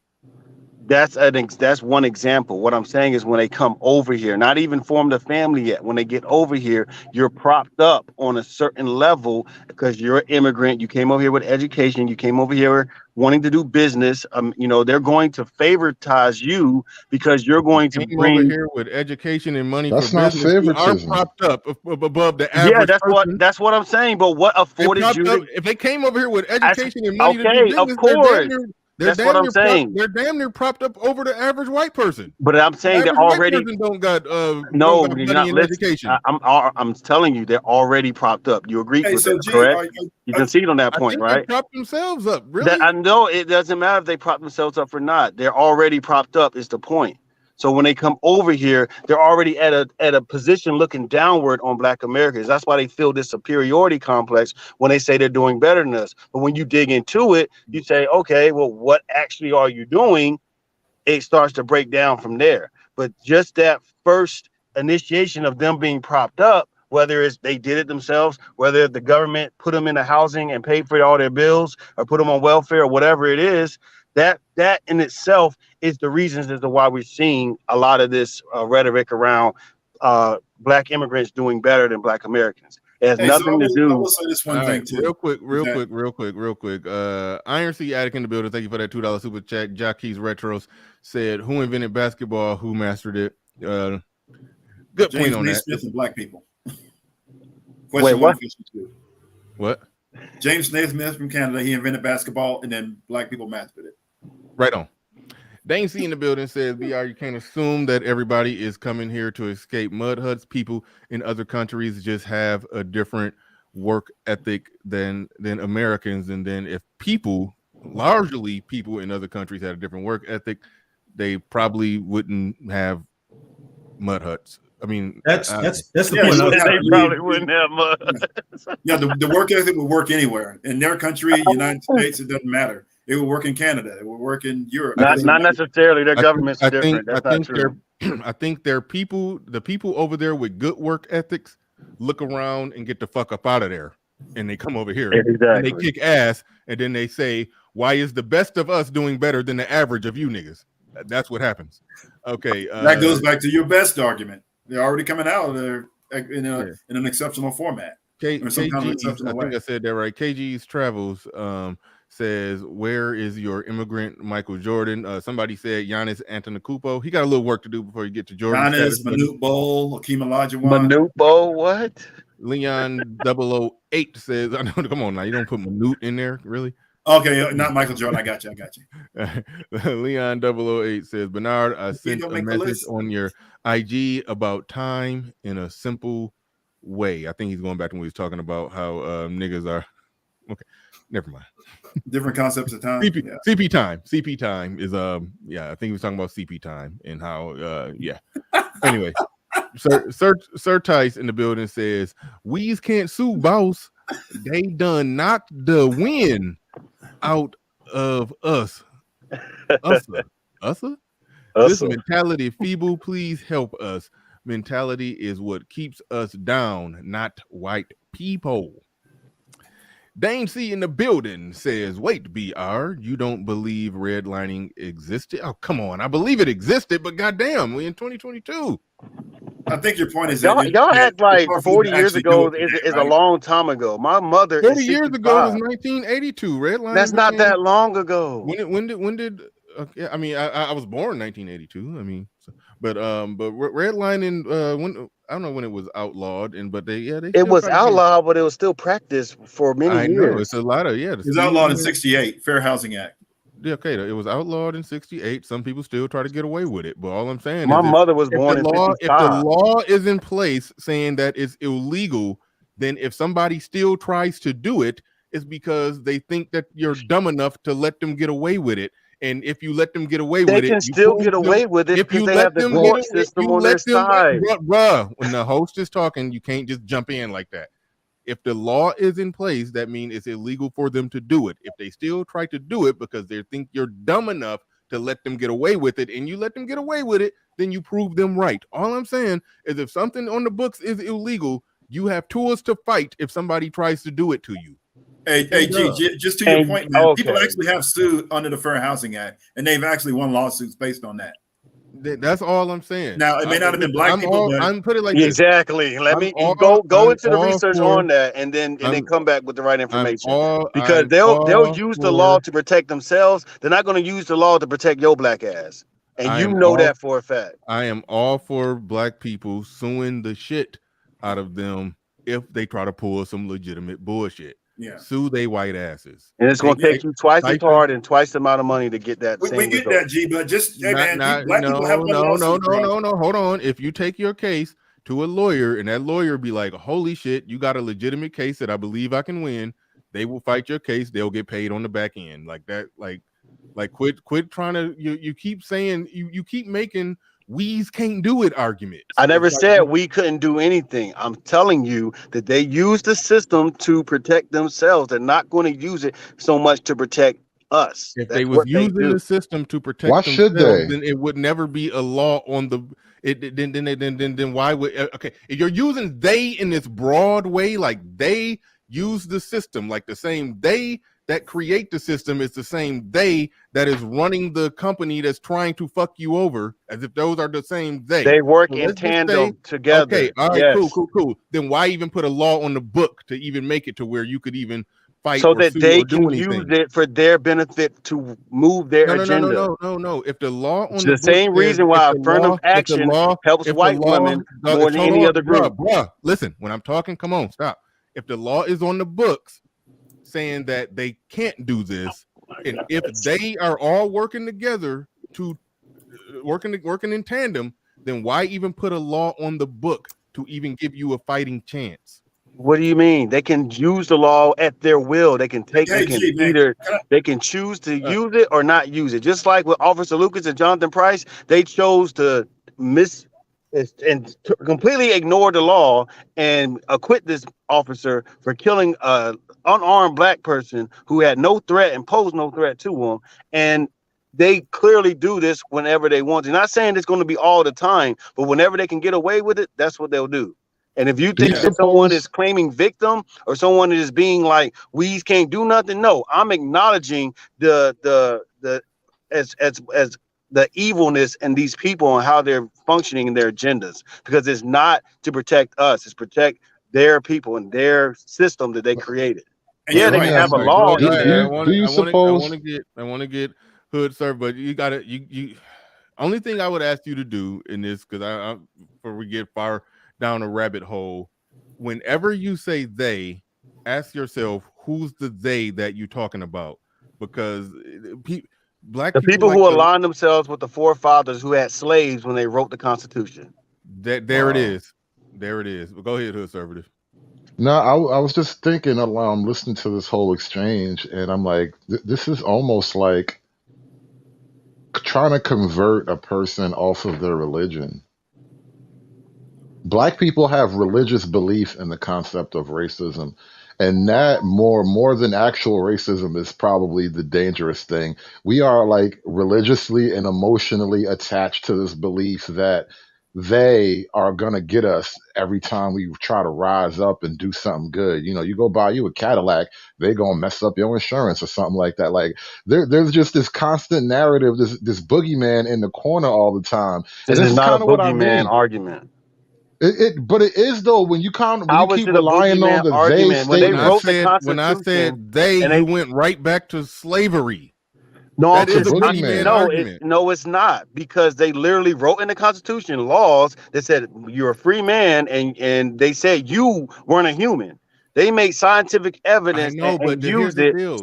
The pseudosciences, deal. to say you weren't even human. When Your vote I know doesn't even count. when I said they, when I said black people, like black people like to use the word they in such a broad way, and Don't attribute how I'm using the word they to how you're anywhere else you've heard using it. it exactly how I described it in the most unprecise way possible, to where they is the person who's appraising a house is the same they as somebody who owned a They work slave, in tandem. of somebody who They are wrote the the direct Constitution. descendants of those people. So I got a Right. Are you question for not the your guests. ancestors? Do you not know your grandfather and his grandfather? Do you not know these people?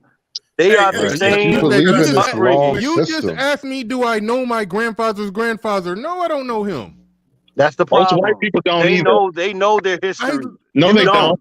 No, They they know don't. their history.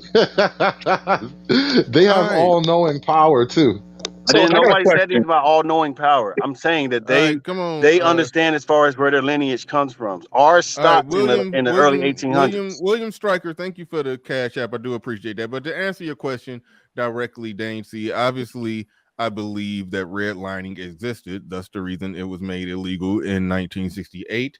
And I do know that there are forms of redlining that they do try to get away with, and sometimes do get away with. But I don't think that redlining is actually really truly preventing black people from having more wealth. I think black people who are in the business of buying houses they are already on the right path to have that wealth. If they are doing a piss poor job at making sure they get the best deal for their house, then I think they are definitely fucking up. And can racism get in the way and cause them to not get the best possible deal for their house? Absolutely. Should they fight against that shit? Absolutely. If they I don't buy more black, not enough black people buying houses, owning it, paying it off, and then not selling it or passing it down to the kids, and then the kids get a $250,000 house and they split it between 5 people, and then they all blow the money in 6 months.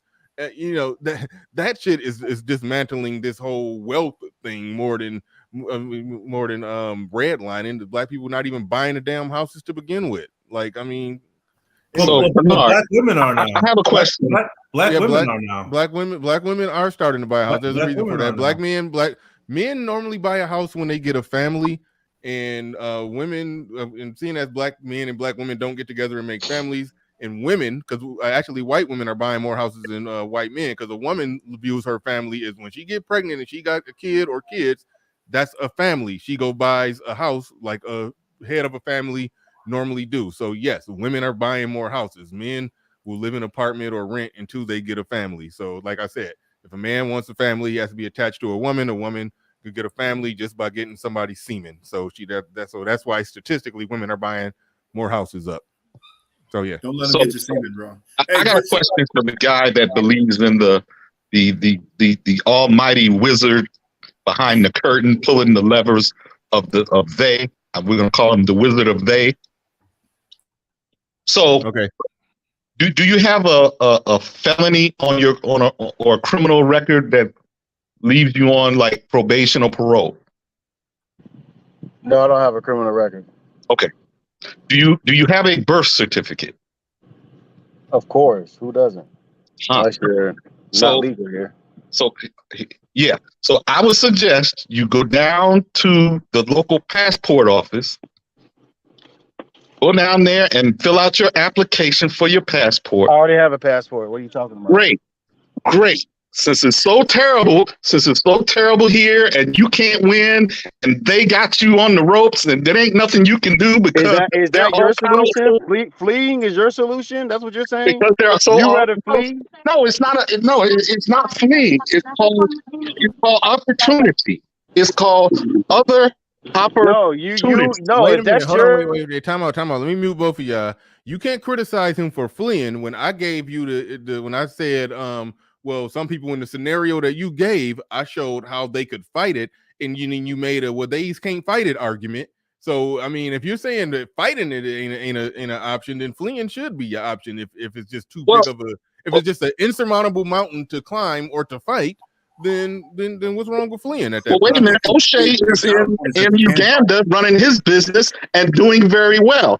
I know a guy named Rob who owns a restaurant in Medellin, Colombia, and he's doing very well. Why? Because there's less regulation and less obstacles in the way, and his American dollar went farther, which allowed him to have more startup capital to build these businesses. Same thing with Mr. Flip Flop in Dominican Republic. And there are guys in Thailand doing the same thing.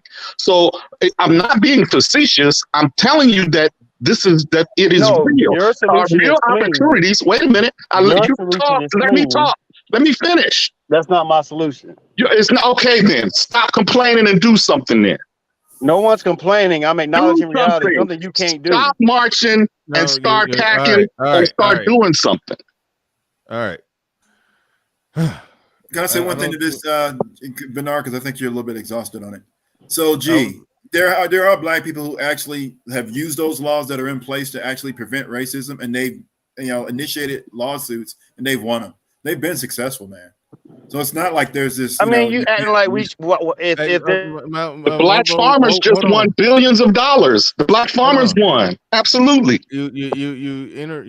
Hold on, that money's held up in court right now. I don't want to. Don't spread that lie. Hey, I don't know, dude. If I mute you, don't unmute to interrupt me. Damn, like come on. You interrupt a lot. Let's all right. Here's my analysis. There is something to be said about racism that exists today. I understand it. I understand the arguments. I understand the points. I don't think racism is the insurmountable hurdle. There are some things that's structural that we can have a legitimate discussion about. I get it. I understand it. But when you go all the way back to slavery and say they know their history and they got the masses, you basically said they got masses DNA in them. Of course they doing this to you.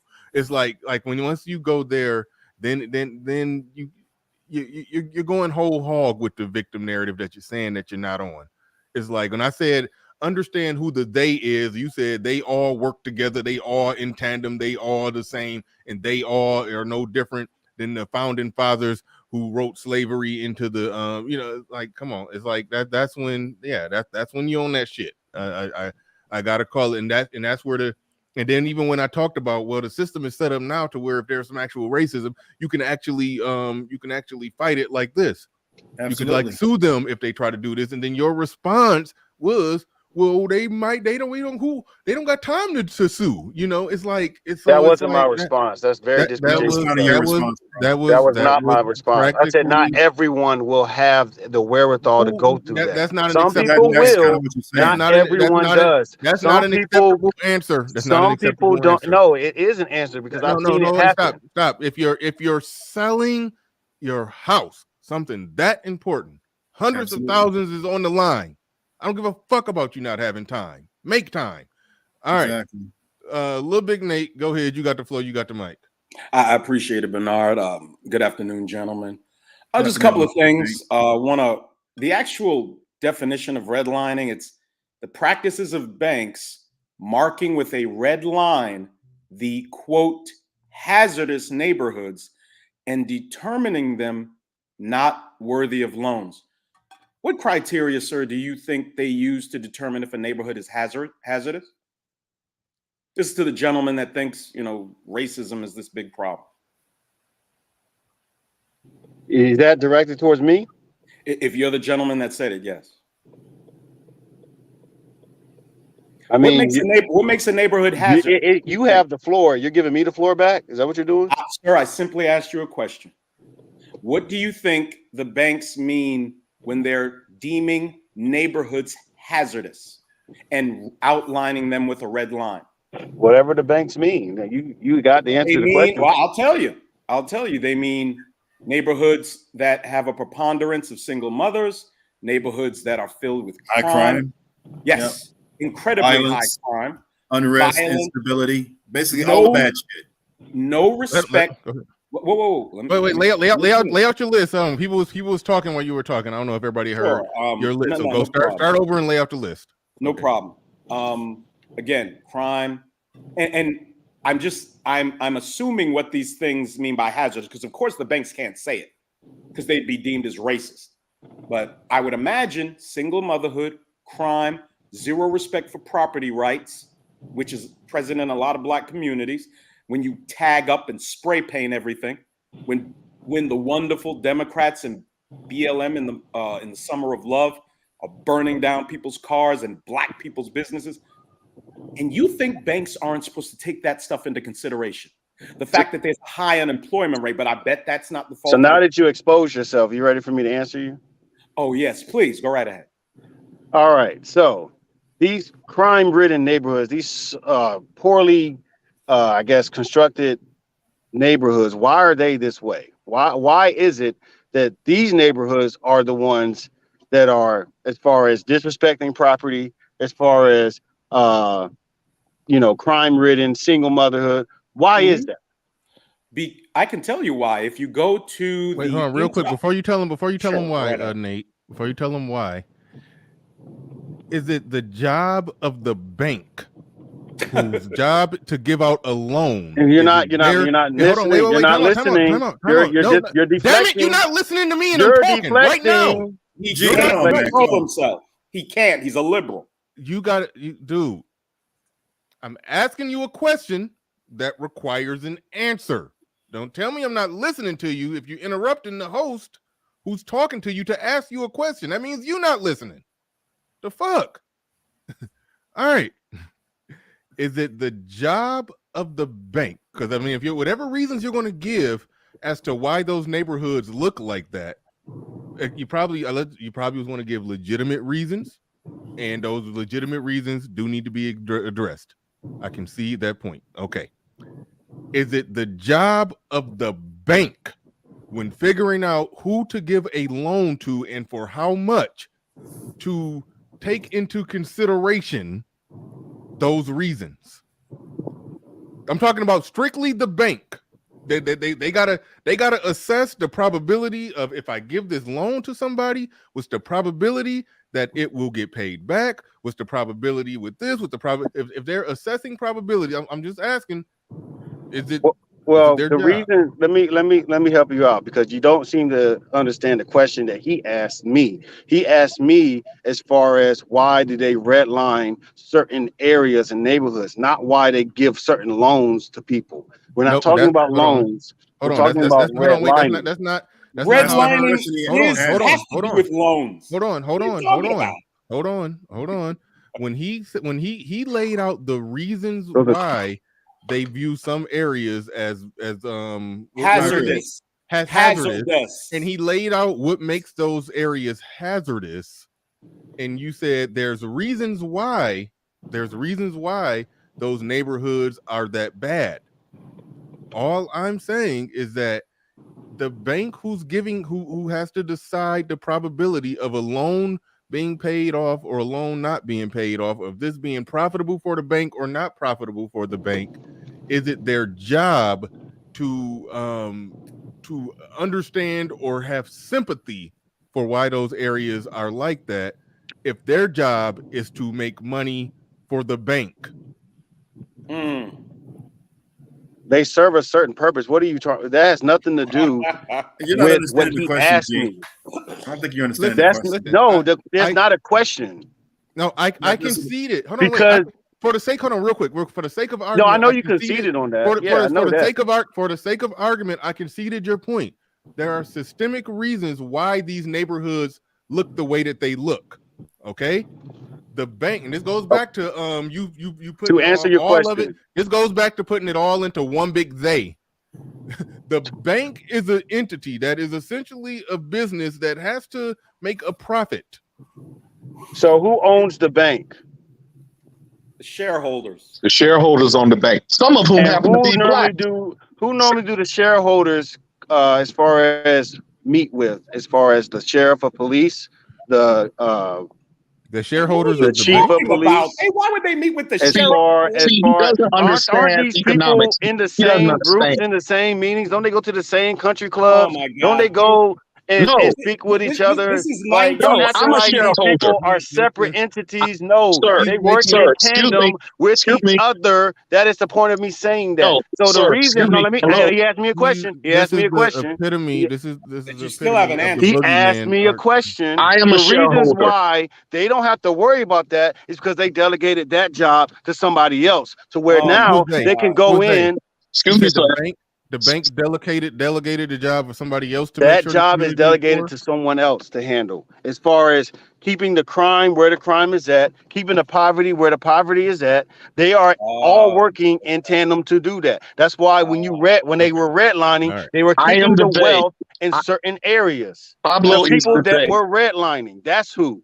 Okay. If you don't know your enemy, you're going to be blindsided every time. And that's what happens to our community. We're blindsided every single time something happens and we think we're ahead 3 steps. No, they just knocked you down. I blindsided you, sir, and I did it because you're black. Can I speak for a second? Time out. Hold on. I am all for us not being blindsided. For example, when they did all those predatory fluctuating loans or whatever the hell they called them back when the housing crash. 2008, yes. Black people, yes, in 2008, black people got blindsided. Black people got blindsided by that. And yes, that's a problem. Why did they get blindsided by that? Because they gave those predatory loans out to a lot of people. And they didn't vet. They gave more out to black people because there was some fine print in those loans that said your mortgage is going to go up after X number of time or X number of years or X number of blah, blah, blah, blah, blah. So they assumed kept the commissions off of all of that too. They assumed that you were too stupid to read the fine print and you proved them right. Now I'm about black people getting on their shit, educating themselves, reading the fine print, because in this capitalist environment, people are always going to be trying to fuck you over, just like there's a percentage of white people who got fucked over on those predatory loans. But there was a percentage of white people, there's a percentage of white people who looked at it, read it, and was like, hold on. You saying my mortgage could very well be $850 when I sign this, but in some undetermined amount of time, it could go up to 13, 14, 15, or maybe even 1,800. I can't afford that. And then they didn't sign the loan. And there's a percentage of black people who looked at that and said, fuck that. I'm not going to sign this shit. It goes on both sides. It goes on both sides. And he's cutting you off. Stop. All I'm saying is that we definitely failed to read the fine print at a higher rate than other people.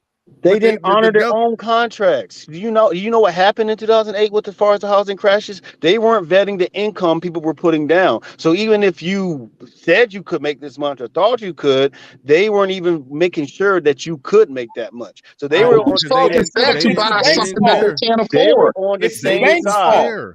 They were on the same side as far as ignorance and negligence as those people who agreed to those contracts. So it's not just black people being dumb. Stop disagree. I didn't say no. My point wasn't to just say black people are dumb. What I'm saying is that the ball was dropped by a higher percentage of black people that was, I believe, smart enough to read and understand what was going on there. My thing is read and understand. That's my argument. Read and understand. But in a capitalist world, yes, they're going to be, whether they were incompetent or whether they were snakes and sharks or trying to fuck people over for their own profit, regardless of what their motivation was. The fact of the matter is you're talking about people wanting to live and house their families, but okay, go ahead. Oh my God. Bernard, Go could I ahead. comment? Go ahead and finish. Okay, Bernard, if I may. If I may, just a second. You're excusing snakes and I'm not excusing the snakes. No, yes, the you snakes. just did. No, You no, just the snake. did excuse them. No, hold even on, if wait. they were snakes. You misunderstood me. You Okay, misunderstood me if you thought I reset. excused the snakes. If you thought I excused the snake, what the snake did was wrong.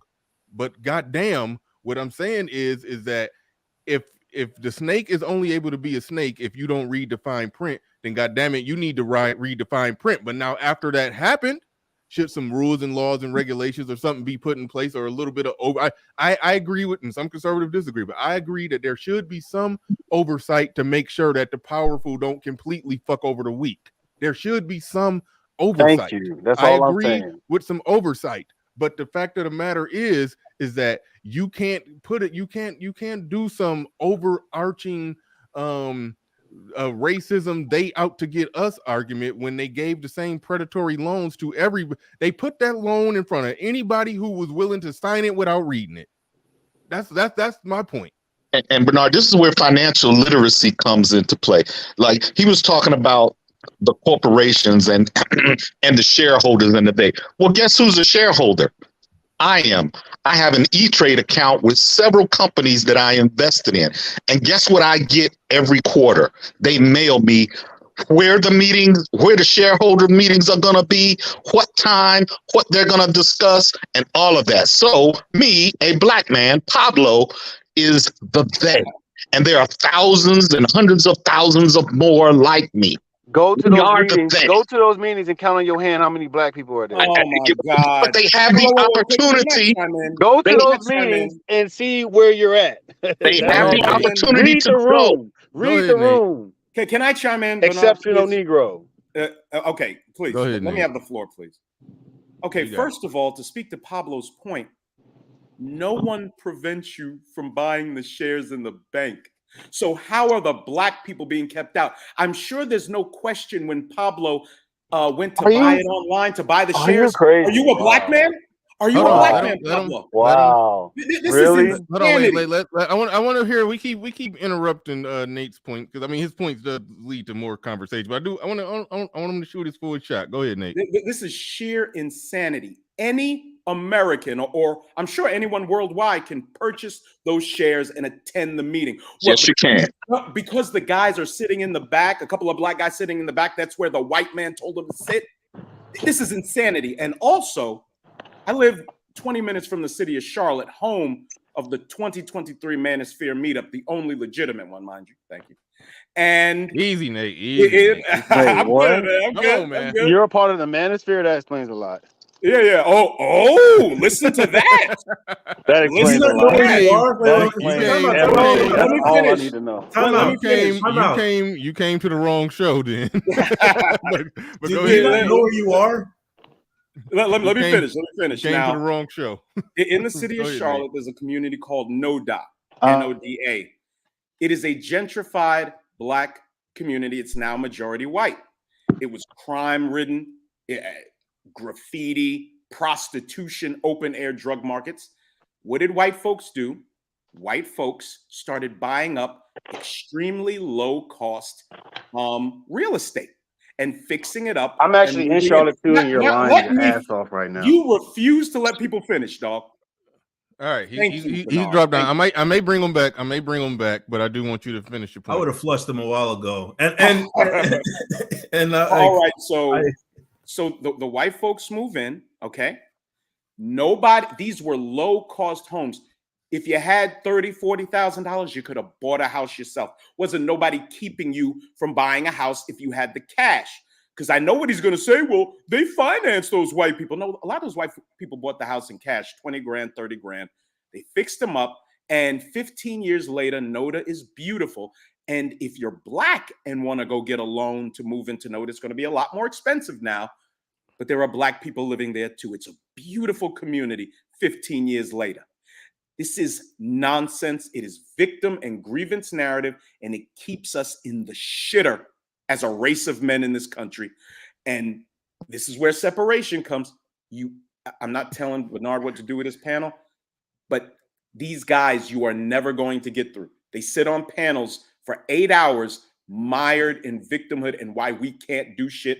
I was on a panel with Dee Williams, a female creator. And there was an old, I think he was a boomer. I don't have a fact, but he's up there I swear to God, he's talking about Rosa Parks. He's talking about Black Wall Street and how they burned it down. And that's what's going to happen anytime we try to do something. Oh, I hate that one. It is just a completely hopeless narrative. Listen, You're a bunch of my little studio. Hold on, real quick. My little ahead. studio here is worth more to me burnt to the ground than what it is up because of the insurance. Like, goddamn, I hate that they gonna burn it to the ground. Please do me a favor. I don't want to be complicit or connected to the crime, but I mean, insurance fraud is a crime. I got enough shit in here to where if they burned it to the ground, I make it out pretty good. You know what I found interesting? I'll take that money and go back to my basement. But I need to cut you off, Nate. Real quick. Go ahead. If there's two ways to define a minority-owned financial institution, is that it's either black-owned completely or it's 51% black-owned. If you define it with 51% black-owned, there's approximately 144 minority-owned lending institutions in America. But if you're talking straight black banks, there are 19. 19, there's over 45 million of us. We've been here going on 400 years, and we have 19 banks. And I'm sure he's going to say that's the fault of the white man too. What's keeping every one of us from opening an account with $100 in these banks? Ask him if he comes back up how much money he has in black banks. It's nonsense. Or name a black bank. Shit. So you know what I found interesting? Quick, hold on. I gotta respond to what Sean Hicks said here because he just gave me a perfect opportunity, a clip that I dropped in here for something else a long time ago, but never used it. It just been sitting here lying dormant, but he gave me an opportunity to use it. He says, this dude with his "you can't win" Rocky attitude. You can't win. That's just sitting there lying dormant. That sums it up. That sums up their thinking, bro. But what you have to understand is because I'm not competing in the free marketplace, okay? I can't get attention from being a productive man with a beautiful home, a business, money. I can't get attention for that, but I can get attention getting on a platform, possibly with a bunch of usually angry, somewhat single moms, and complain about how the white man is destroying us all. And we all will have that thread of commonality on the platform. Ain't nobody got no money. Ain't nobody got no accomplishments. Ain't nobody living well, but I get to be a superstar complaining about shit. Well, you know what I found ironic about this guy's argument is that he could see where African and Latino and Asian immigrants could take a risk and leave their home countries for better opportunities. But there's no possible way he could see himself improving his own opportunities and his own mental blocks by doing the same. Here's the thing, Pablo, I bet if we really asked him about how he's doing in his life, I bet he's doing well. That's the funniest. That's the kicker with all of this. A lot of times, a person who's talking about all the reasons why we can't do this and can't do that is a lot of the times it be somebody who's done it. They will criticize the idea, and I don't even like the term "pull yourself up by the bootstraps." We don't understand it. But anyway, there'll be people who will criticize the concept of pulling up by your bootstraps, but when you really examine their life, they're bootstrap people. They that goddamn self. But Bernard, I'm sorry, I didn't mean to interrupt you. These gentlemen also, you have to ask them, why do people come from Southeast Asia, come from India, much darker than many of us, and they make it here? I've made that point. Why is that? Yeah. Shout out to OGJ Speed. I want to formally say I miss you, but the gentleman who was on the panel, he brought a lot of OGJ Speed energy. And so, but I do miss you, OG. Don't come up. I still need to like 2 weeks before I can talk to you ever again. I'm just playing. But no. Shout out to OG. Shout out to OG. Sean Hicks, thank you for that super chat. Dame C. He says the basis of redlining is that white people didn't want black people living with them. They refused black people even with good credit mortgage application. We're gonna skip over that one because I don't feel like going back there to the red lining discussion. I'm sorry if I'm interrupted somebody. What somebody new on the panel been waiting for a while. Excuse me, I forgot you was down there, but Supra 79. I gotta get the hell off of here. This show's going fast. Started to a mini marathon. Supra 79 in the building. Go ahead. You got the floor. You got the mic real quick. In Hood Conservative, I didn't even realize Hood Conservative was that white avatar that was up here. So yeah, I gotta come back, Hood, if you want to get some final words on this shit. But my bad. But go ahead, Supra. Thanks for having me, guys. Actually, I had an earlier point about almost an hour and a half ago, but the conversation changed like 5 different times. Yeah, you was coming in and out of the back, if I'm not mistaken. But after a while, I forgot you was even back there, and I deeply apologize. No, it's no big deal. It's like for me, I don't know. I'm an immigrant myself from Africa, specifically Nigeria. I just think sometimes these conversations can have people reflect the wrong things. So I appreciate you having at least your guest having a more wholesome perspective instead of just letting it go one direction. Because I've been seeing that a lot with the immigrants coming here, and for me, I think immigrants shouldn't really talk about that because it's so sensitive to specific African Americans, where you actually hear them come out and they don't sound coherent, but it's most of the time they're just being a little emotional, but that's pretty much it. It's just appreciate you having me, but yeah, immigrants should just try and just back off this kind of conversation. I disagree. Why would you say that? So the reason why I interjected that into the conversation, and I think Little Big Nate kind of interjected it, but for a different reason, I'm pretty sure, is that when people are talking about blackness, like I said, it is not flat, and in many ways, sometimes we try to have a gender flat blackness or even a ethnic flat blackness. But when you look at the slices, there are certain demographics that are quote unquote black or dark skinned, to Big Nate's point, that have high median incomes. And Kevin C., I do apologize about my flippant comment about do you know what statistics are. I want to make that, I want to publicly apologize to you about that. I got you, man. We're good, bro. We're having a conversation and everybody's learning. I appreciate that, man. Yeah. But I did post the wiki that showed the medium income levels and kind of what I was trying to point out there. I think that immigrants have something to offer, and instead of just telling immigrants to shut up, it could be something that can be learned there, because there are black quote unquote immigrants that do come. I agree with that. I absolutely agree with that. And one of the things that you guys can offer, particularly to a guy like that we just had, is removing the mental blocks that I can't overcome this.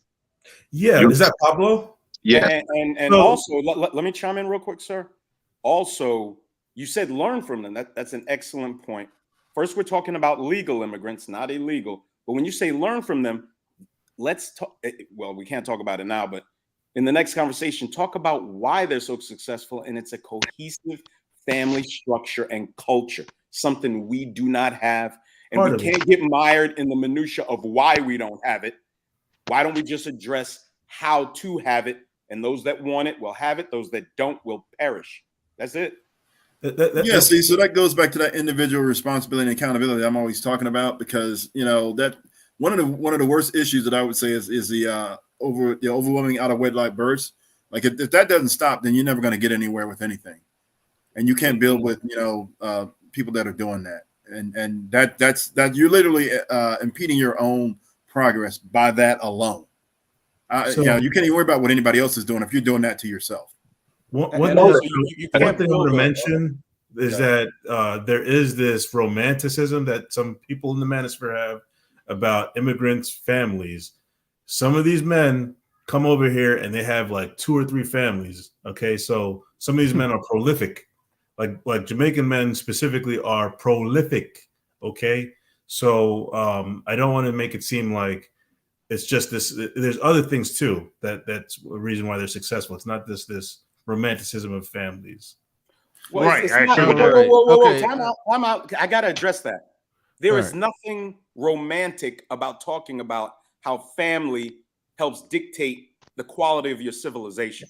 There is no romanticism in that.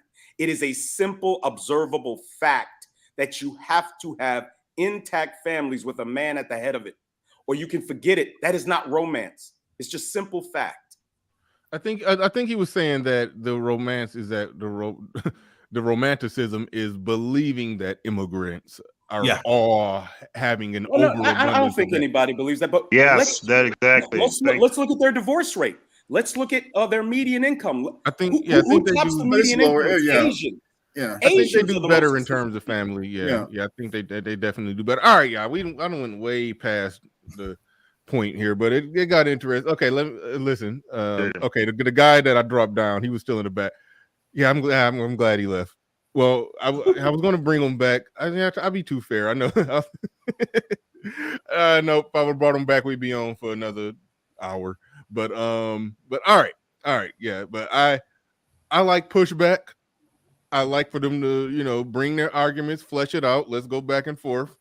I like when the pushback is mostly like how Deanie will give pushback and argue. Deanie, that's the Van Jones looking gentleman right here. For those that don't know him. Shout out. I don't know take who that, bro. I don't know who originally called him, said he looked like Van Jones, but whoever did, they got him. That was patriarchy, because that's what he does. He does. Yeah, this okay, thing. yeah. Patriarchy Strikes Back said he looked like Van Jones. He gives good pushback within reason, and we can go back and forth. And it don't get to the point where he just said some ridiculous. He don't say nothing that I think is complete. He don't say nothing that I think he's being deliberately disingenuous.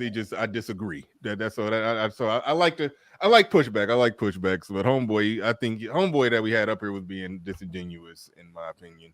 Or he just didn't know what he was talking about. So Bernard, here's what I'll say to that. So even that dude right there, even though he was giving a lot of negative pushback and stuff like that, because you were giving him solutions, by the way. You were talking about the legislation, your Constitution, the Civil Rights Act, the Fair Housing Act, all of that stuff. And he was like, but you can't win. But the thing is that there are young men in this chat who don't quite understand that stuff. And you know what? They'll listen to that and go, you know what? Maybe, when you see other older gentlemen and people who kind of giving solutions, they pick up stuff from that. So it's helping. It does help. Right. That's the whole point of what you're doing. And King Randall, who's 22 years old, I think this year, runs a wildly successful school for boys, I believe, in either Albany or Columbus. It's Albany, Georgia. You're right. Albany. It's less than a year. How could it be wildly successful? And we're talking about what can't be done. That man alone makes us sound like idiots. We're 30 and 40, 50-year-old men talking about what can't be done. And that young man is getting it done. Nigga, I'm sorry, but I don't want to hear this. I can't. You can't argue with guys that think like this. They spend 8 hours on panels talking about what we can't do. Yeah. Yeah. It's you wanna know what's funny too, and this is the last thing I'm going to say, and I'm getting the hell out of here. What I've noticed is that this is a growing trend, a growing movement, is that even Black women are dropping some of that. I hate to say it, but it's seeming like online, at least online, and some of it is cap, but a lot of them are dropping aspects of the whole victim narrative quicker than Black men. I've been noticing that lately. Oh, I can tell you why, Bernard. Well, because Black women are in leadership. Black men can't do it till the Black woman does. Democracy. Yeah. Yeah, all right. I'm gonna get out of here. I'm gonna get out of here with that one. I'm gonna get out of here on that one, man. Because yeah, but all right, y'all. Thank you everybody who supported the stream. Okay, damn it. This is the last thing I'll say. The Cynthia G side of the aisle that's kind of dropping the victim narrative, and that whole the vested side of the aisle that's dropping the victim narrative. The strategic reason why they're doing it is because they want to basically say the white man is no problem, and they don't want to say the white man is the evil racist boogeyman. They want to say that racist boogeyman don't exist, so they can properly prop up the black man as the boogeyman. So that's why they're doing it. That's why I say it's some cap in there. It's some strategic cap in there, but they are basically saying no, this racism is not affecting us. Like at the way that people complain that it is. So they are at least saying it though, even though I think it's some cap why they saying it. But anyway, because they'll definitely play that victim card when it's beneficial to them. So but there's that. But they're at least mouthing the words of it. But anyway. Thank you, everybody who supported the stream in any way, shape, or form. Appreciate each and every one of you. Shout out to Deanie, Lil Big Nate, Kevin C, and everybody who else on the panel. Shout out to Keep It 100 in the chat. See you down there. Peace, everybody. We out of here. I'm gone.